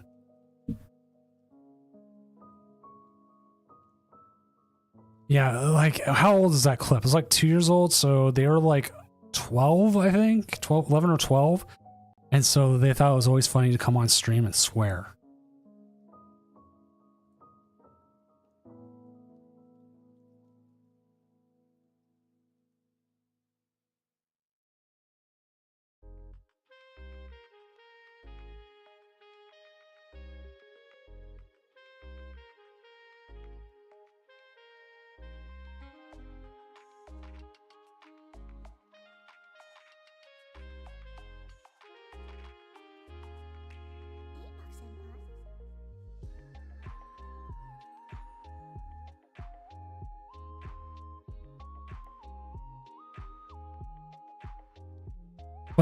But my oldest is like every time is pulled like the rare cards.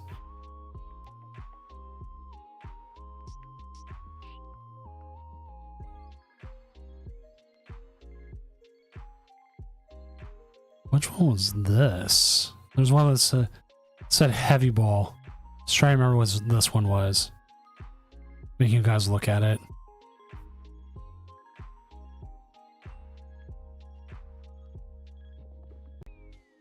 Oh, that was right. That was when they prized all their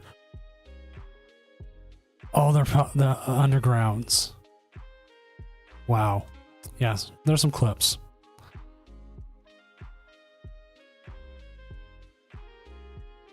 So yeah, we're just waiting on that last match. They have 12 minutes, I'm sorry, 12 minutes to finish.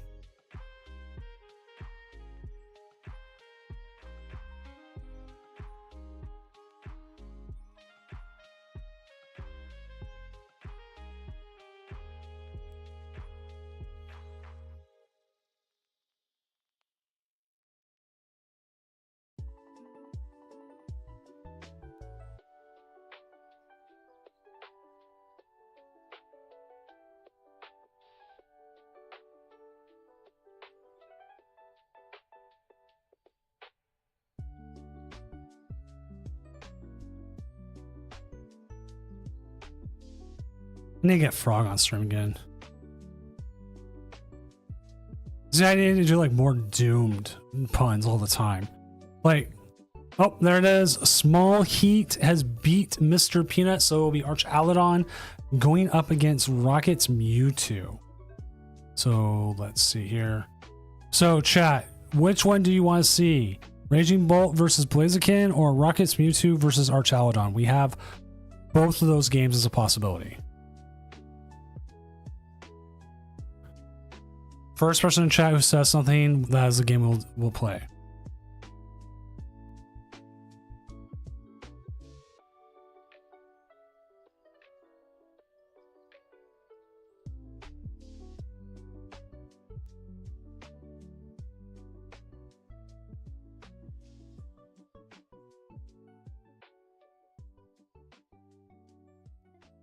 Mewtwo, there we go. Gangway was the first one to show up. So we will have the Mewtwo on. But I think they're both streaming, so we should hopefully be able to, if one finishes quicker, we will be able to jump to both of them. I think I have an Arch Aladon card made. I want to say I do, because I thought it was still going to be a deck.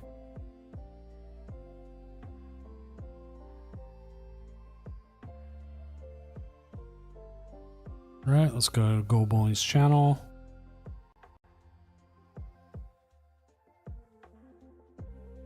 So we had the Raging Bolt mirror. See, it did it again. Why is it messing up the whole sizing? There you go. Probably because of the last one.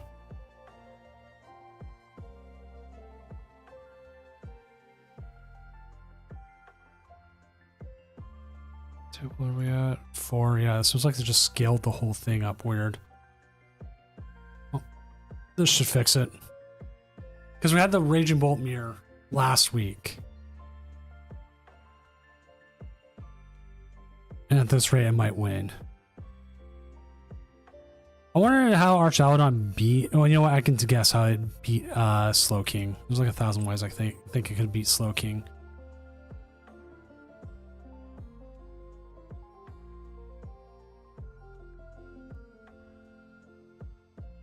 One, take more prizes. 2, deck them out. 3, deck them out and take more prizes on the same turn.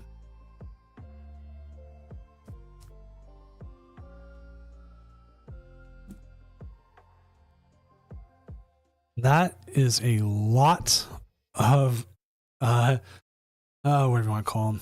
Earthen vessels.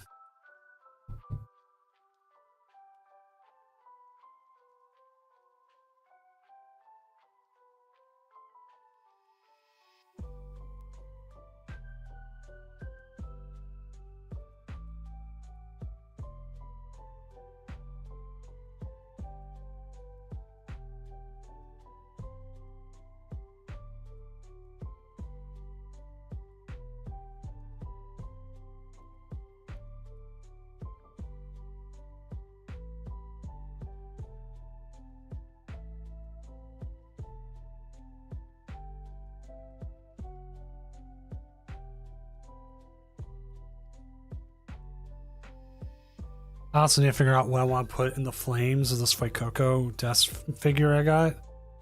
Like, it has Fuecoco, like, kind of happy, like he's dancing by, like, something on fire. What's up, Popcorn1248? Hopefully you're having a good night or morning, depending on where you're at. And, like, it's got room to put something in there, like, small. So I don't know. Toad Scroll's interesting, and like we had it on, we watched some of it earlier, and I don't know if it's an underrated deck right now or if it's a specialty deck, like one of those decks where they'll have like 3 people play it in a tournament, but they all play it.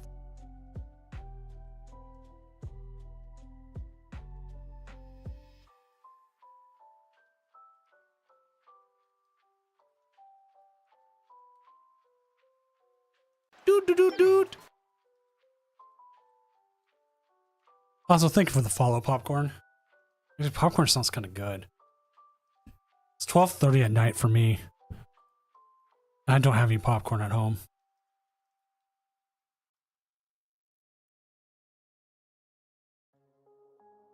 No, I 100% believe you, Swell.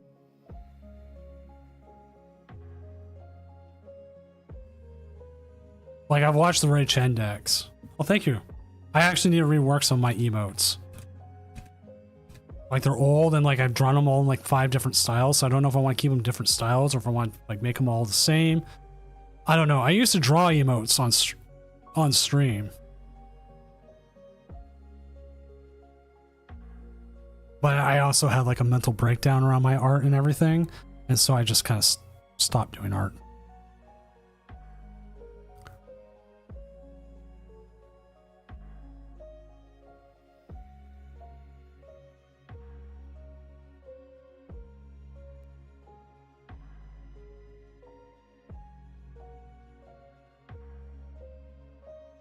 But I'm doing much better about it now, so. E-switch. It'd be nice if you had Giovanni here.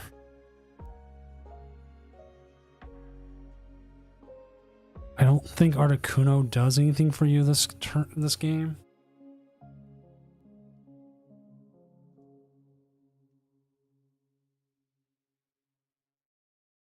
That is a good thing to do, Popcorn. Like, I remember my first streams being like really awkward, and I've only gotten better. And usually I have a co-caster on. I don't tonight because of NAIC being going on, so I kind of went easy. And just like I'll just stream myself. But The other thing is, like, a lot of people don't also realize is just how much you have to talk. I have been streaming for 4 hours tonight. I will some nights stream up to 7. And I've gotten to the point where I can do that, but I have people come on who are not able to because they're not used to talking for 7 hours straight. Most casters only talk for like an hour and a half at most.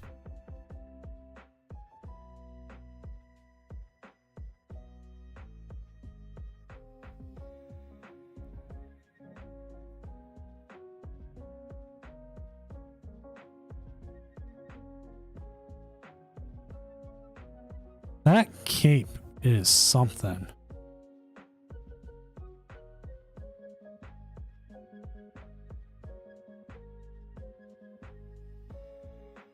And also, like, I would definitely say, like, investing in a good mic. Like, I had some really bad digital mics, and then I invested in a pod mic, which this was... How much was a pod mic?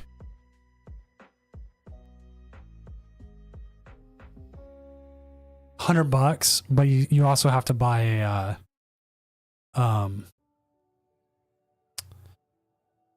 XLR input, which I think usually is like another $50, but it comes out so much better. Like, digital has a tendency to like just drop stuff.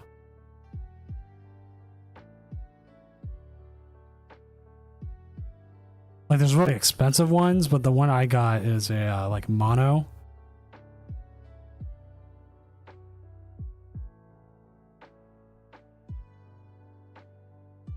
I know mono does some like cheaper stuff in general.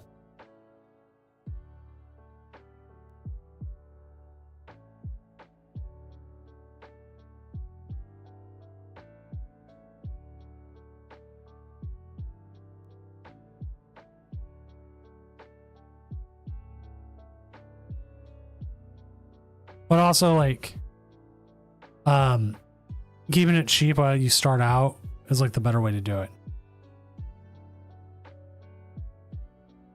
It's like my first mic was a Snowball, the Yeti Snowball, and that was like a pretty good mic for like $32, like 50 or so. That Archelodon is not going down.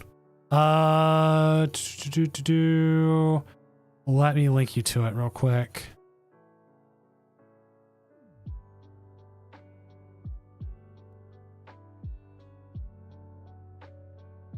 But obviously the Team Rocket's Venture Bomb. Wow. Okay. I didn't know that was in here.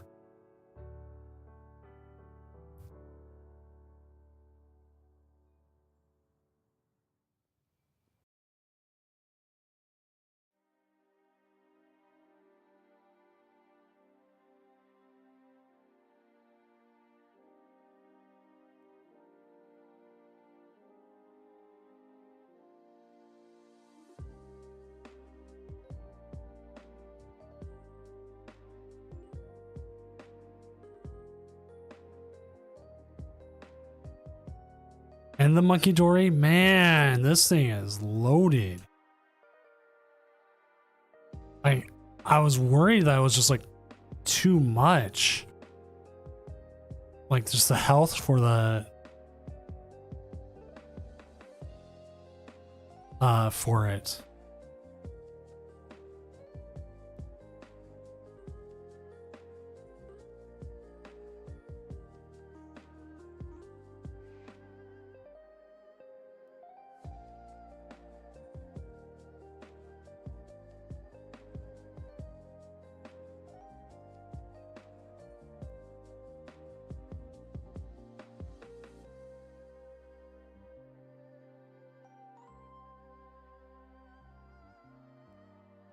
Close that out. Yes, yes. But also for anyone who wants to start streaming, casting, whatever, just start.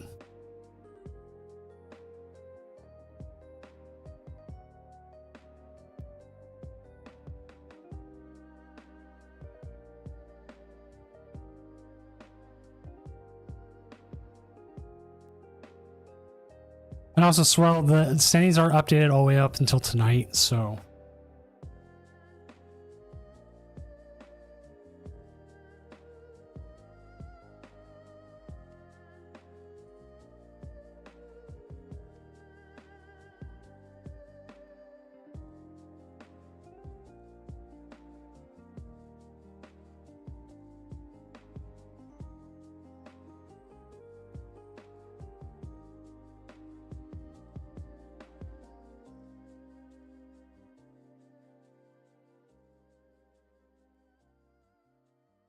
Top 16 make instant day 2. Someone was trying to make a case for top 32, and I don't know if I want to change it that late, but it has crossed my mind.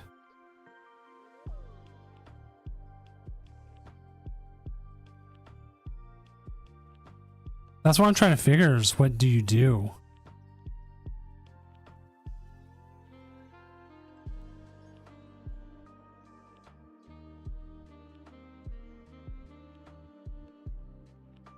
Like the bomb hurts.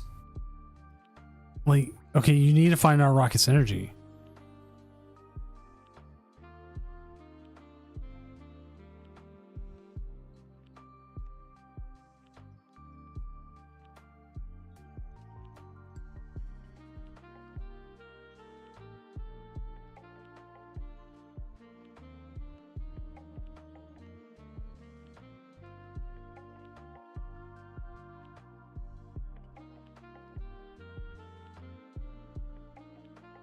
Morning, Dark Arceus. Hopefully you're having a good morning. We are currently at 12:40 my time, so technically it's into the morning, but it's not that far.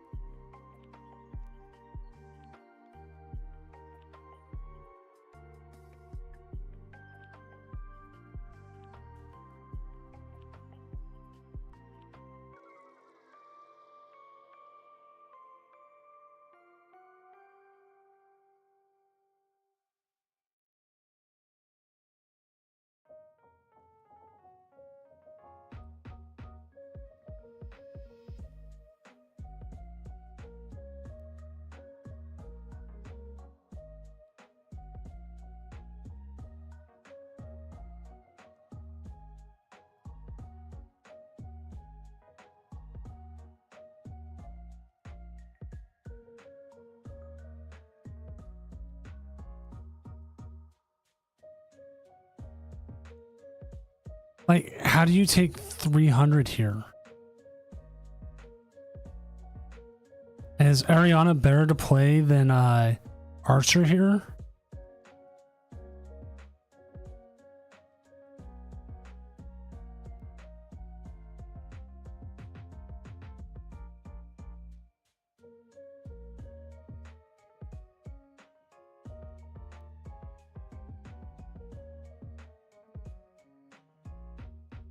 Like, I'm trying to figure it out because, like, the biggest issue is, like, this thing is so, I hate to say thick, but it is thick.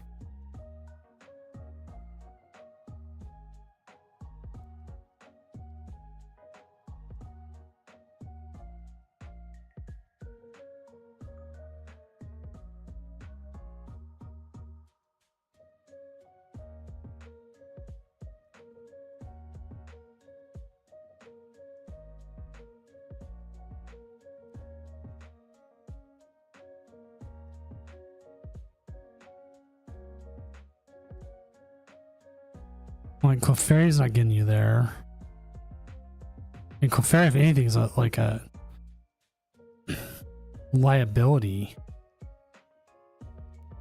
And, like, they're...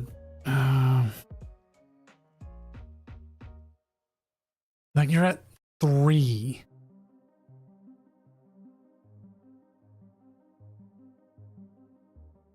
So, like, the question is, how do you get past the 3?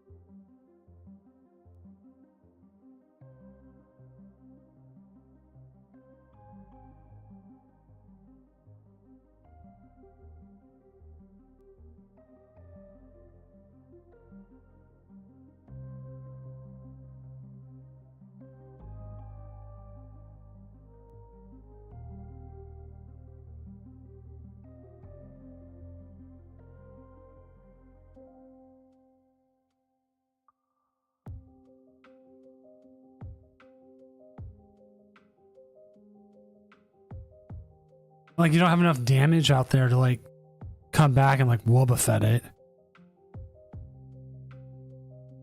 And they just can't find another another thing.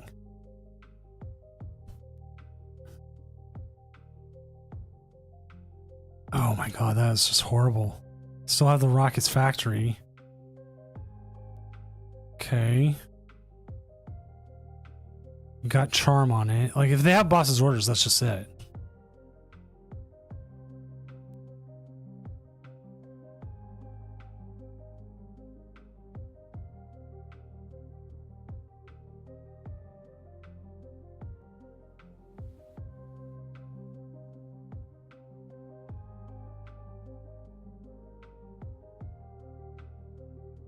You hit 160. He can two-shot this.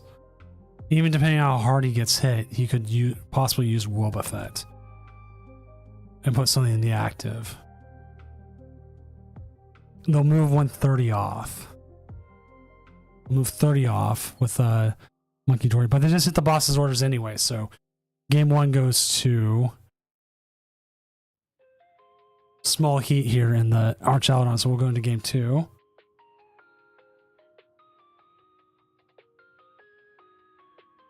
And then the other game is Alex Jin up 1-0 over Airy 4. So Blaziken's down 1-0 and Ruckus Mewtwo's down 1-0.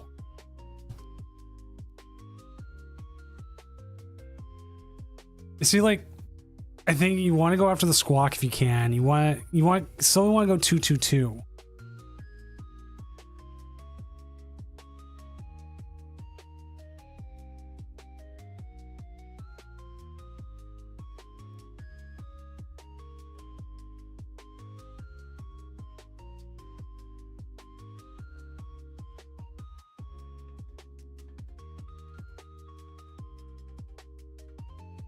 Right?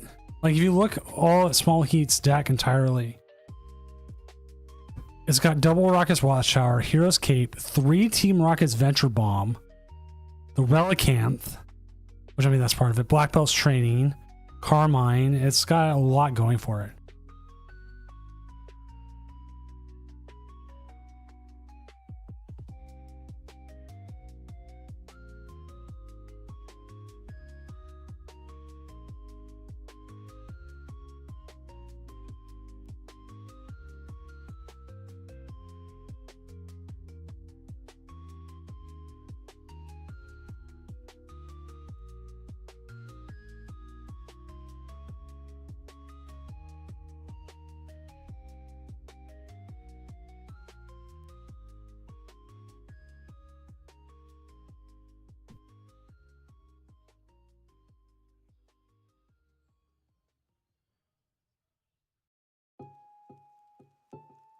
So now it comes down to what happens this turn from that side. Ooh.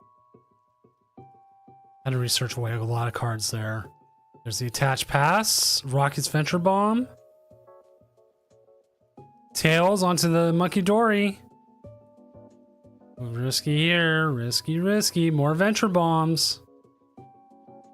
Another Tails. Oh my god, is this gonna blow up in his face? Literally? Ba-dunch. Oh no!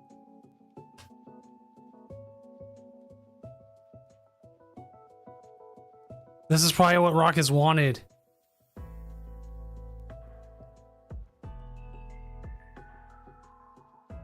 Wobbuffet. Do you have enough Rockets Pokemon on the bench to... There it is. Game 3.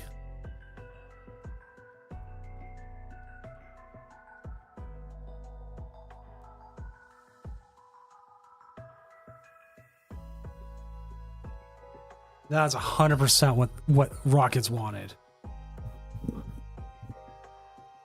So go bowling here. Going to game 3 up against Small Heat. Mewtwo versus Archaludon.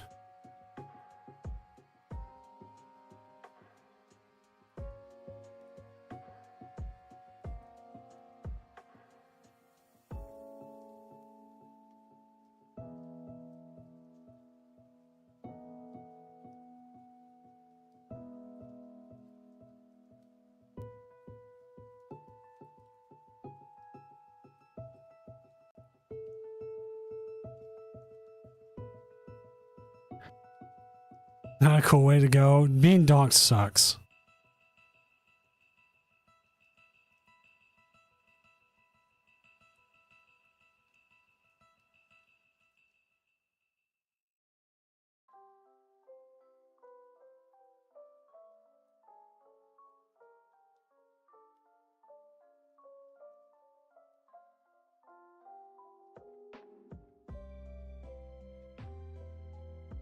Team Ruckus Proton, good start there.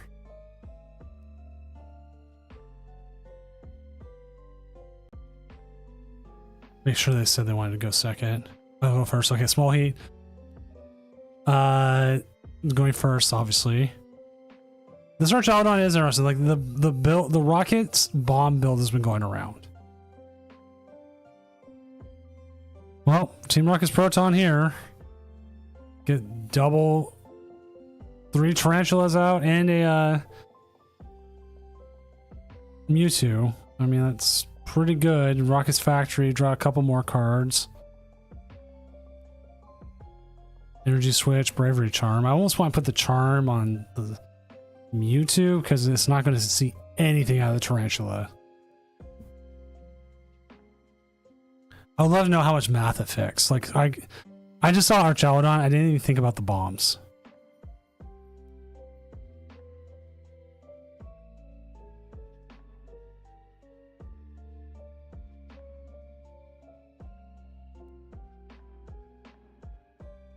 Boss's orders, okay.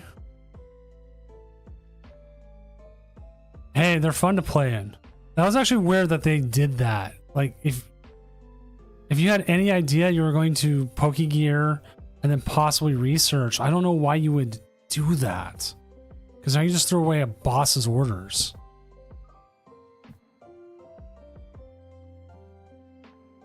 $99% of the time, the tournaments go pretty smoothly.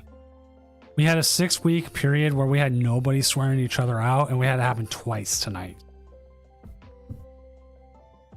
Both players were just, well, one of them did it right at the end of the tournament, so all I could do was issue a warning and tell them if they did it again, that'd be it. The other person got kind of tilted, kind of pretty much apologized, like a half-ass apology, and then went from there.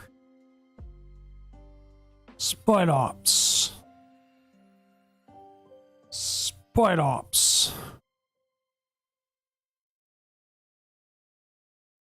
Did you want to put Spite Ops on the active?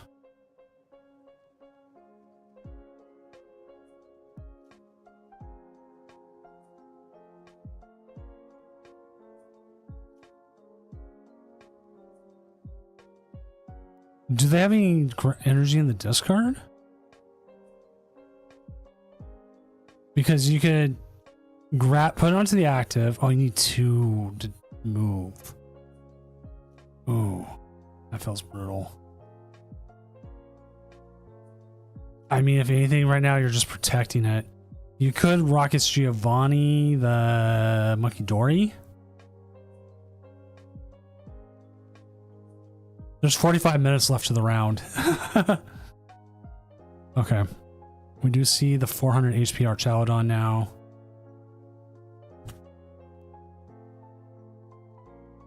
Research. It's time called? No, we have 45 minutes. And Alex Yen has won 2-0, so we will be seeing Raging Bolt again in the finals.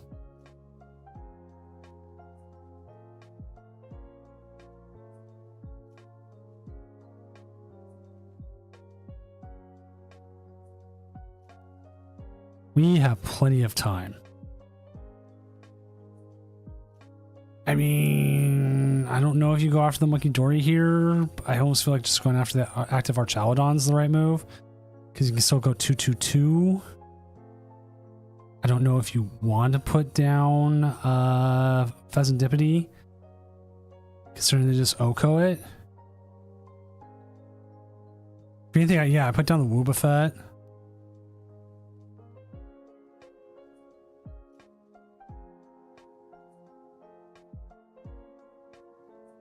I think you're fine getting rid of a Tarantula here.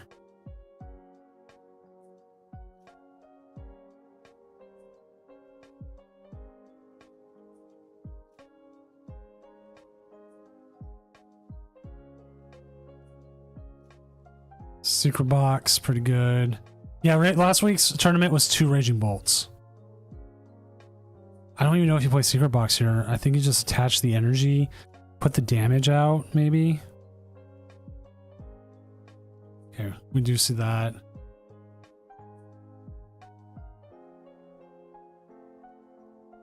Rockets Archer.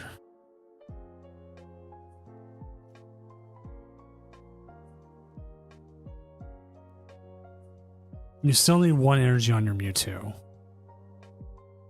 So either you need an Earthen Vessel for it now, or you need an energy switch it off one of those Spidops. Or Night Stretcher it. I mean, I guess that's a play too. Like, I don't like seeing the Rockets, double Rockets energy being put onto a Mewtwo.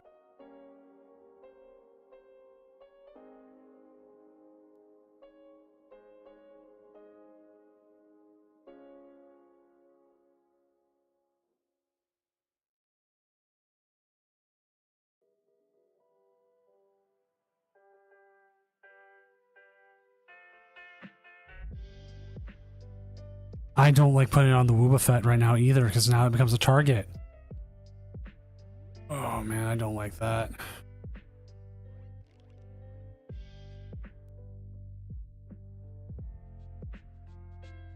Because now you're saying to your opponent, like, directly, this is my next move.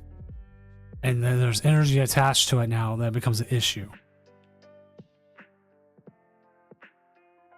How much Boss's Orders do they play? 3. And we know they're discarded 1.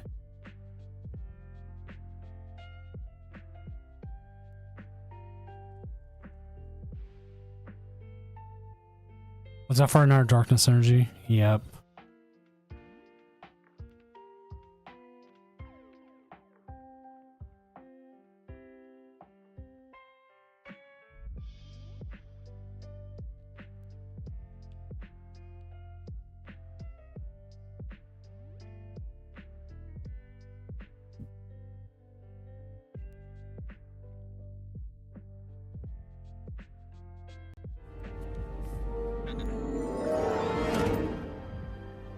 Hello there.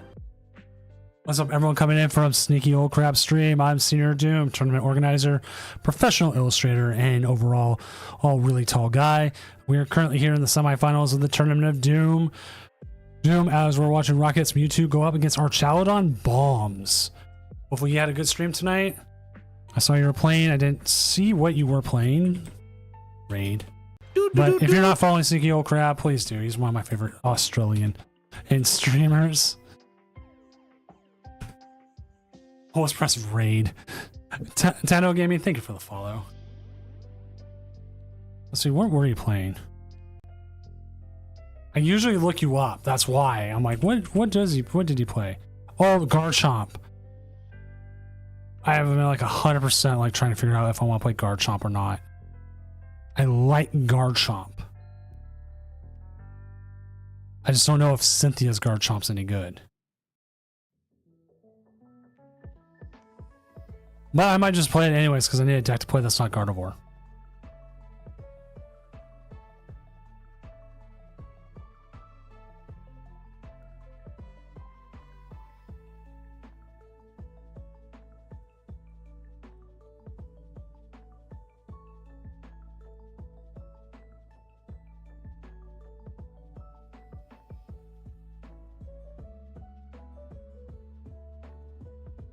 All right, the question comes here. You know you're going to move the damage off the Mewtwo. What are you targeting?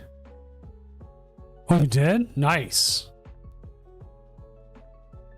Like, we've had it on a few times. We've just never seen it win or do well enough. Like, we've seen Rockets Mewtwo has had another week up here. Oh, it just goes to the active. Okay, they're just spreading damage. Making a possibility of KOing both. Those double Monkey Dory, though, is like a huge pain in the ass. If they don't have an energy here, they would have to hard retreat or They could use the first attack from Duraludon.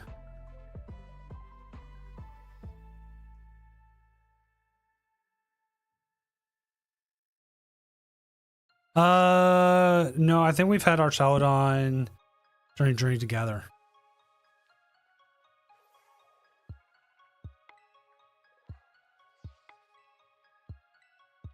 Oh, you want Blue Ditto. Nice. 220 players.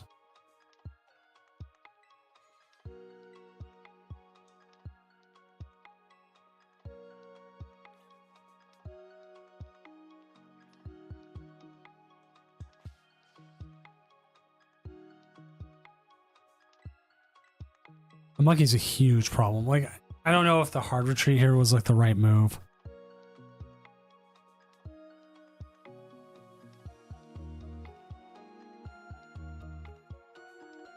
I move a lot of damage onto that Wobbuffet. That Wobbuffet's like ready to get KO'd. Part of me wonders if you want to go after the monkey.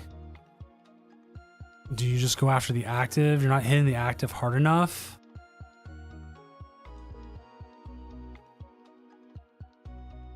And because you're not hitting the active hard enough. Oh, this is weird. Like, I don't know how I'd go about it.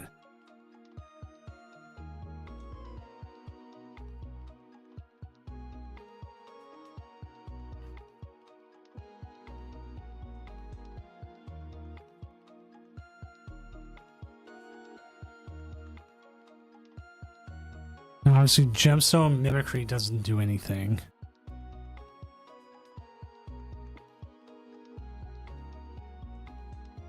This is a big Archaludon hater. There was a time I was playing Archaludon and I almost picked it up. Like, I'm trying to think what you do here. I mean, you could go after Monkey and that would keep your Wobbuffet alive for another turn. Unless I have another Monkey plus a Darkness Energy in hand.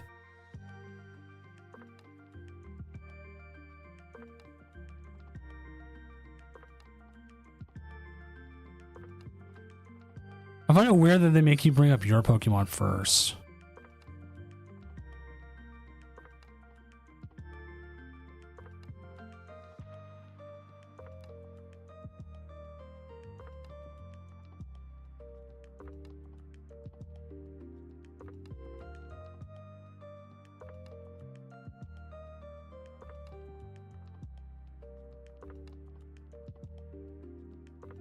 You got a Transceiver and Earthen Vessel. They're going to remove that last 40 damage off this Archaludon. And they're going to have just enough to KO that Wobbuffet. Possibly more. Ooh, they get the heads. Okay. 20 onto the Spidop, the little one. Adrenaline Brain, you can KO that. So there's a KO.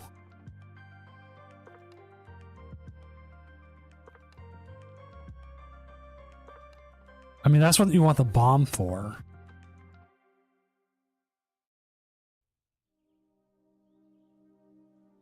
Like, too bad Wobbuffet can't take the damage off itself.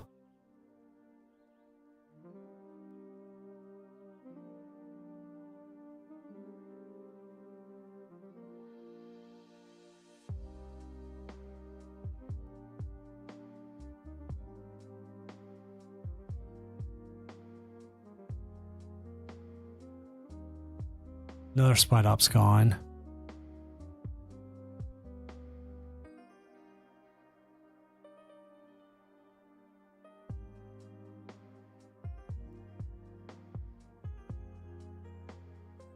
Was that their last boss's orders, though?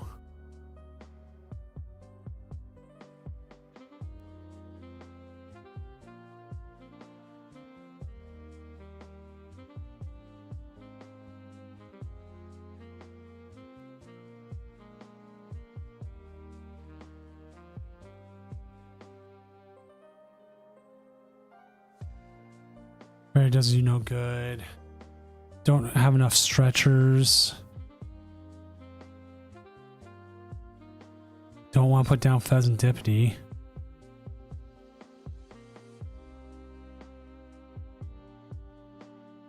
I think Mewtwo can attack still. Let's snooze the ad.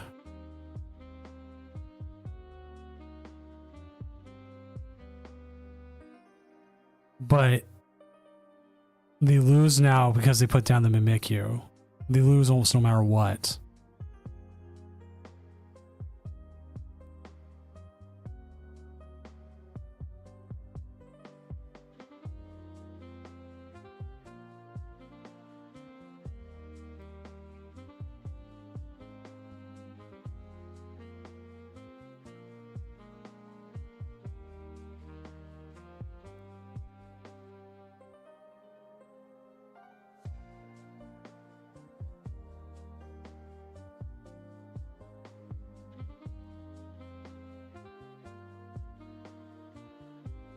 I don't know if I like knocking the energy off of that. But you know what? Probably the best move. So they're going to KO either the Wobbuffet or the Mimikyu this turn. When the boss's order's back, I would assume they're going after the Wobbuffet.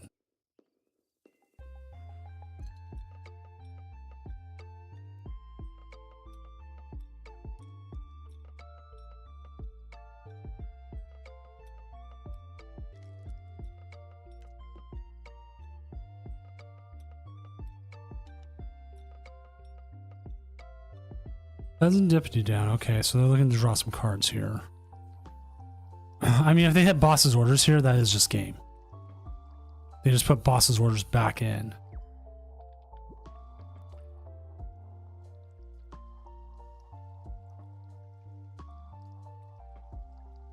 Now Mewtwo can't attack. There's no stretchers left. There's no way for them to attack. There's no other Rockets Pokemon.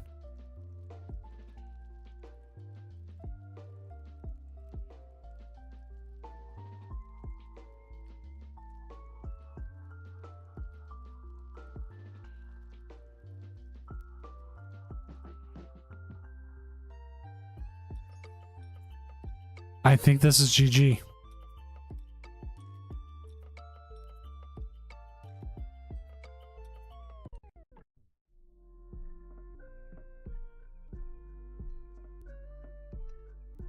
Because they don't have any...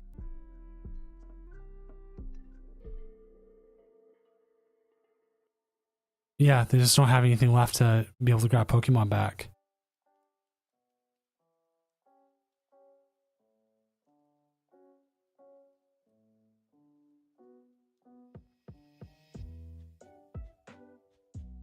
Dang. Good job, though, from our Archaludon player. Did not expect that to be in the finals. Which I will have to actually reach out to both players because I don't know if either player is able to stream, but we will find out here shortly. Hopefully we have the finals.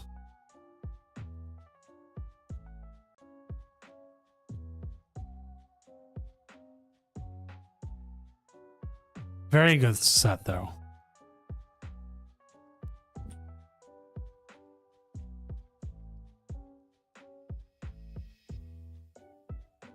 So I'm reaching out to our finals players, seeing if either one would be able to stream in the tournament Discord.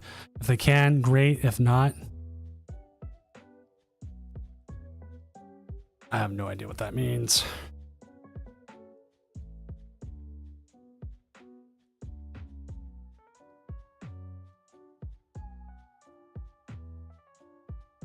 Ah, it looks like they know each other.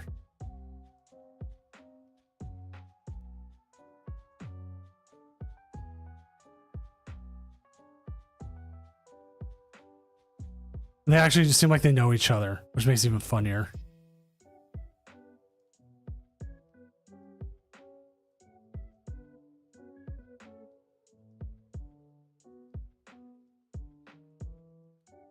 All right, Small Heat says they can.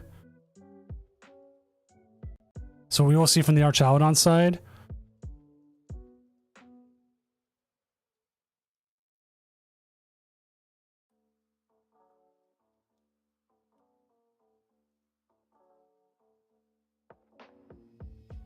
So as soon as they get going, I will have it up.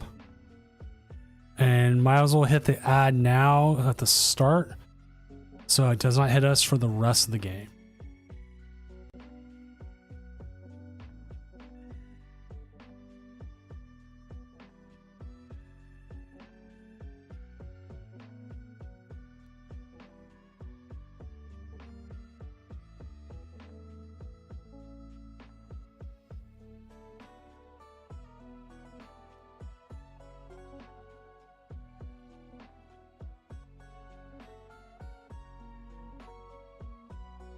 All right, as soon as this game gets going, we'll get going.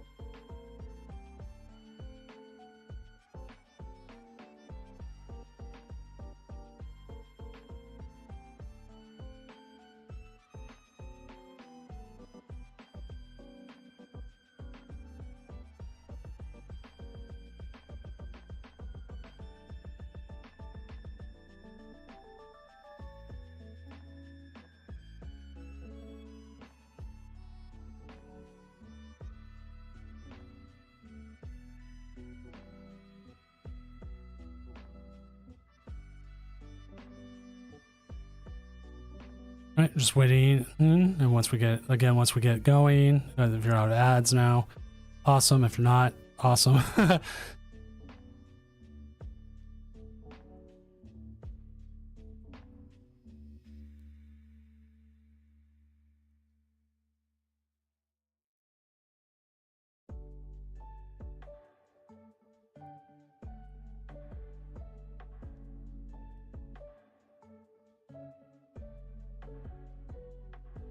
Good luck to our finalists, so we're just waiting. Now, I want to know how this Archaludon wins. Like, do bombs come into play? Because they do play the Rocket's bombs. And, like, if they get lucky on the coin flips, that's all they need.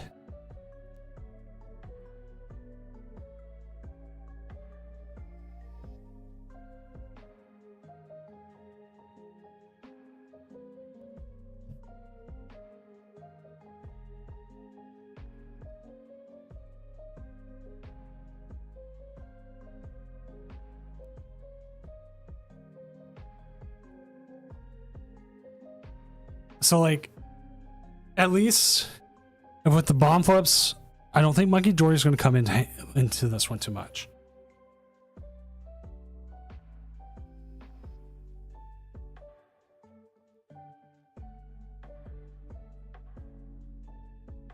I think it's going to come down to the Team Rocket bombs.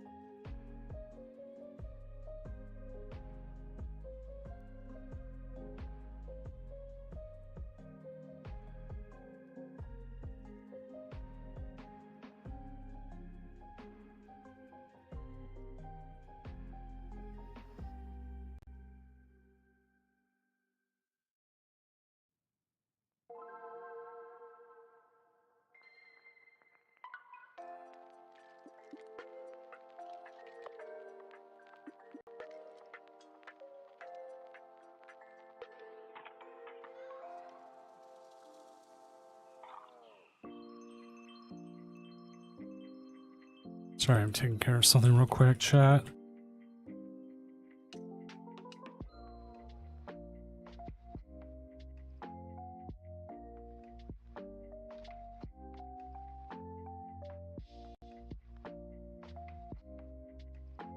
Well, Monkey Dory takes some damage, but...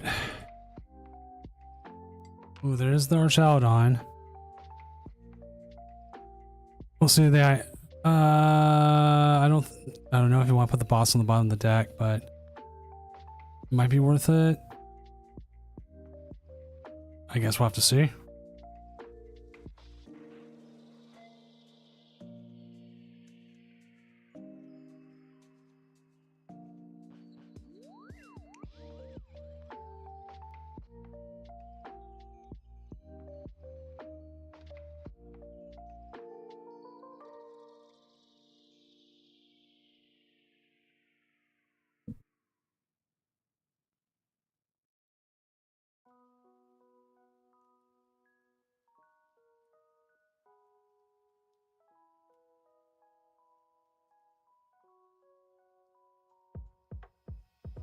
All right.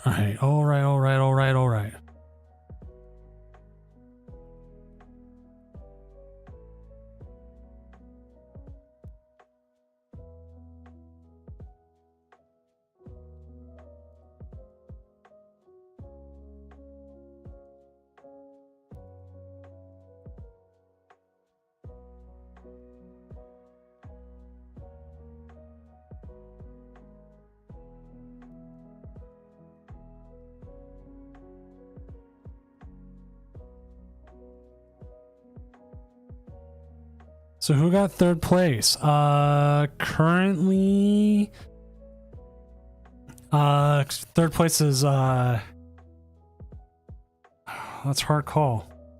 I'll have to do combined. Go Bowling currently has third place because they had a final record of 8-1-1.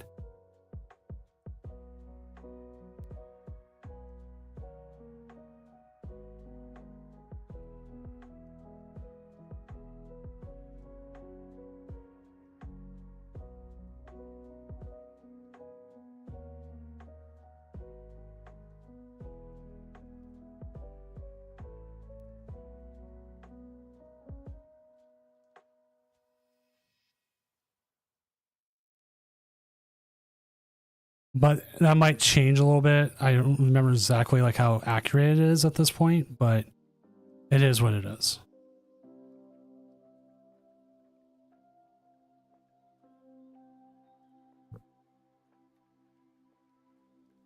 Are both Archaludons in the discard and they prized one? Ooh, that feels bad. Like, I don't know if you want to get rid of that other Rocket's Watchtower because it's going to pull its weight.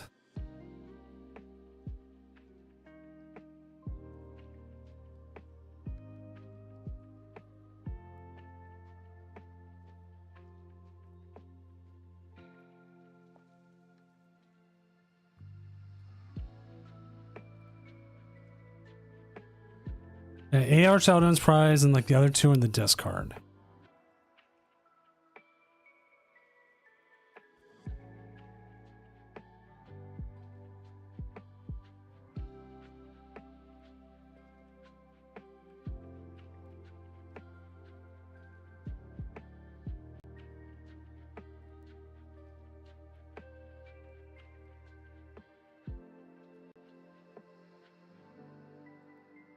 But hey, we got there anyways. Get a prize. They are looking at that Teal Mask as a possibility of a KO. Now hopefully force an opponent to 2-2-2. After this, I mean 1-2-2-2. That's 7 prize game. 7 prize is just 2 go. Okay, Jamming Tower, I think they have no other stadiums to knock back. So Cape's not gonna come into play, which sucks because Cape would be amazing.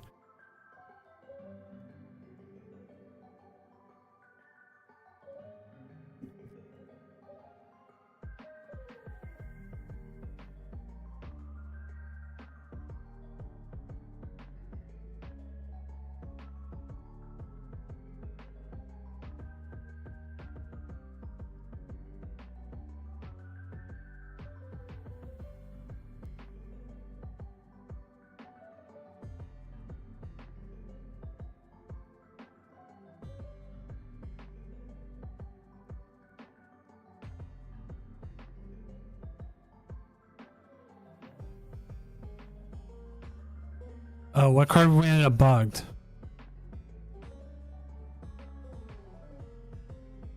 I didn't see it. I was looking at their deck list.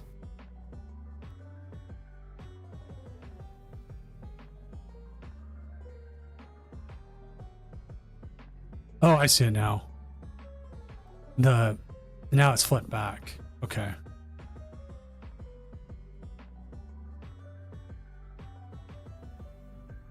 Two, three, four, five on the Archaladon.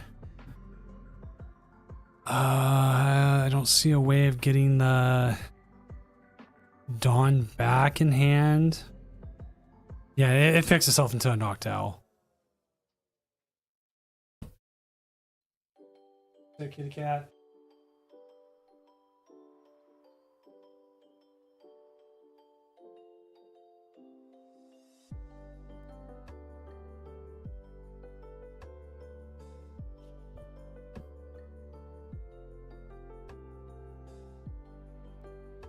Yeah, just like it looked like a visual bug and not so much a bug like it didn't work.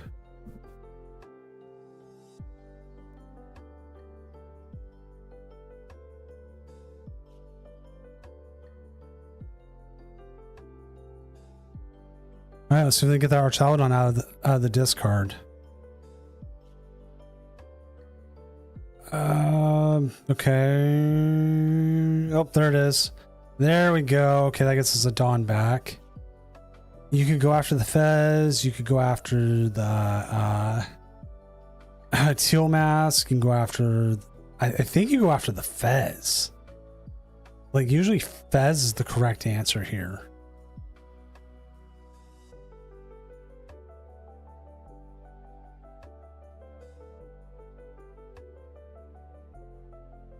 Keep thinning the deck.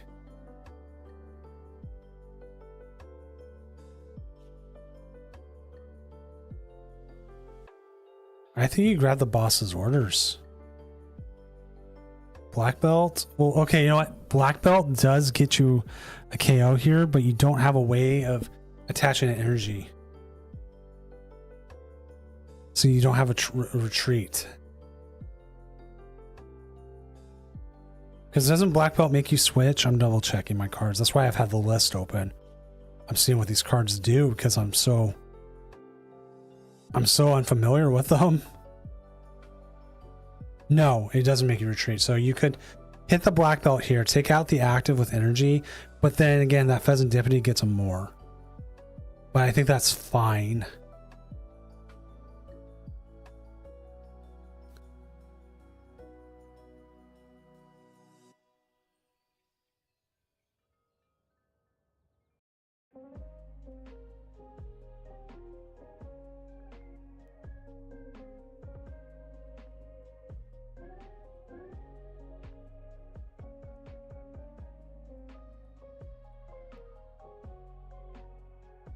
But they still need a lot to get a KO. They need to get 5 energy out.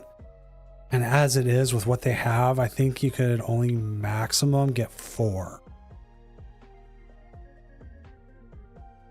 Unless they put down another stadium, but then you don't want to put down another stadium because then if they get access to Cape, it becomes an issue for you.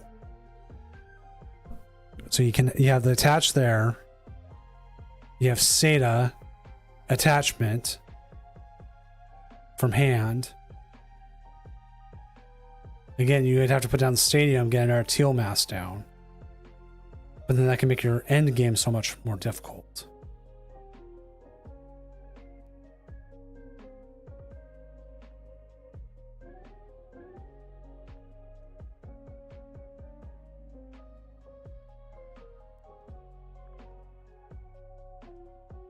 And then surprisingly, the Monkey Dory comes into play if you can't KO this Archaladon, because then you can Monkey Dory the damage off of it onto your Raging Bolt, and then your Raging Bolt gets KO'd again by another Archaladon.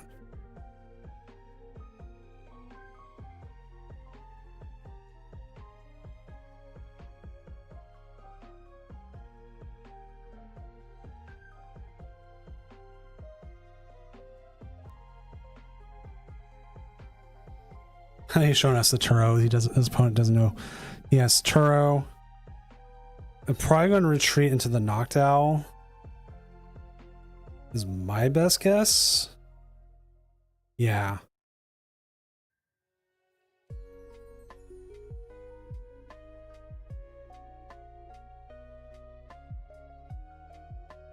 I think you sold Rocket Flip here. Tails. You get damaged yourself. Whatever. You're going to Turo the Pokemon up anyways. Or alternatively, you can do this. Move the damage. That puts the Raging Bolt into play. Turo it so it didn't matter. Bring up the Archaludon. You have a 1 in 3 shot of getting your other Archaludon off the prizes.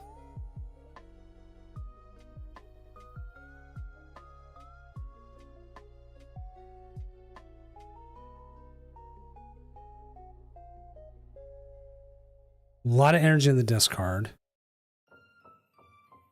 Blow up the Noctowl. Boom. Okay. Your opponent can't win this next turn. You possibly can. If they just pass, then that's it. If they don't, you can thin the deck more. You can almost draw through your entire deck next turn, as long as you don't get Iono'd.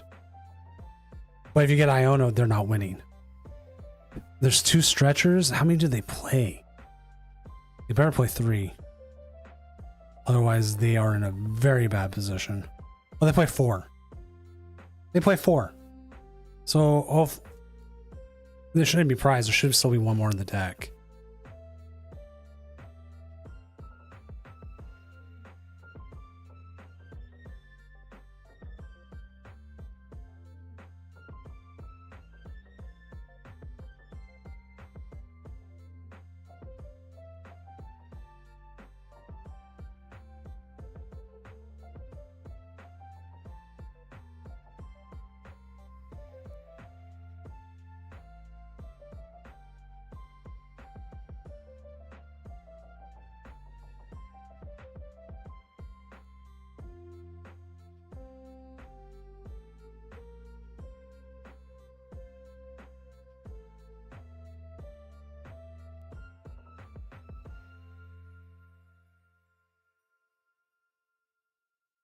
So they got the 6 energy they need.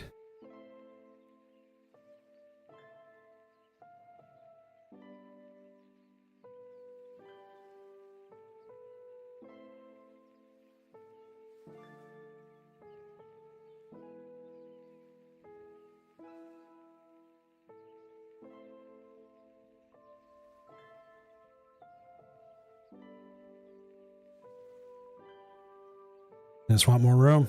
I don't blame them.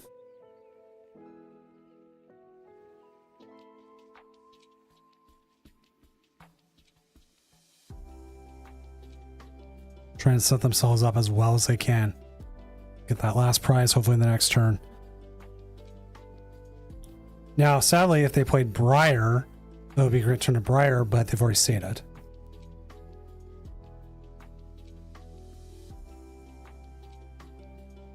So this next turn will come down to if they can get the Archaludon out of the discard, and if they have any more bombs left. So I think they play 4. They play 3, so they might have 1 more left because we saw 2 in the discard. Their opponent is really trying to get as much as they can. I mean, if they just top deck Stretcher, that's game. GG. It doesn't matter what. We go to game 2.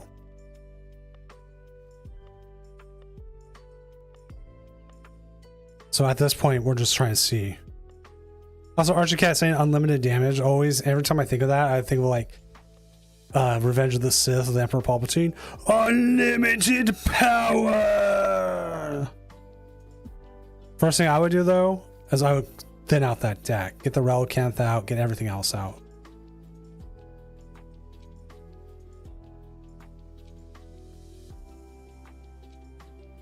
Everything's in there. Just get the Relicanth out. use the... Puts you down to 7. You can flip the script here. Maybe you get everything you need. There you go. GG, moving on to game 3. Or game 2, I'm sorry.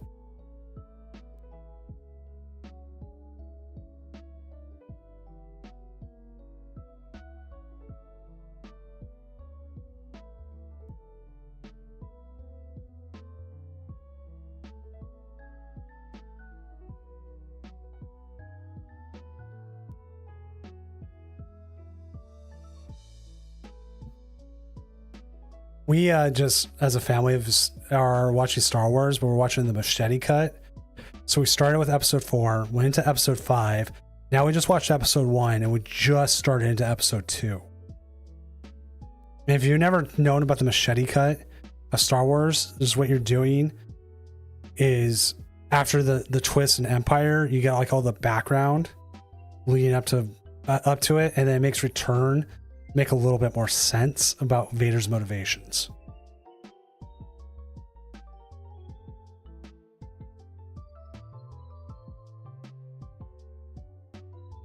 And when you do that without spoiling the twist in Empire, even though everyone should know the twist from Empire, considering Empire Strikes Back came out like 40 years ago.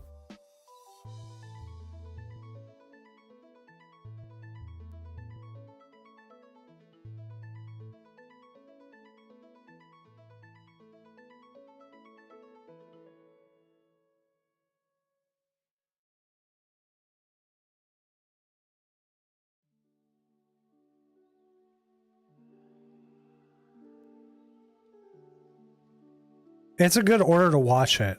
And some people even say you could skip episode 1 if you wanted to.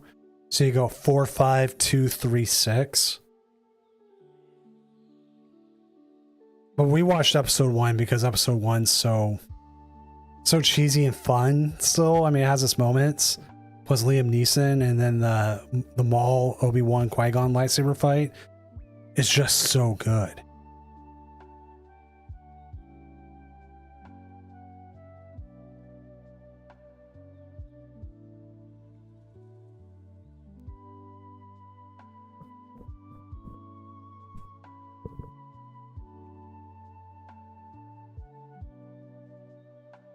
And then if you ever watch Clone Wars and Rebels, it really fleshes out Darth Maul a lot better. And also Rebels has the coolest scene between Obi-Wan and Darth Maul.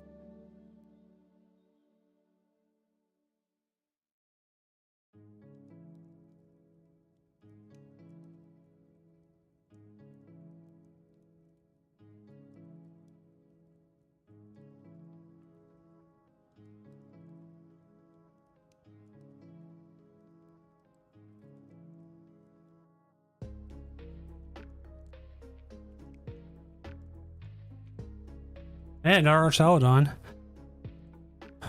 Do you just discard some energy here? And see what you get next turn? Hold on to that Ultra Ball, maybe?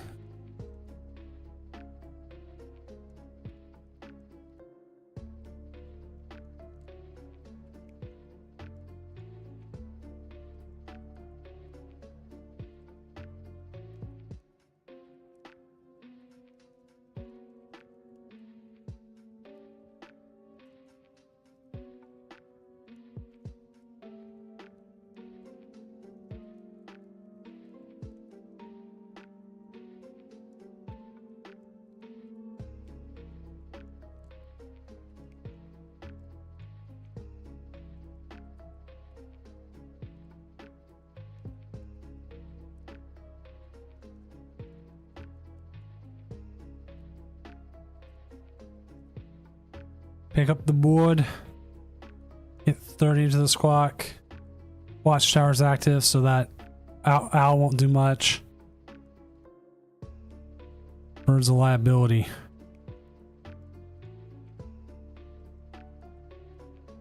Clone Wars was better than it had rights to be. Some of the episodes were okay, but it had way better. It was way better than it had any right to be. Rebels had some good stuff. The Ashoka series, though, didn't really impress me. I think I would probably be more impressed with Ashoka if it was animated.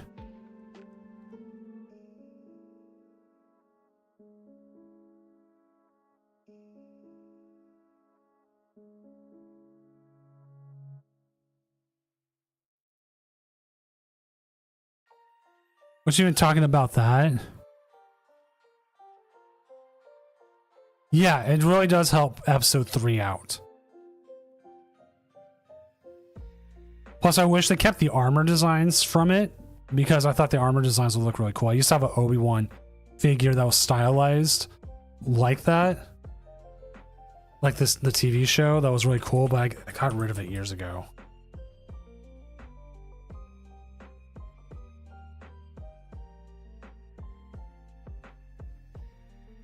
It was stylized in the style.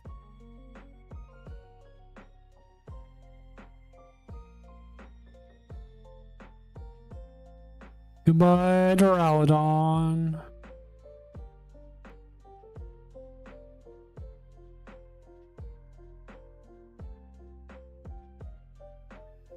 I don't know if you want to pull the other one out. That sounds horrible, but I still have a Darth Vader somewhere I got from Disneyland too. That's like really stylized.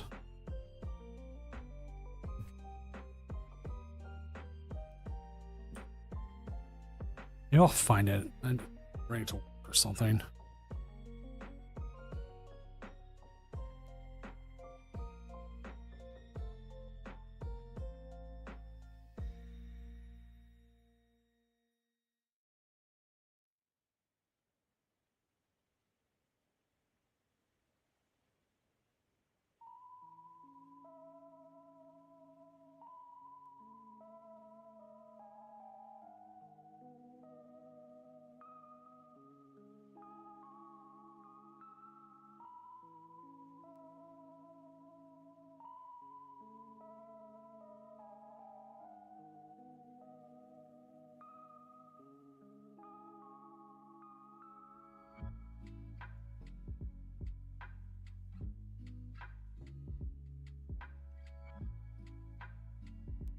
Yeah, like I thought. And did anyone else see the Spaceballs? Ooh, Relevant Catholic can come into play. The Spaceballs trailer for Spaceballs 2.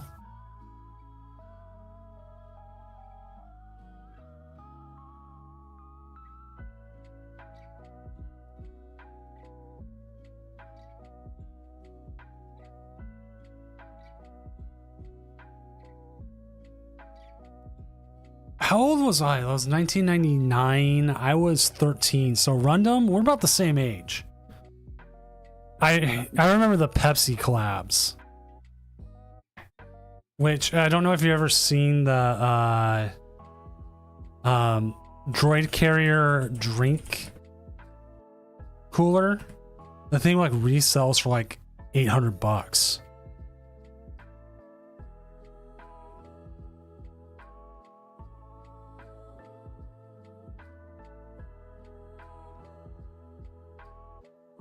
Okay, I will admit Andor and Rogue One are really good.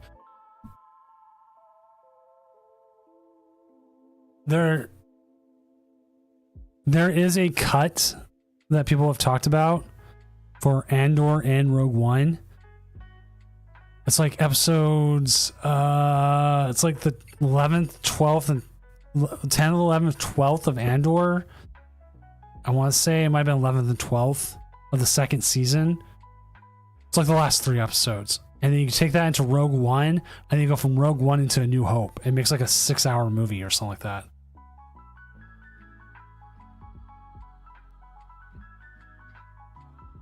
Yeah, where do you move this damage?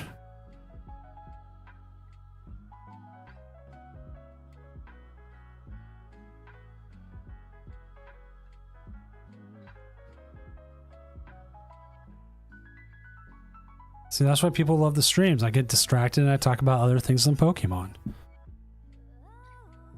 Okay, one time I did have a talk with Mrs. Doom where we talked. She tried to figure out which Pokemon would be Jedi or Sith just by looking at them.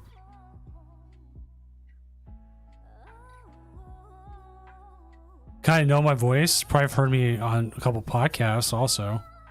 Unless you've been in Seattle, then you probably know me. I'm a Seattle local. I also worked at Amazon for years. I work at T-Mobile right now.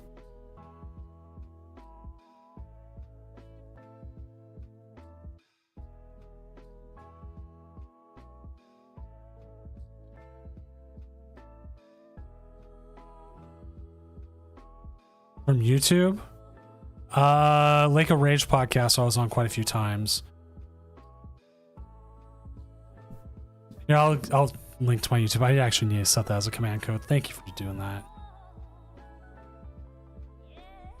Like, comment, and subscribe. Oh, there it is. This is exclamation point YouTube. Like, I've never done voiceovers. I hardly ever do say like, comment, and subscribe. But if you're on YouTube, like, comment, and subscribe.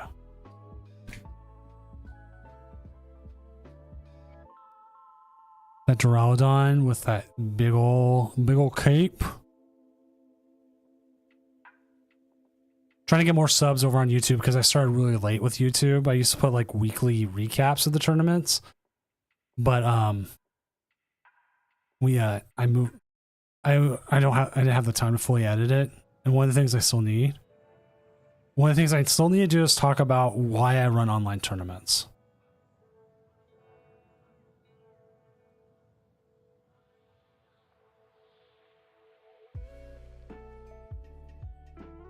I think one of the more interesting things I've ever been told is like my voice is very soothing, and some people go to sleep listening to these tournaments.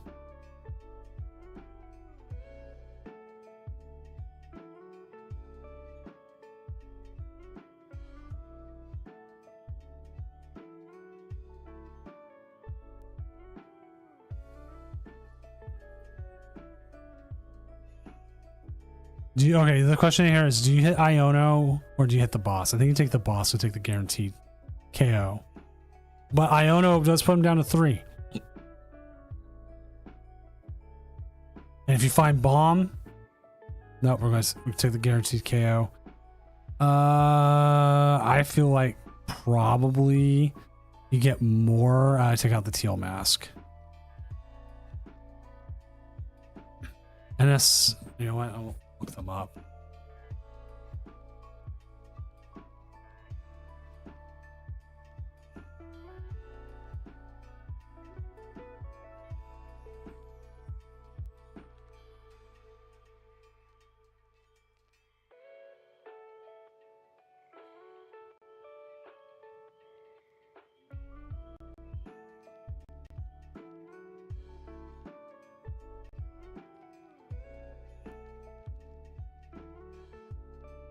Yeah, I was like kind of weirded out that it did leave teal mask. You see, like I never really fully know what my voice sounds like, because like anytime I have feedback on, like when I'm listening to the feedback, it just freaks me out. I'm also more tired than I usually am at this point. Usually by now I'm tired and my voice kind of goes down a little bit. So like we end up with that kind of issue too.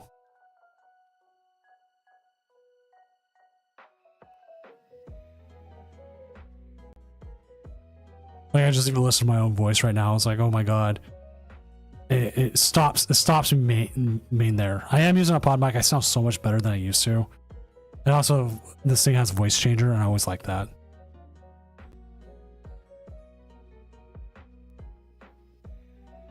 Like let me see what voices I got.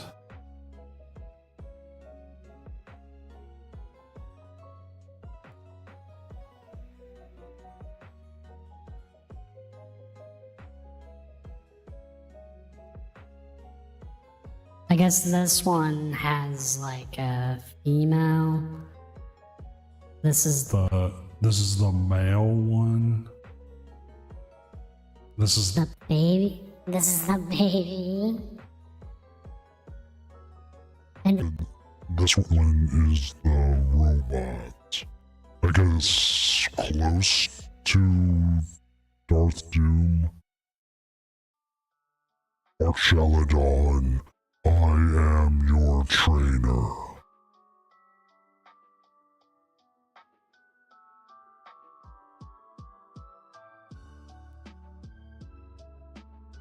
wouldn't. Like I don't mess with the voice modulation thing a lot. That's fun. All right, you know what was something funny, Dr. Arceus? I actually have Transformers tattoos. I'm a huge Transformers fan. Soundwave's my boy. Like I'm too much into like I like fandoms, like Ghostbusters. I like Transformers.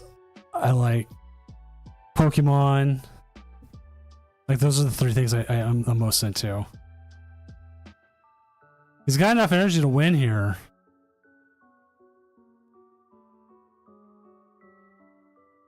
Lord of the Rings. I have a Lord of the Rings tattoo. Legend of Zelda. I don't really get Lord of the Rings collectibles or Legend of Zelda though, because I just don't have the space for it.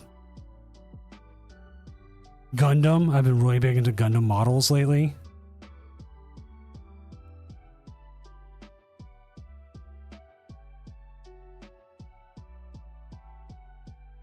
I mean, like, who doesn't? Well, okay, Mrs. Doom's indifferent to it, but she knows who Fuecoco is.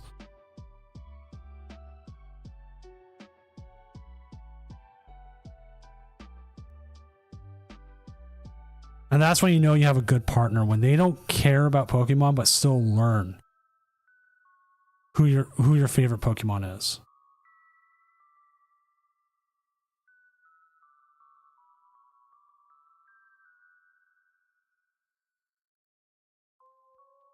You have to win this turn.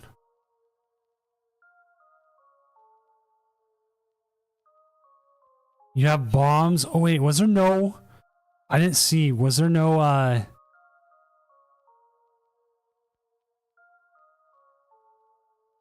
Archal? Okay, there's Archaludon left. There's no stretchers left.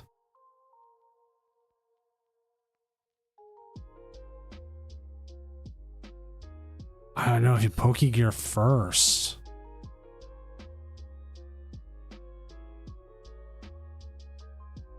Okay, got the research. Bomb Archaludon wins you the game. That's game right there. Because it doesn't matter with the bomb where it hits. That's it. What's up, Gogeta? So Archaludon's coming in out of nowhere tonight. Out of nowhere. And taking the Tournament of Doom tonight with the bombs. They've got 3 bombs in hand.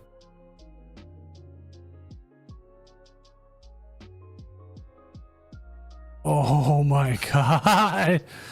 Who had Archaludon as their winner tonight? Archaludon bombs. Taking the victory. I mean, look at this.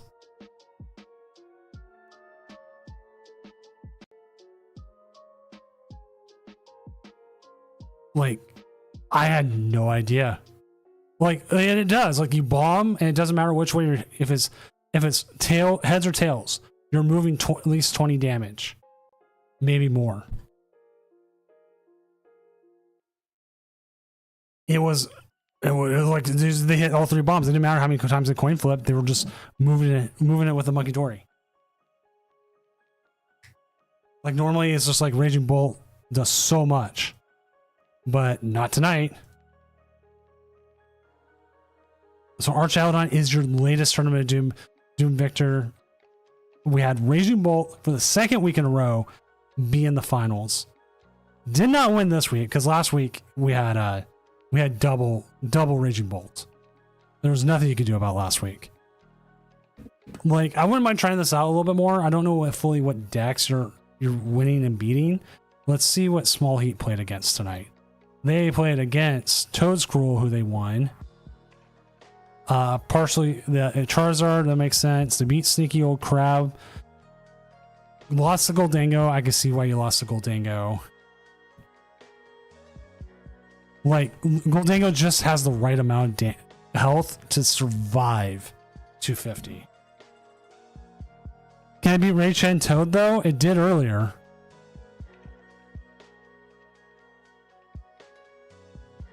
Surprisingly, beat Iron Thorns, but if this is the Iron Thorns I think it is, they play the Crab.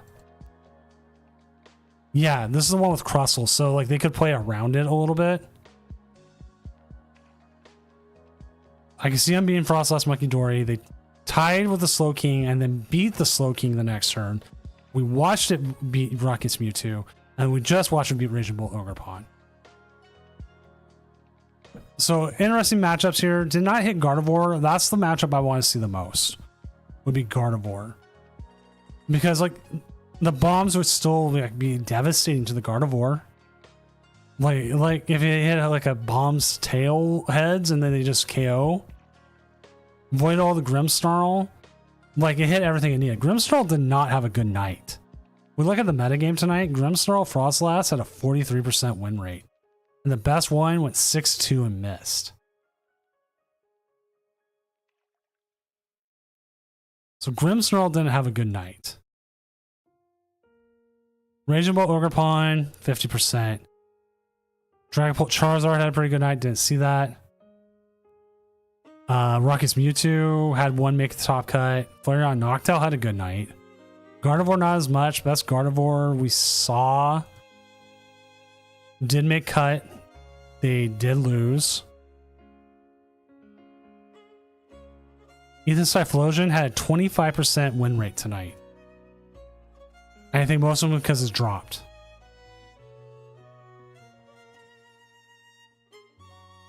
Like overall win percentage tonight. Frostlass Monkey Dory had a good night, but I mean like this is one up. Dipwin made cut.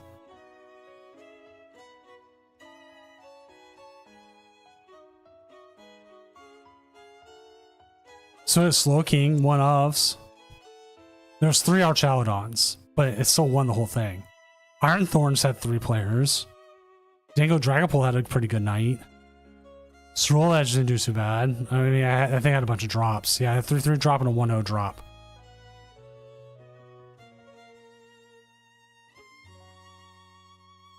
What was our worst performing decks? A whole bunch of 0s at 1s. Grimmsnarl Frostlass just didn't have the night.